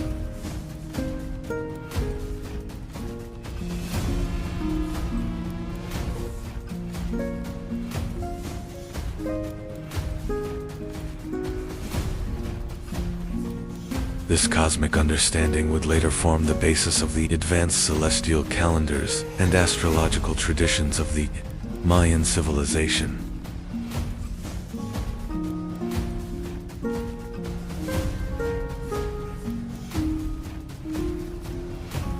did a people without wheels or pack animals bring these blocks from the mountains 100 kilometers away?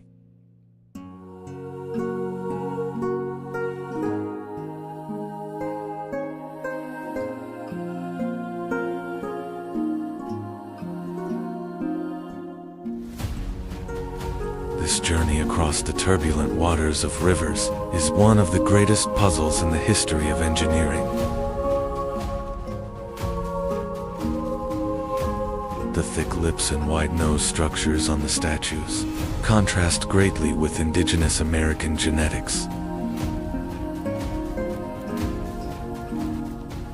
These characteristic facial features may be a sign of a secret intercontinental bond in the ancient world.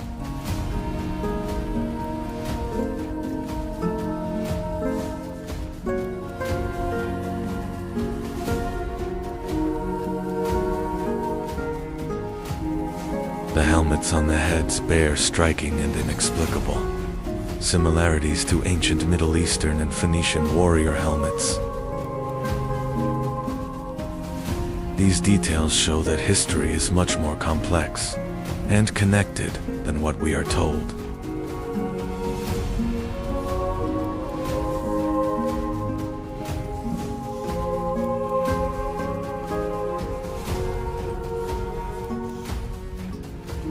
Each head has its own expression and soul. These are not just statues, but copies of living kings.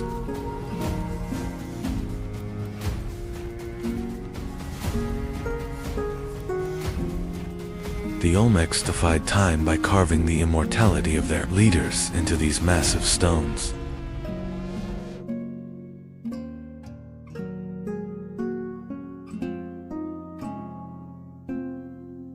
According to Olmec belief, the head is the most important center where the soul, intelligence, and sacred power are gathered. Therefore, by depicting only the head instead of the body, they aim to preserve the essence of the person. Deep hammer marks on some heads are the result of a ceremonial ritual performed when a leader died. These marks were left to release the dead king's power from the stone and send his soul to eternity.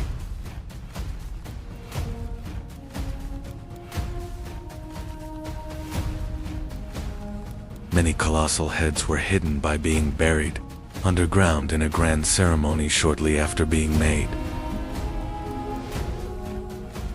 These statues may have been intended to serve the underworld gods rather than the physical world.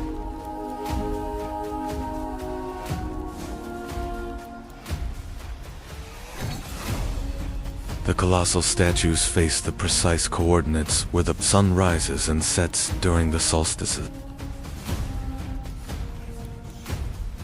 These massive stones were also fixed observation points used by the civilization to measure time. Long-bearded strangers with different clothing, never seen among the local people, are depicted in the reliefs. These figures are the memory of mysterious guides who set foot on the American continent thousands of years ago. The La Venta Pyramid is America's first pyramid and symbolizes a sacred volcano. This massive earthen structure was the first spiritual bridge the Olmecs built between heaven and earth.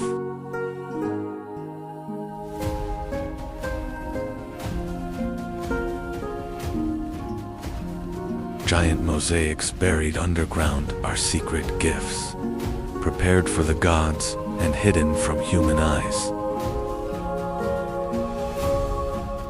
Thousands of tons of precious jade were laid deep in the earth to form complex serpent motifs.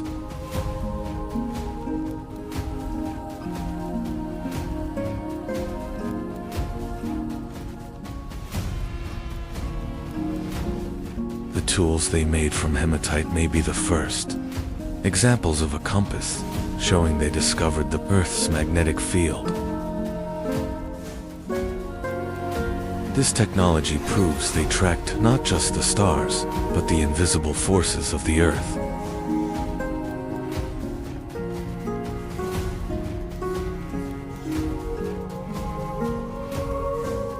The Olmecs processed obsidian as smooth as a mirror, to direct light and energy into dark temples. These mirrors were used in rituals, both for divination and to control the power of the sun.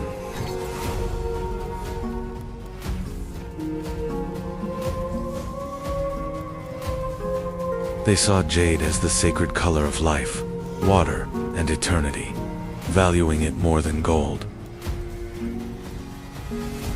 The most skilled artisans carved hard stones as fine as silk to create immortal masks.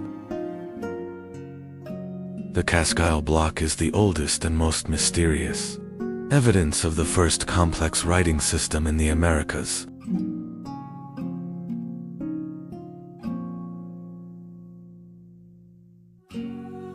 The symbols on this stone are one of the ancient world's greatest unsolved linguistic puzzles. The Olmecs developed a number system of dots and bars capable of complex astronomical calculations. This mathematical genius allowed them to accurately measure cycles spanning thousands of years. Being one of the first civilizations to use zero as a digit shows the depth of their mathematical knowledge. The concept of zero was a symbol of their understanding of the void and eternity of the universe.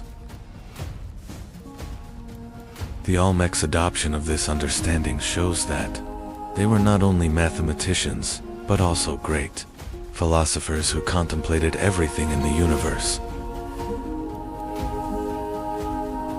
By interlocking two different calendars, they perfectly controlled time from both religious and agricultural perspectives.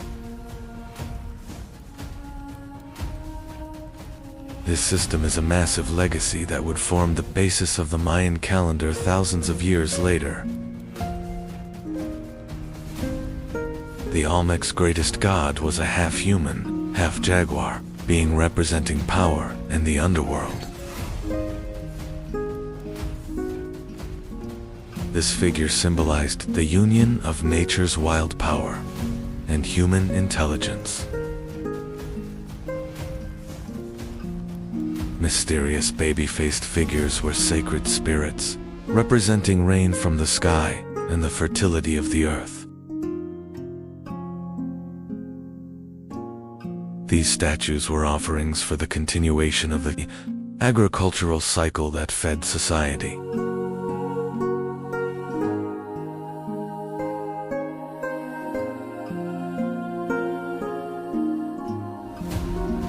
It was believed that priests transformed into jaguars during rituals and communicated with the spirit world. This shamanic transformation was the most feared and respected ritual of Olmec society.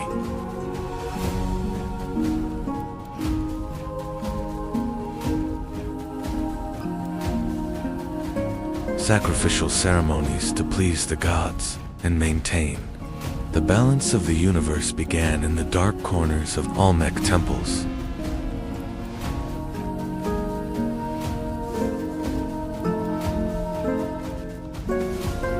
These bloody rituals were seen as a price to be paid for the continuation of life.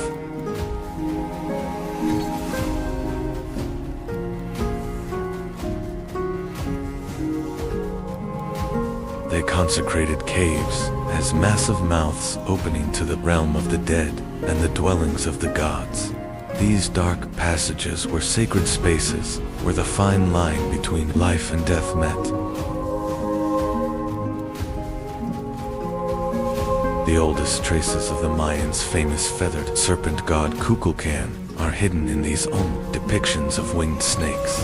This motif represented the eternal connection between earth and sky and wisdom. They saw mountains as the true home of the gods and built massive altars to reach these peaks. Every mountain was a ladder stretching to the sky and a source of divine power. Around 400 BC, these massive cities began to be abandoned, suddenly and mysteriously.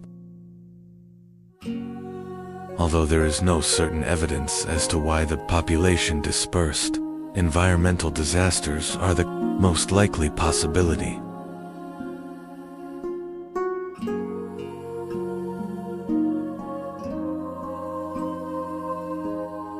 The shifting of riverbeds and volcanic eruptions may have completely collapsed their agricultural systems.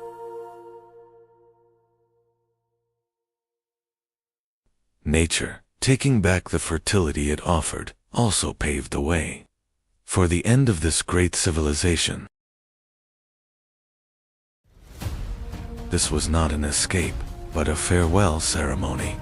They entrusted those imposing, wise faces to the compassionate embrace of the earth, so that the spirits of their kings, even if their cities were destroyed, would live forever in the heart of the land. This was not a defeat, but an act of preserving memory and honor.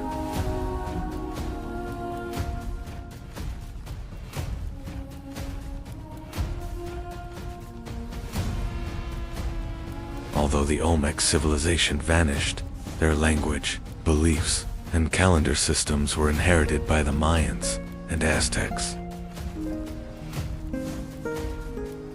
Every great culture in Central America, from pyramid construction to the writing system, was born from this legacy they left behind.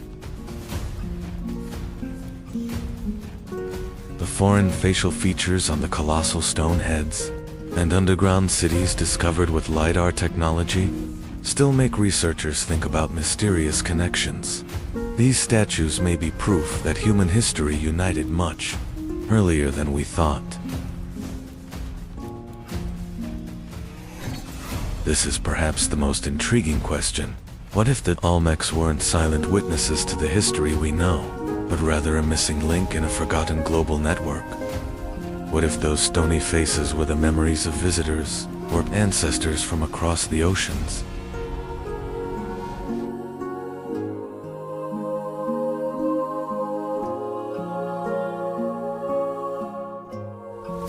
Olmec, the beginning of civilization, mystery itself, and the common heritage of humanity.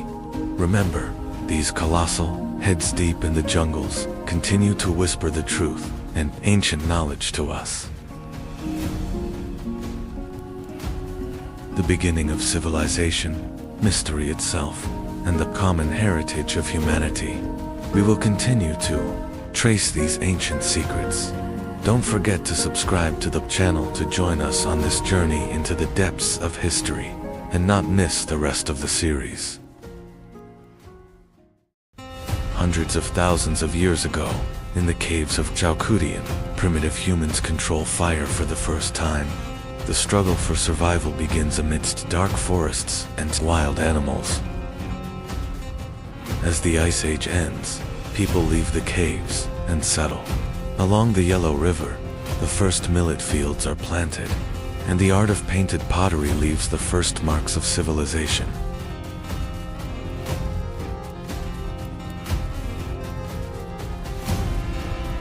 Around 2500 BC, society becomes complex.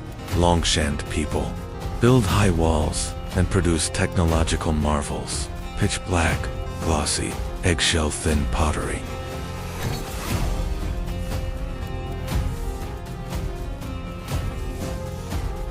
The legendary Yellow Emperor Huangdi gathers the scattered warrior tribes along the Yellow River under one roof, laying the political and cultural foundation of Chinese civilization.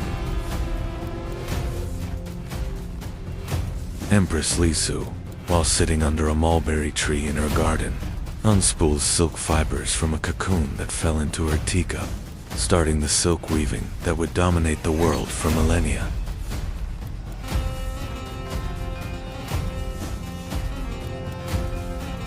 Let us witness how the fate of a river, the fate of a people, and the determination of one man intertwined and how a dynasty was born.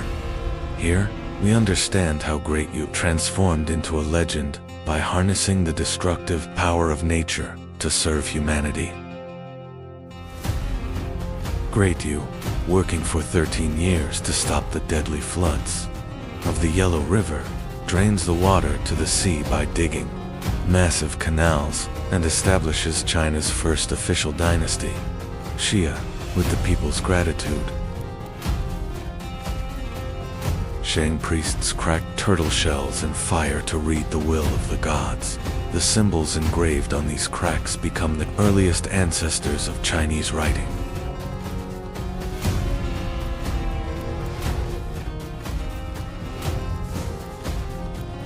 The last Shang king, Di Xin, falls in love with the legendarily beautiful but cruel Daji, indulging in luxury in palaces with lakes of wine while his people starve.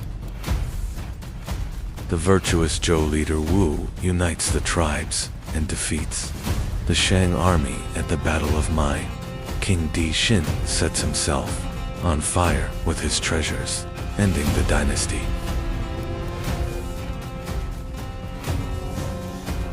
Zhou kings declare they have received the mandate of heaven. They establish China's first major feudal system by distributing land to nobles gathered in the palace square. Amidst political turmoil, the sage Confucius teaches morality and loyalty to his students under a willow tree as philosophies that will forever change China's mindset begin to flourish. As central authority collapses, China divides into 7 great states. Technology shifts from bronze to iron, and massive armies clash to rule all of China.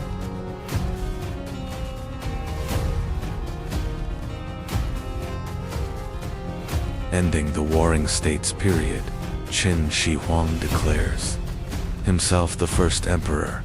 He unifies the 7 kingdoms under one flag while standardizing weights, currency, and writing.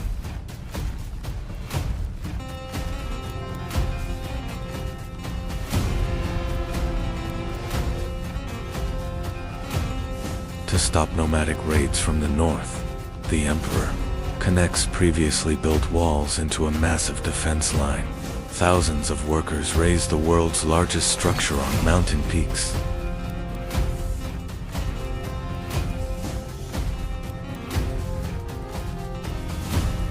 Fearing death, the emperor buries thousands of clay soldiers underground, each with a unique face to protect him in the afterlife.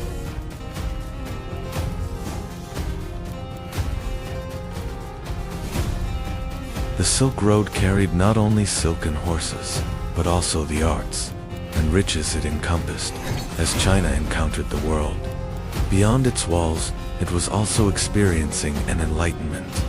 Within itself, the stability of the Han Dynasty paved the way for some of history's most brilliant inventions and cultural achievements. Now, it is witnessing an invention that will change the very end, and a history that will never allow the past to be lost. Csi Lan, an official in the Han court, produces the first real paper by mixing tree bark and old rags. This invention changes the world by allowing knowledge to move from bamboo sticks to light pages.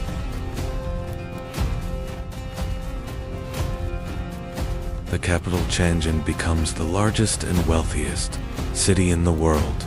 In palaces with vast gardens, poets, musicians, and scientists produce the most elegant examples of Chinese art.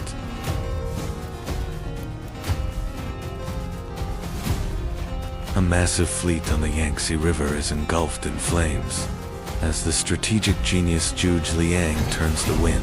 Unified, smaller armies engulf the tyrant Cao's massive force in fire.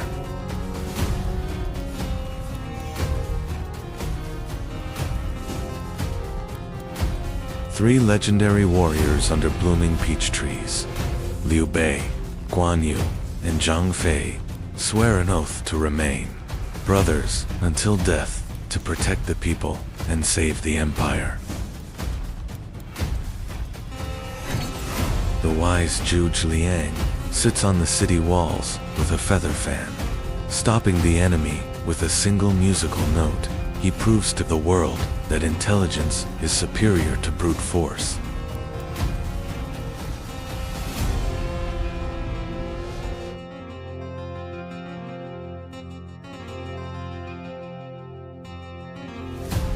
The Tang capital Chang'an becomes the world's largest city, with a population of 1 million. Arab, Persian, and Indian merchants from the Silk Road gather in markets, filled with silk and spices.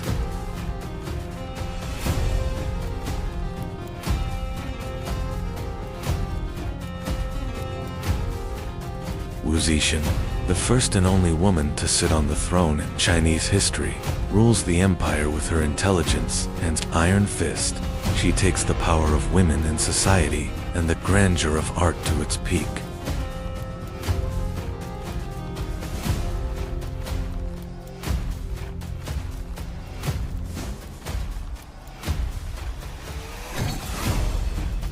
Wise poets Li Bai and Du Fu write their poems by the river, under the moonlight, as Chinese literature and painting produce the most elegant examples that will not be forgotten for millennia.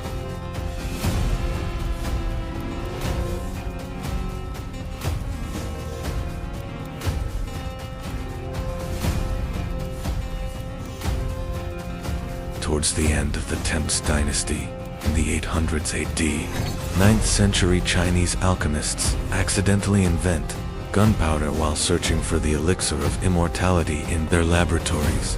Although this explosive mixture was initially just a matter of curiosity, it ignited the fuse of a fire that would radically change human history.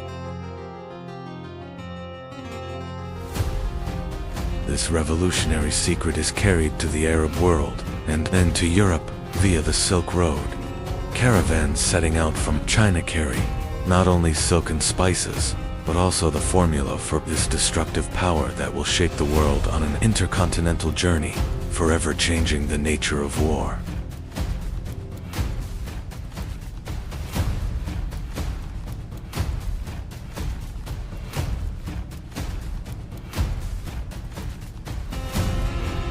This technology reaches its peak during the Song dynasty.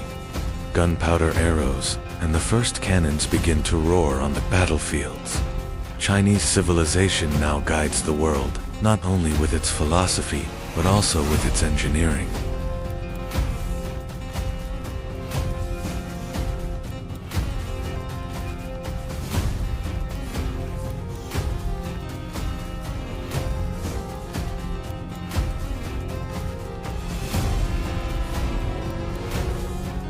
From the first fire by the Yellow River to the world shaking invention of gunpowder, Chinese civilization, like a river, flowing uninterrupted for thousands of years, shaped the soul with its philosophy and the world with its engineering.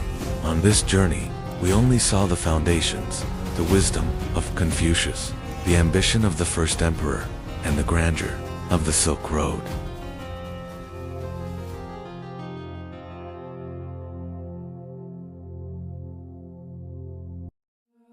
Deep within the jungle, a civilization forgotten by time once rose. In the deep jungles of Central America, a civilization was born.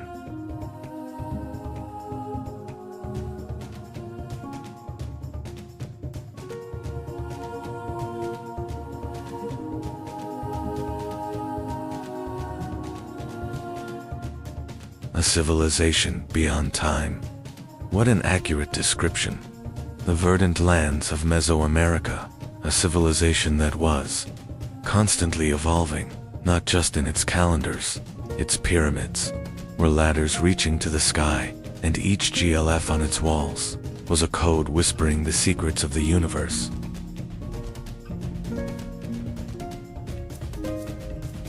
For centuries, it was hidden by nature.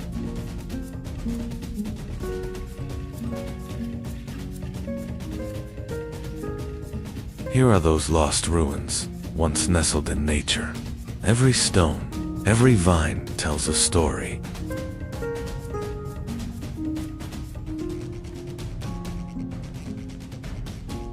But this civilization would change the world.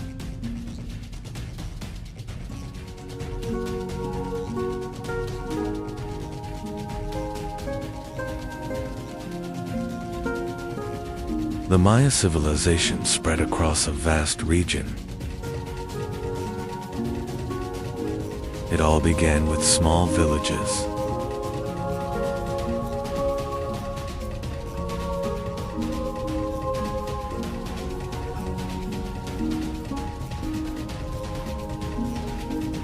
Corn was at the center of life.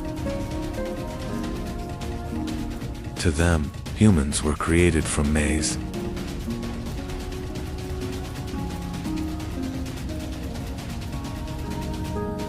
Villages slowly transformed into great cities.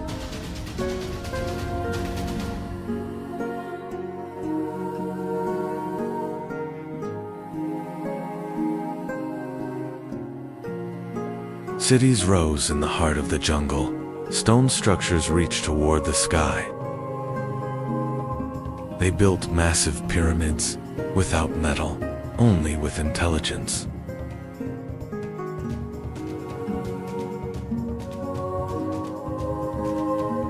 Engineering, without using wheels, iron tools, or pack animals. They built pyramids overlooking the sky by moving tons of stone deep into the forests. Population. The total population of the cities exceeded 10 million during this period.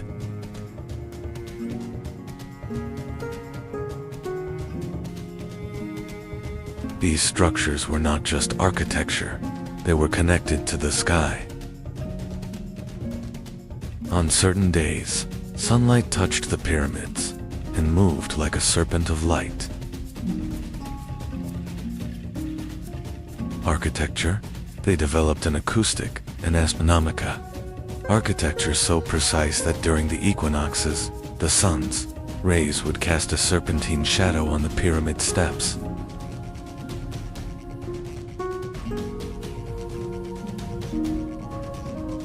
The Maya watched the skies. The stars were their guide.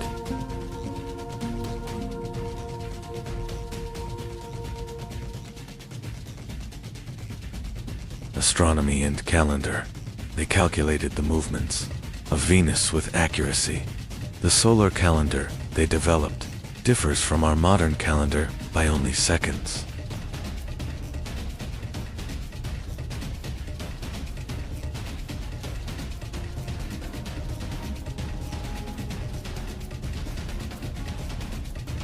They tracked planetary movements, especially Venus, which was crucial to them.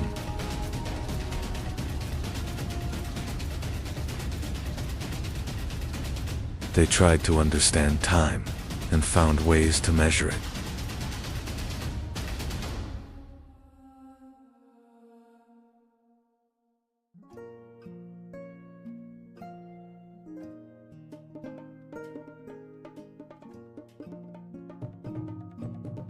They created complex calendars, still incredibly accurate today.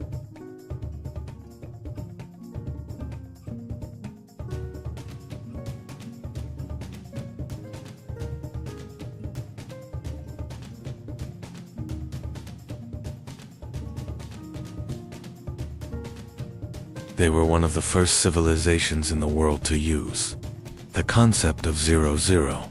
They developed a base 20 number system.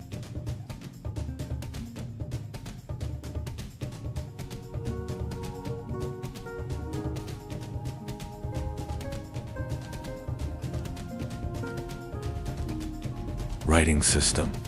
They possessed the most advanced writing system hieroglyphs in the Americas. They wrote history books using over 800 symbols.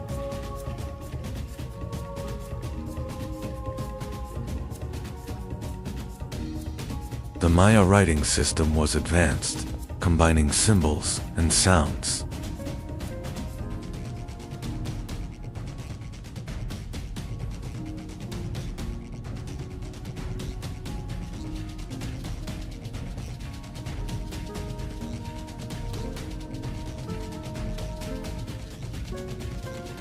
They imprisoned Venus in time, carved history into stone, and discovered zero.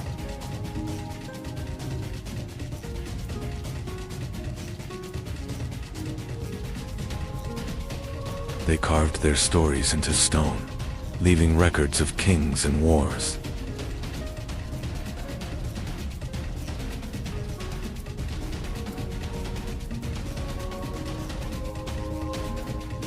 Kings were not just rulers, they were believed to speak with gods.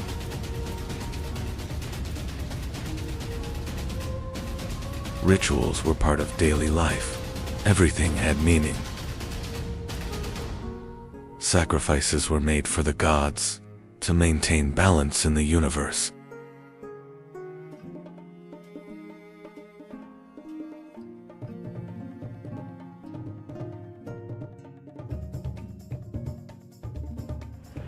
But the Maya world was not peaceful. Cities were constantly at war.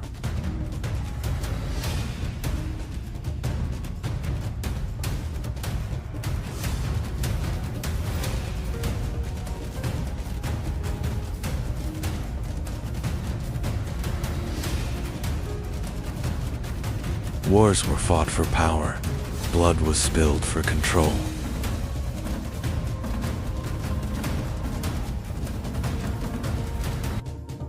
Captives were highly valued. They meant both power and ritual.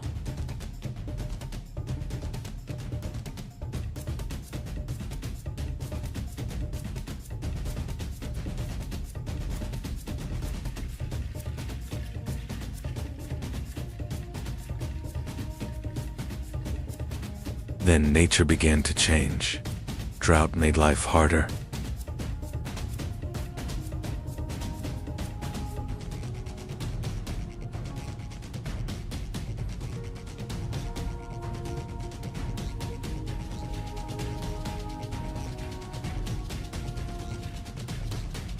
Agriculture began to fail.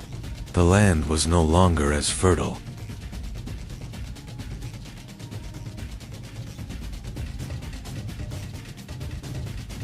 Cities were slowly abandoned. People left their homes behind.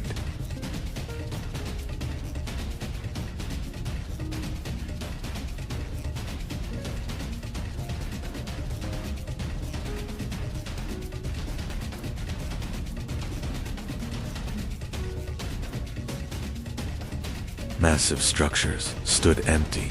The jungle reclaimed everything.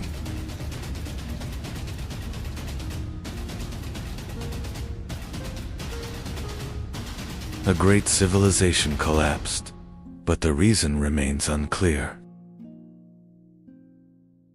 One thing is certain: the collapse was sudden and deep.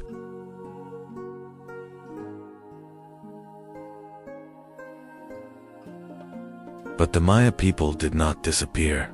They continued to live on.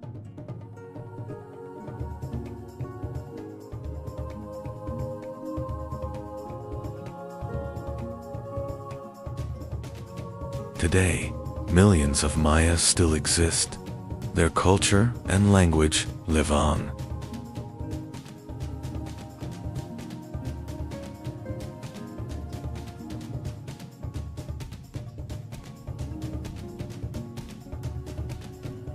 Their past still lives within them, and their story continues.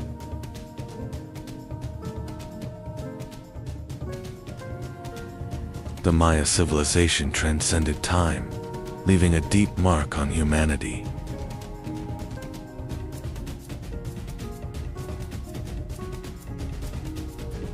And some mysteries remain unsolved. Perhaps they never will be.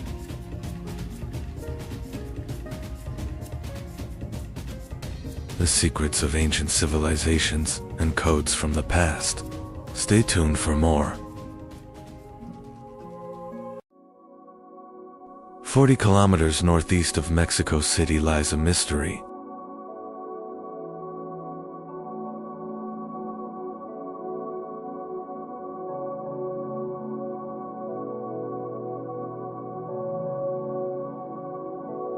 Its name comes from the Aztecs. the birthplace of the gods. But they didn't found this city, they discovered it. In the 1400s, when they looked at these ruins, they gave them names, but they didn't understand them.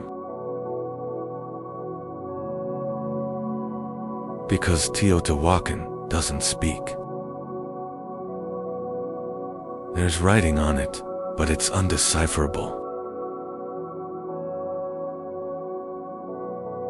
They have kings, but their names are lost. And today, 2,000 years later, we are still asking the same question: who were they?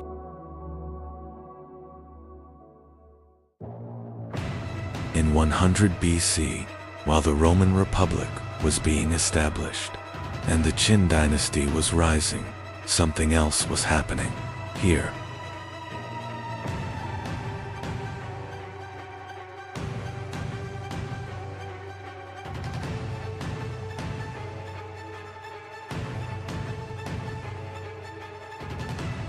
In the middle of the valley, there was no river, no harbor, but someone was building one of the world's greatest cities. No wheels, no iron, but 100,000 men and a plan, a terrible plan.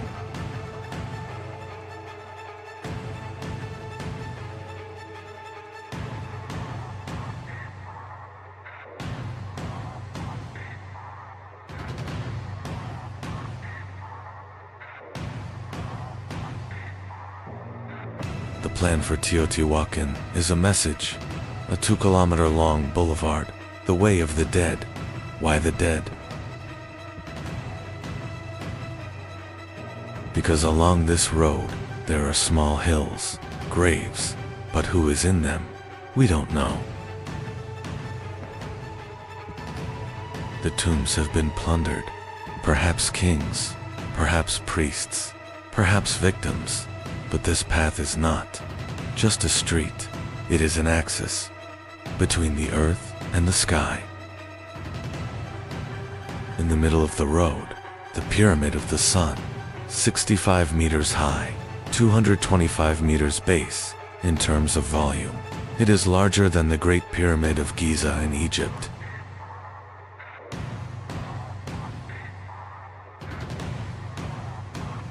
But it's different. This pyramid is made of limestone and volcanic tuff, and it's not hollow. In the 1970s, a tunnel was discovered. It's 100 meters long. From underground towards the very center of the pyramid. But what's in the center? A tomb? A treasure? No, a room. And in that room, in 2015, mercury was found. Tons of mercury, liquid metal, for the journey of souls, for the passage of the dead.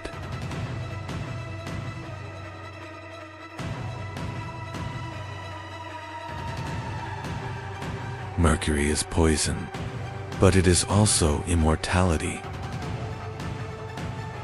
Chinese emperors also drank mercury to become immortal. They died in Teotihuacan. Mercury is perhaps the same thing, a quest for immortality. But for whom? For a king, or for the city itself?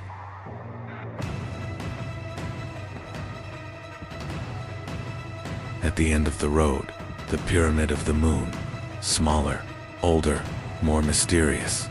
12 platforms in front of it, 12 in number, 12 moons, 12 planets, 12 gods.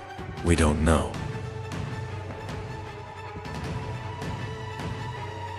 But we know that this pyramid is more sacred than the Pyramid of the Sun. Because here, there are sacrifices, human sacrifices, children, animals, all for a ritual.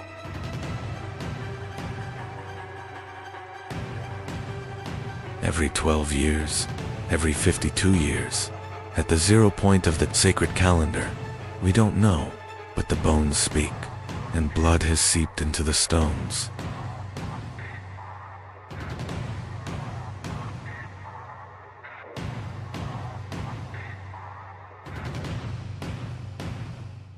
The pyramids are fascinating, but the real Teotihuacan was here. Lavend, Tetatla, Sakawala. The names are modern, but the buildings are 2,000 years old. Multi-story apartment buildings. The first apartment buildings. Perhaps each one housed 60 to 100 people, families, craftsmen, merchants, and on the wall of every room, paintings. Red, green, yellow. There's no wall without a jaguar, because the jaguar is power, and the feathered serpent, and the feathered snake. Quetzalcoatl, sky and wind, knowledge and death at the same time. Teotihuacan is a manufacturing center, obsidian, volcanic glass, the sharpest blade in the world, 100 times sharper than surgical steel, and this obsidian is everywhere. In Guatemala, in Honduras, all over Mexico. Trade, but how? No wheels, no animals. People carried things on their backs, 100 kilometers, 500 kilometers, and what did they get in return?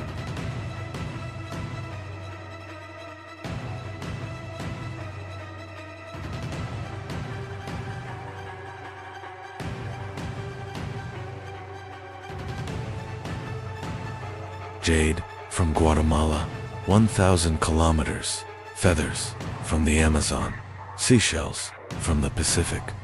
This city is the center of a network, and this network has enveloped the continent.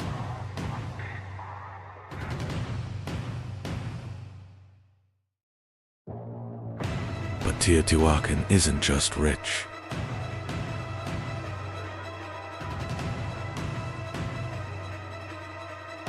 Everything is planned. The streets are like cages. Every block is a square. Water, sewage, perhaps. 2,000 years ago, and there are no portraits of kings, no monuments. How was this city governed? The priestly class? A military aristocracy? Or a system we don't understand? Perhaps the first megacity, the first anonymous power. 1,000 kilometers to the south, another world, the Maya, Tikal city-states, hieroglyphic writing, kings. But in 378 AD, something changes in Tikal. A new dynasty, a new architecture, and this architecture comes from Teotihuacan, Stela 31, stone monument. On it, a figure, Teotihuacan-style clothing, black glasses, the black-eyed squirrel. Its name is the black-eyed squirrel, and from that day on, Tikal grows up. It's fighting, it's expanding. Did Teotihuacan influence the Maya, or did it invade them? In Guatemala, at Caminal Ju, there's the Teotihuacan pyramid, the same style, the same technique. In Honduras, in Copan, there is Teotihuacan obsidian. This is not just trade. This is power, perhaps an embassy. Perhaps a prince ascended the throne through marriage. Perhaps an army came and changed a dynasty. But the result is the same. The influence of Teotihuacan stretches thousands of kilometers. This is not a city, it is an empire. Silent, unwritten, but real. And here's the interesting thing, the Maya wrote. They recorded everything, but about Teotihuacan, they wrote almost nothing. It was simply, that day, people came from faraway lands. Faraway lands, 1,000 kilometers, and then, silence. Why was Teotihuacan so frightening, or so secretive? around 550 AD, maybe 600 AD. It's not certain, but something is happening. The city center is burning. The temples are being destroyed. The temple of the feathered serpent in particular. Symbols are being broken. Statues are being shattered. Is this an external attack or an internal rebellion?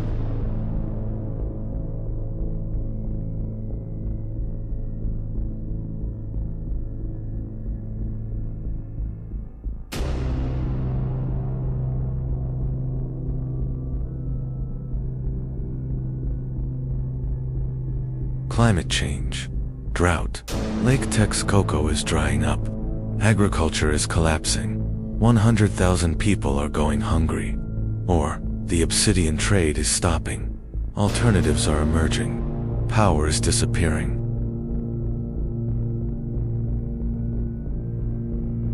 But this isn't a sudden end, it's slow. 100 years people are leaving, apartments are being emptied. Some are going to Maya lands. Tutikal. Tokopan. They're taking their knowledge, their beliefs with them. Some are going up into the mountains, to the high plains. And the city is being forgotten. Right? No.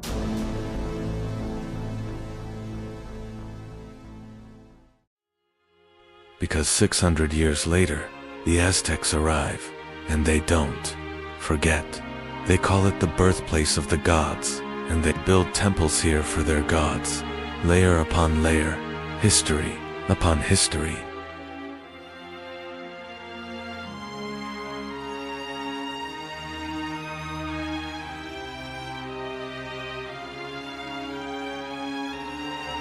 The 1900s. Archaeology begins. De Porfirio Diaz era. Mexico is modernizing, and Teotihuacan becomes a tourist destination. But science progresses slowly. The 1970s, the tunnel is discovered.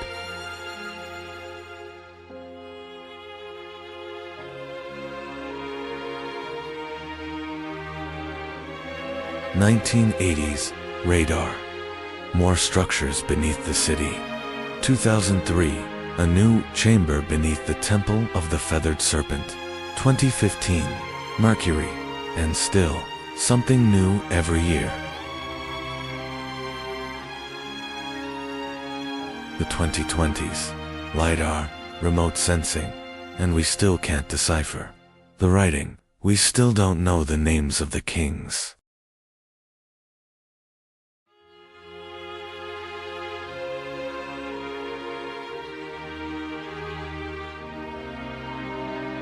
Today, Teotihuacan is a UNESCO World Heritage Site. Every year, it receives 4 million visitors, but still, the same mystery remains. Who were they? Why did they go? And, perhaps most importantly, what can we learn from them?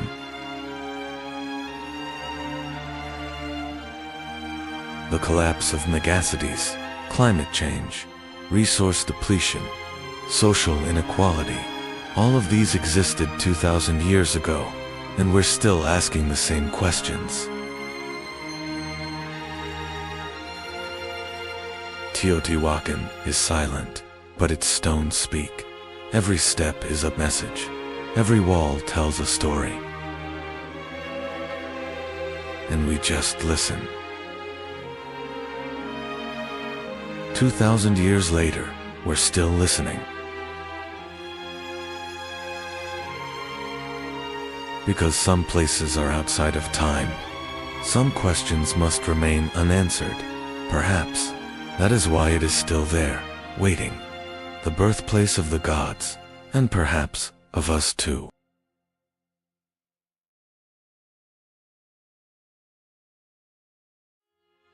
Teotihuacan is still being excavated. Every new discovery updates this film. The city was aligned. Mercury discovered in 2015. Everything was deliberately analyzed. The writing system remains a mystery. Everything followed a deliberate plan. and perhaps we could never figure out should remain mysteries why they were built. Here they are, pyramids beneath the aligned stars. This city there's secrets forever hidden, but no one knows who built it. One of the greatest mysteries in human history. Don't forget to subscribe to my channel. There is a city 400 meters above the Oaxaca Valley, on top of a mountain, Monte Alban. The White Mountain. This name was given by the Spaniards, who arrived in the 16th century, but they did not found this city. The Zapotecs built this city, yet even today, we still do not know the original name they gave to this mountain, because the Zapotec writing system has not yet been fully deciphered. 700 BC, that's 300 years before Rome founded the city. The Olmecs had collapsed. The Mayans were rising. But here, in southern Mexico, something else was happening.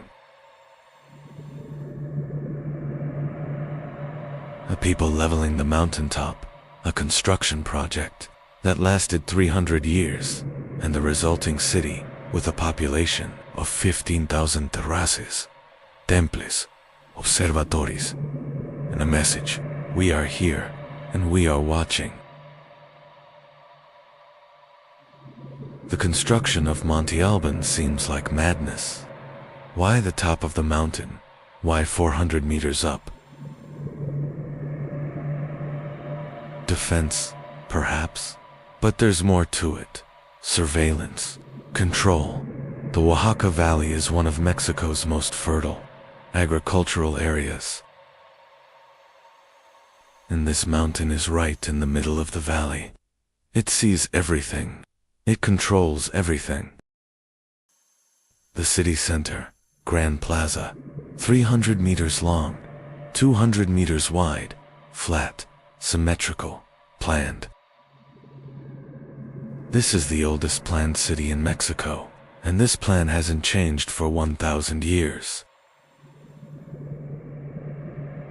The J platform, the South platform, the I's monument, all remained faithful to the original design from 700 BC. Why? Because that plan was sacred. The J platform, Monte Alban's most mysterious structure. Shaped like the letter J, but why J? Astronomical alignment, calendar calculation, or is it a burial complex? In the 1930s, more than 170 tombs were discovered here. Mummies, jade masks, obsidian knives, and one name, the 12 Apostles. Lady 12 Macaw. A female ruler, circa 450 BC, the most powerful period of the Zapotecs. Monte Alban's most famous monument, the dancing figures. Stone reliefs, over 300 figures, men, women, children. Some are dancing, some are in pain, some are dead. And above all, names, glyphs, hieroglyphic writing. The Zapotecs invented writing.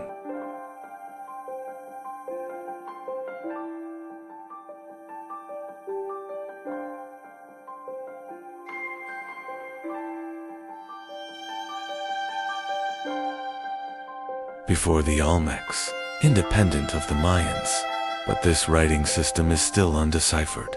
80% of it remains unknown.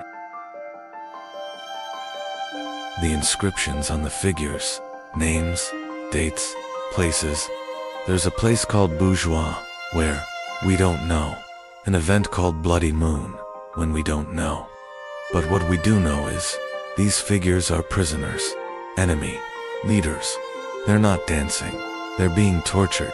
And this is the message of Monte Alban.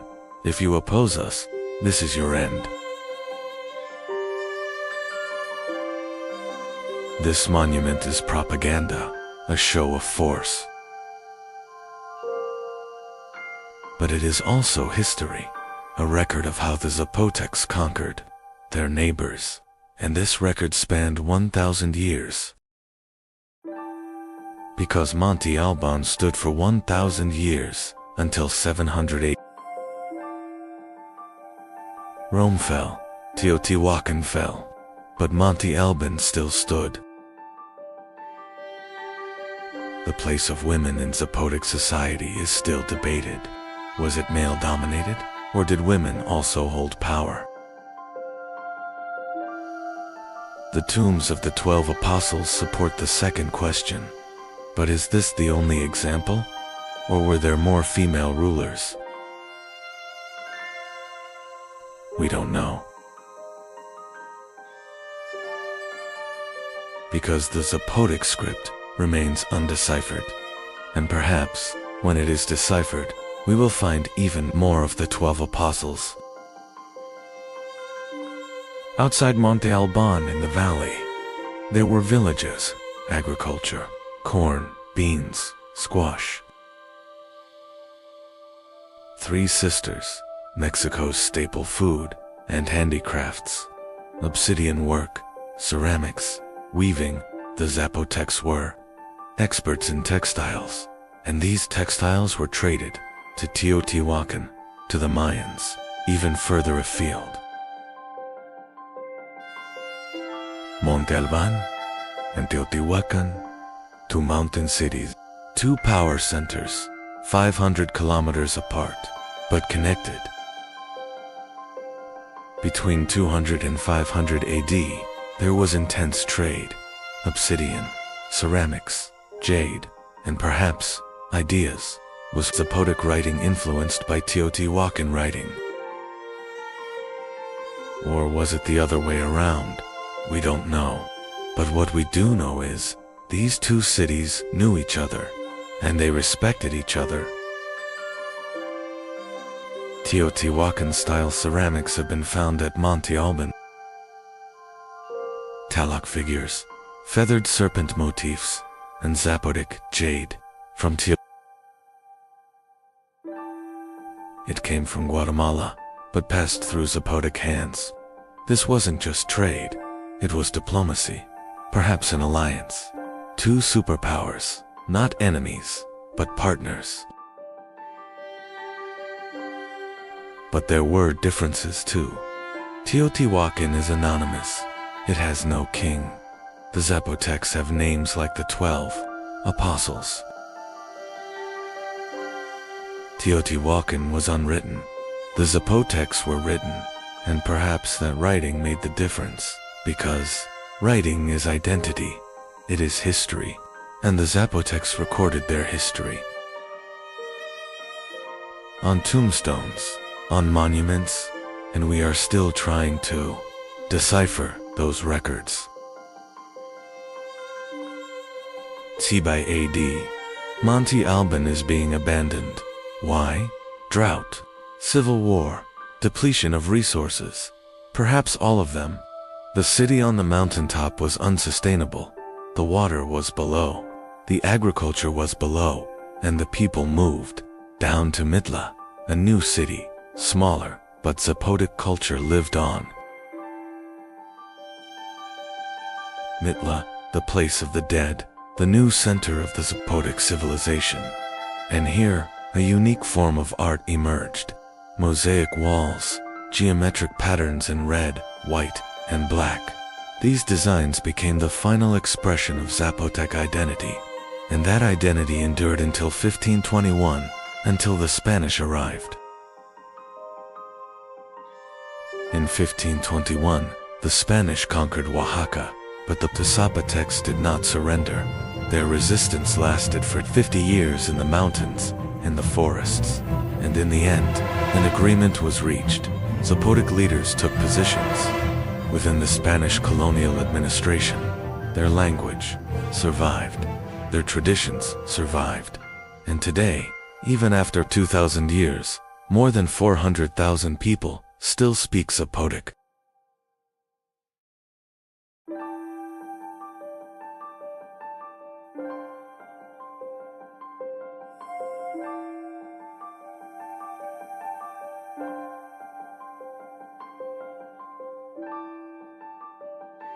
Monte Alban is in ruins, but its Zapotec identity lives on. In Oaxaca, the Guelaguetza festival every year. Zapotec dances, Zapotec music, and in those dances, perhaps, we see the dancing figures of the Grand Plaza. 2,000 years ago, on a mountaintop, eyes are still watching us. And we are still looking back, because Monte Alban is not just stone. It is a people's defiance against the mountain. A nation's struggle to conquer time, and perhaps its success. The Zapotec script remains undeciphered, but one day it will be deciphered, and on that day we will hear the voices of the 12 apostles, and perhaps that voice will say, "We were here, and we have not been forgotten." Monte Alban was added to the UNESCO World Heritage List in 1987. Zapotec is still spoken by 400,000 people in Mexico. Archaeologists have only excavated 10% of Monte Alban. Deep in the mountainous valleys of Mexico's Oaxaca, on ancient peaks peering out from the mists, the shadows of a civilization still live on. They called themselves New Savvy People of Rain. Historians call them the Mixtec. January 1932, Mexican archaeologist Alfonso Caso, while digging in the hills of Monte Alban, touches one of history's most astonishing treasures. 7 tomb contains over 500 artifacts made of gold, silver, turquoise, and jade. But this is just the beginning. Because behind these treasures lies the dramatic story of a forgotten civilization. A people who ruled the rugged mountains of southern Mexico from around 1500 AD to 1523 AD. They weren't just warriors, they were the world's finest, masters of gold craftsmanship. They were decorating buried mummies with turquoise mosaics. Using lost wax techniques, they created decorations that are still inimitable today. But this story isn't just about gold and precious stones. This is the story of the 8-deer jaguar paw, the greatest leader in the history of the Rain People. The story of a man who conquered 94 cities, united 3 different regions under a single kingdom, but was ultimately killed by his own family. In this documentary, we will unveil the pages of lost codices. We will break 1,000 years' silence and journey into the mysterious world of the Rain People. Welcome to the heart of the Mixtec civilization.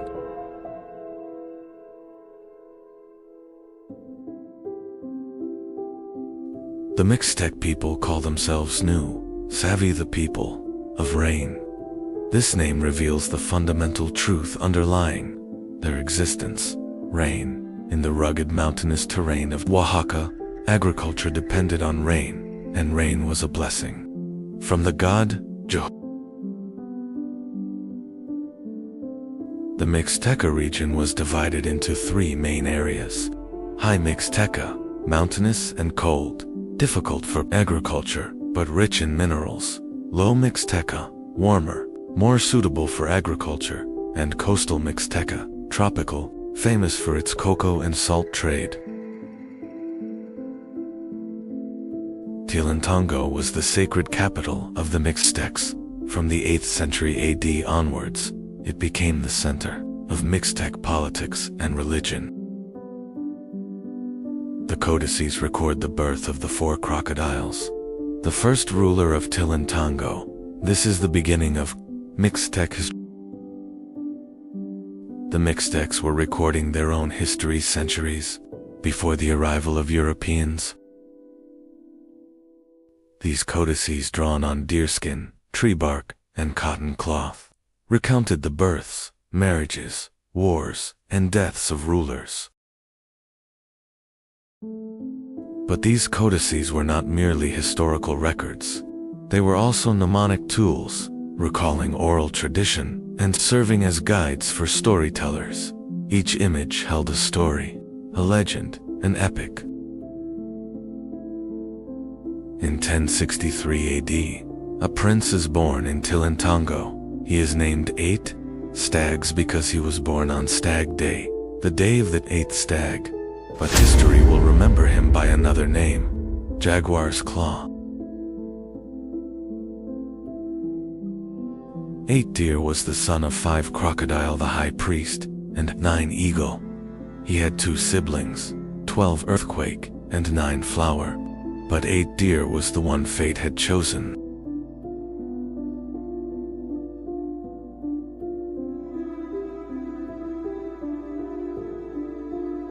According to the codices, during his reign as King 8, he conquered 94 cities. Each victory was recorded in vivid colors on the pages of the codices. He is always depicted wearing a jaguar helmet, a symbol of his warrior spirit and strength. But 8 Deer ruled not only by the power of the sword, but also by diplomacy. They formed an alliance with 4 Jaguars, a more powerful Toltec ruler than Cholula. In return for this alliance, they received the turquoise nose ornament, a symbol of Toltec royal power. The most striking story of 8 Deer is his tragic relationship with his family. His stepsister, 6 Lizards, married 11 Winds. This marriage posed a threat to 8 Deer because 11 Wind's family had their eyes on the Tilantongo throne.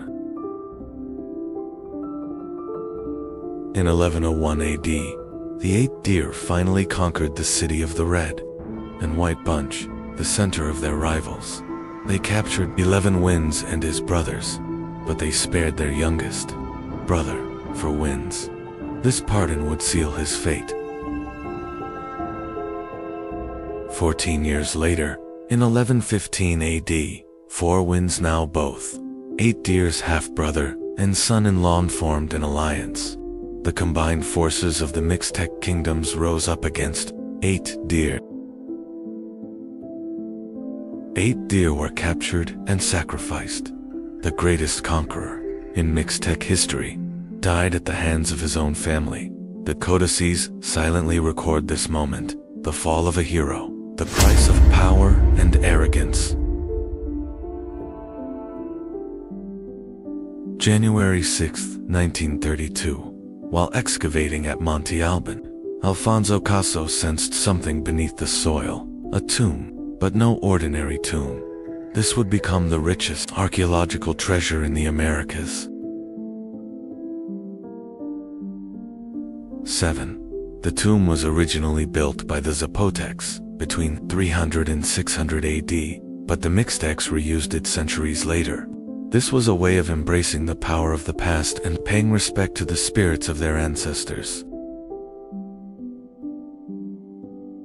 9 skeletons were found inside the tomb, but the most surprising thing were the artifacts. 121 gold objects, silver ornaments, turquoise necklaces, jade stones, obsidian mirrors, and crystal vessels. All were prime examples of the mastery of Mixtec craftsmen. But the most striking artifact was a human skull covered in turquoise mosaics. It had a hole in it for incense. It was an incense burner, a war trophy, perhaps a sacred object made from the skull of an enemy leader. For years, archaeologists believed the main person in the tomb was a male warrior, but recent research suggests it was actually a woman. the weaving tools found alongside her needle spools of thread. Crystal bowls suggest she was a high-status woman, perhaps a priestess or queen. This discovery prompted us to rethink the role of women in Mixtec society. We also see strong female figures in the codices, women who were both warriors and rulers, like the Six Monkeys.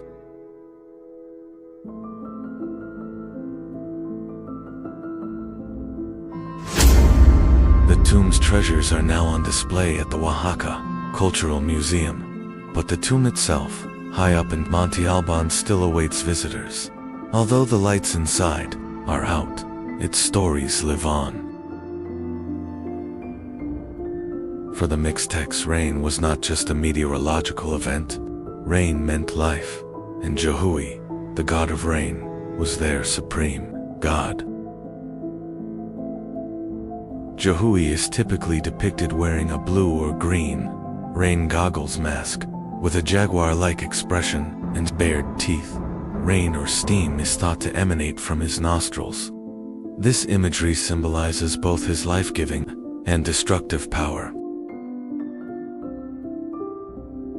Ceremonies were held on mountaintops in honor of Jehui. During severe droughts, much darker rituals were performed. Historical records indicate that child sacrifices were offered to appease the rain god.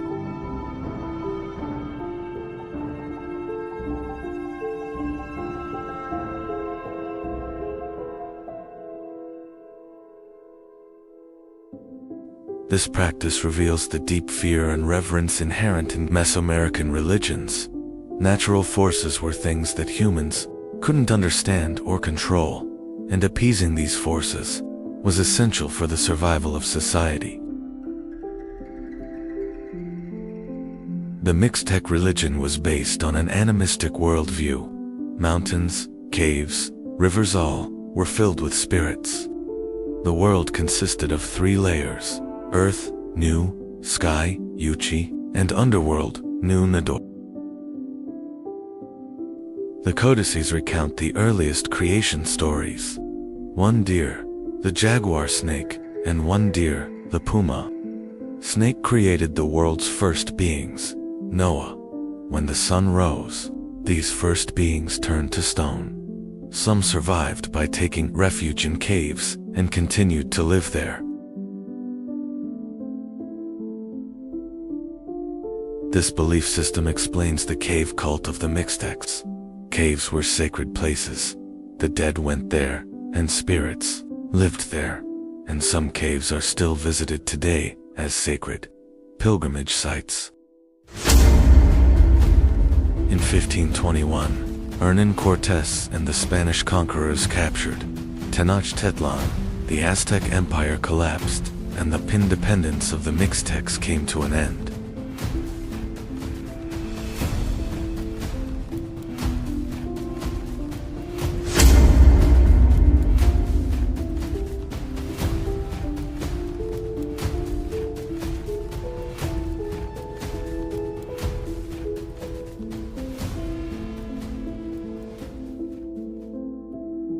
The arrival of the Spaniards was meant to be the end for the Mixtec civilization, but that wasn't entirely the case.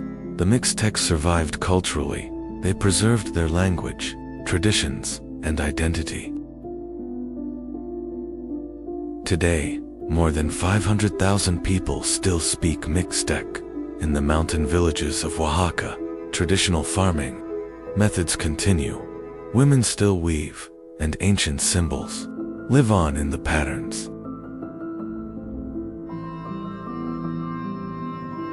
The story of the Mixtecs is a testament to the resilience of indigenous cultures. Despite the devastating effects of European colonialism, they were a people who wrote their own history, created their own art, and worshipped their own gods. Most of the codices were taken to Europe. They are now in libraries in London, Vienna, and Oxford, but their spirit still lives on in the mountains of Oaxaca. The jaguar claws of 8 deer happened in 1115, but its story is still told more than 1,000 years later. Perhaps this is the definition of a true legend. The legacy left to us by the Mixtecs goes beyond gold and precious stones. It reminds us of a part of humanity's shared heritage, the rise and fall of a civilization and a people's struggle for survival.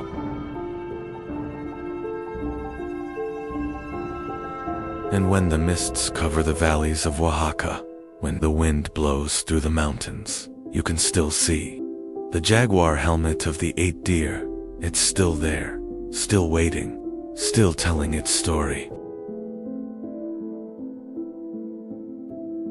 We are traveling through world history in chronological order, civilization by civilization, step by step across thousands of years, from the first cities to great empires, from forgotten kingdoms to legendary rulers. This journey has just begun. Join this journey through world history. Subscribe and explore the story of humanity with us. Today, beneath Mexico City, there was once a miracle 500 years ago, one of the largest cities in the world, yet built in the middle of a lake. Its people were not fishing in the water, they were building pyramids.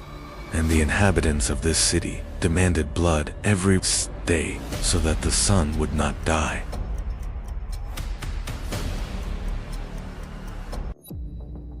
The Aztecs, in just 200 years, they built an empire from nothing, and in only 2 years, it vanished. Are you ready? Because this story begins with a legend, an eagle hunting a serpent. August 1250. In the arid lands of northern Mexico, a tribe emerges from a mysterious place called Aztlan. They call themselves Mexica, hunter-gatherers, warriors, and most importantly, homeless.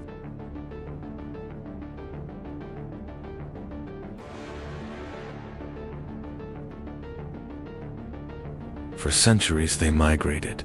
Everywhere doors were slammed in their faces. Why? Because these men simply did not want peace. The war god Huitzilopochtli had told them, "You are the chosen people, but there is no paradise without bloodshed."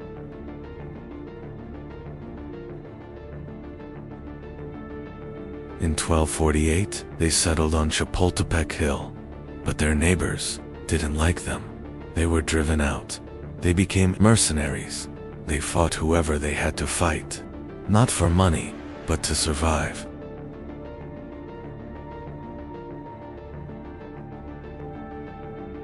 In 1325, a miracle happened.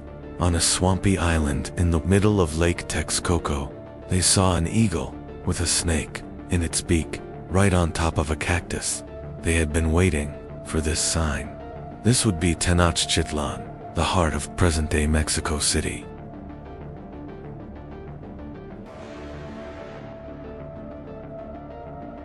Imagine 400,000 people living in the middle of a lake, more populous than some of Europe's largest cities. But how? Chinampas, floating gardens, artificial islands made of layers of reeds and mud, not for agriculture, but for the city. They filled in the lake, but the lake fed them.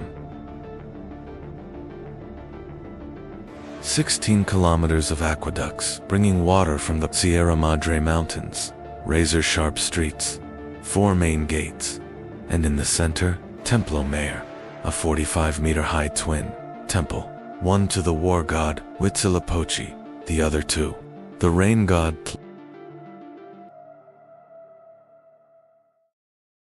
But the craziest part, when the Spaniards first arrived, they said, "It's more beautiful than Venice Hernan courts."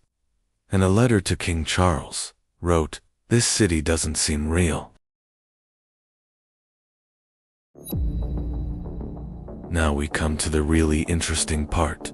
Why did the Aztecs sacrifice so many people? Answer: cosmology. According to them, the sun died every day. Its rising was a battle, and to win this battle, blood was necessary. Human hearts, food for the gods.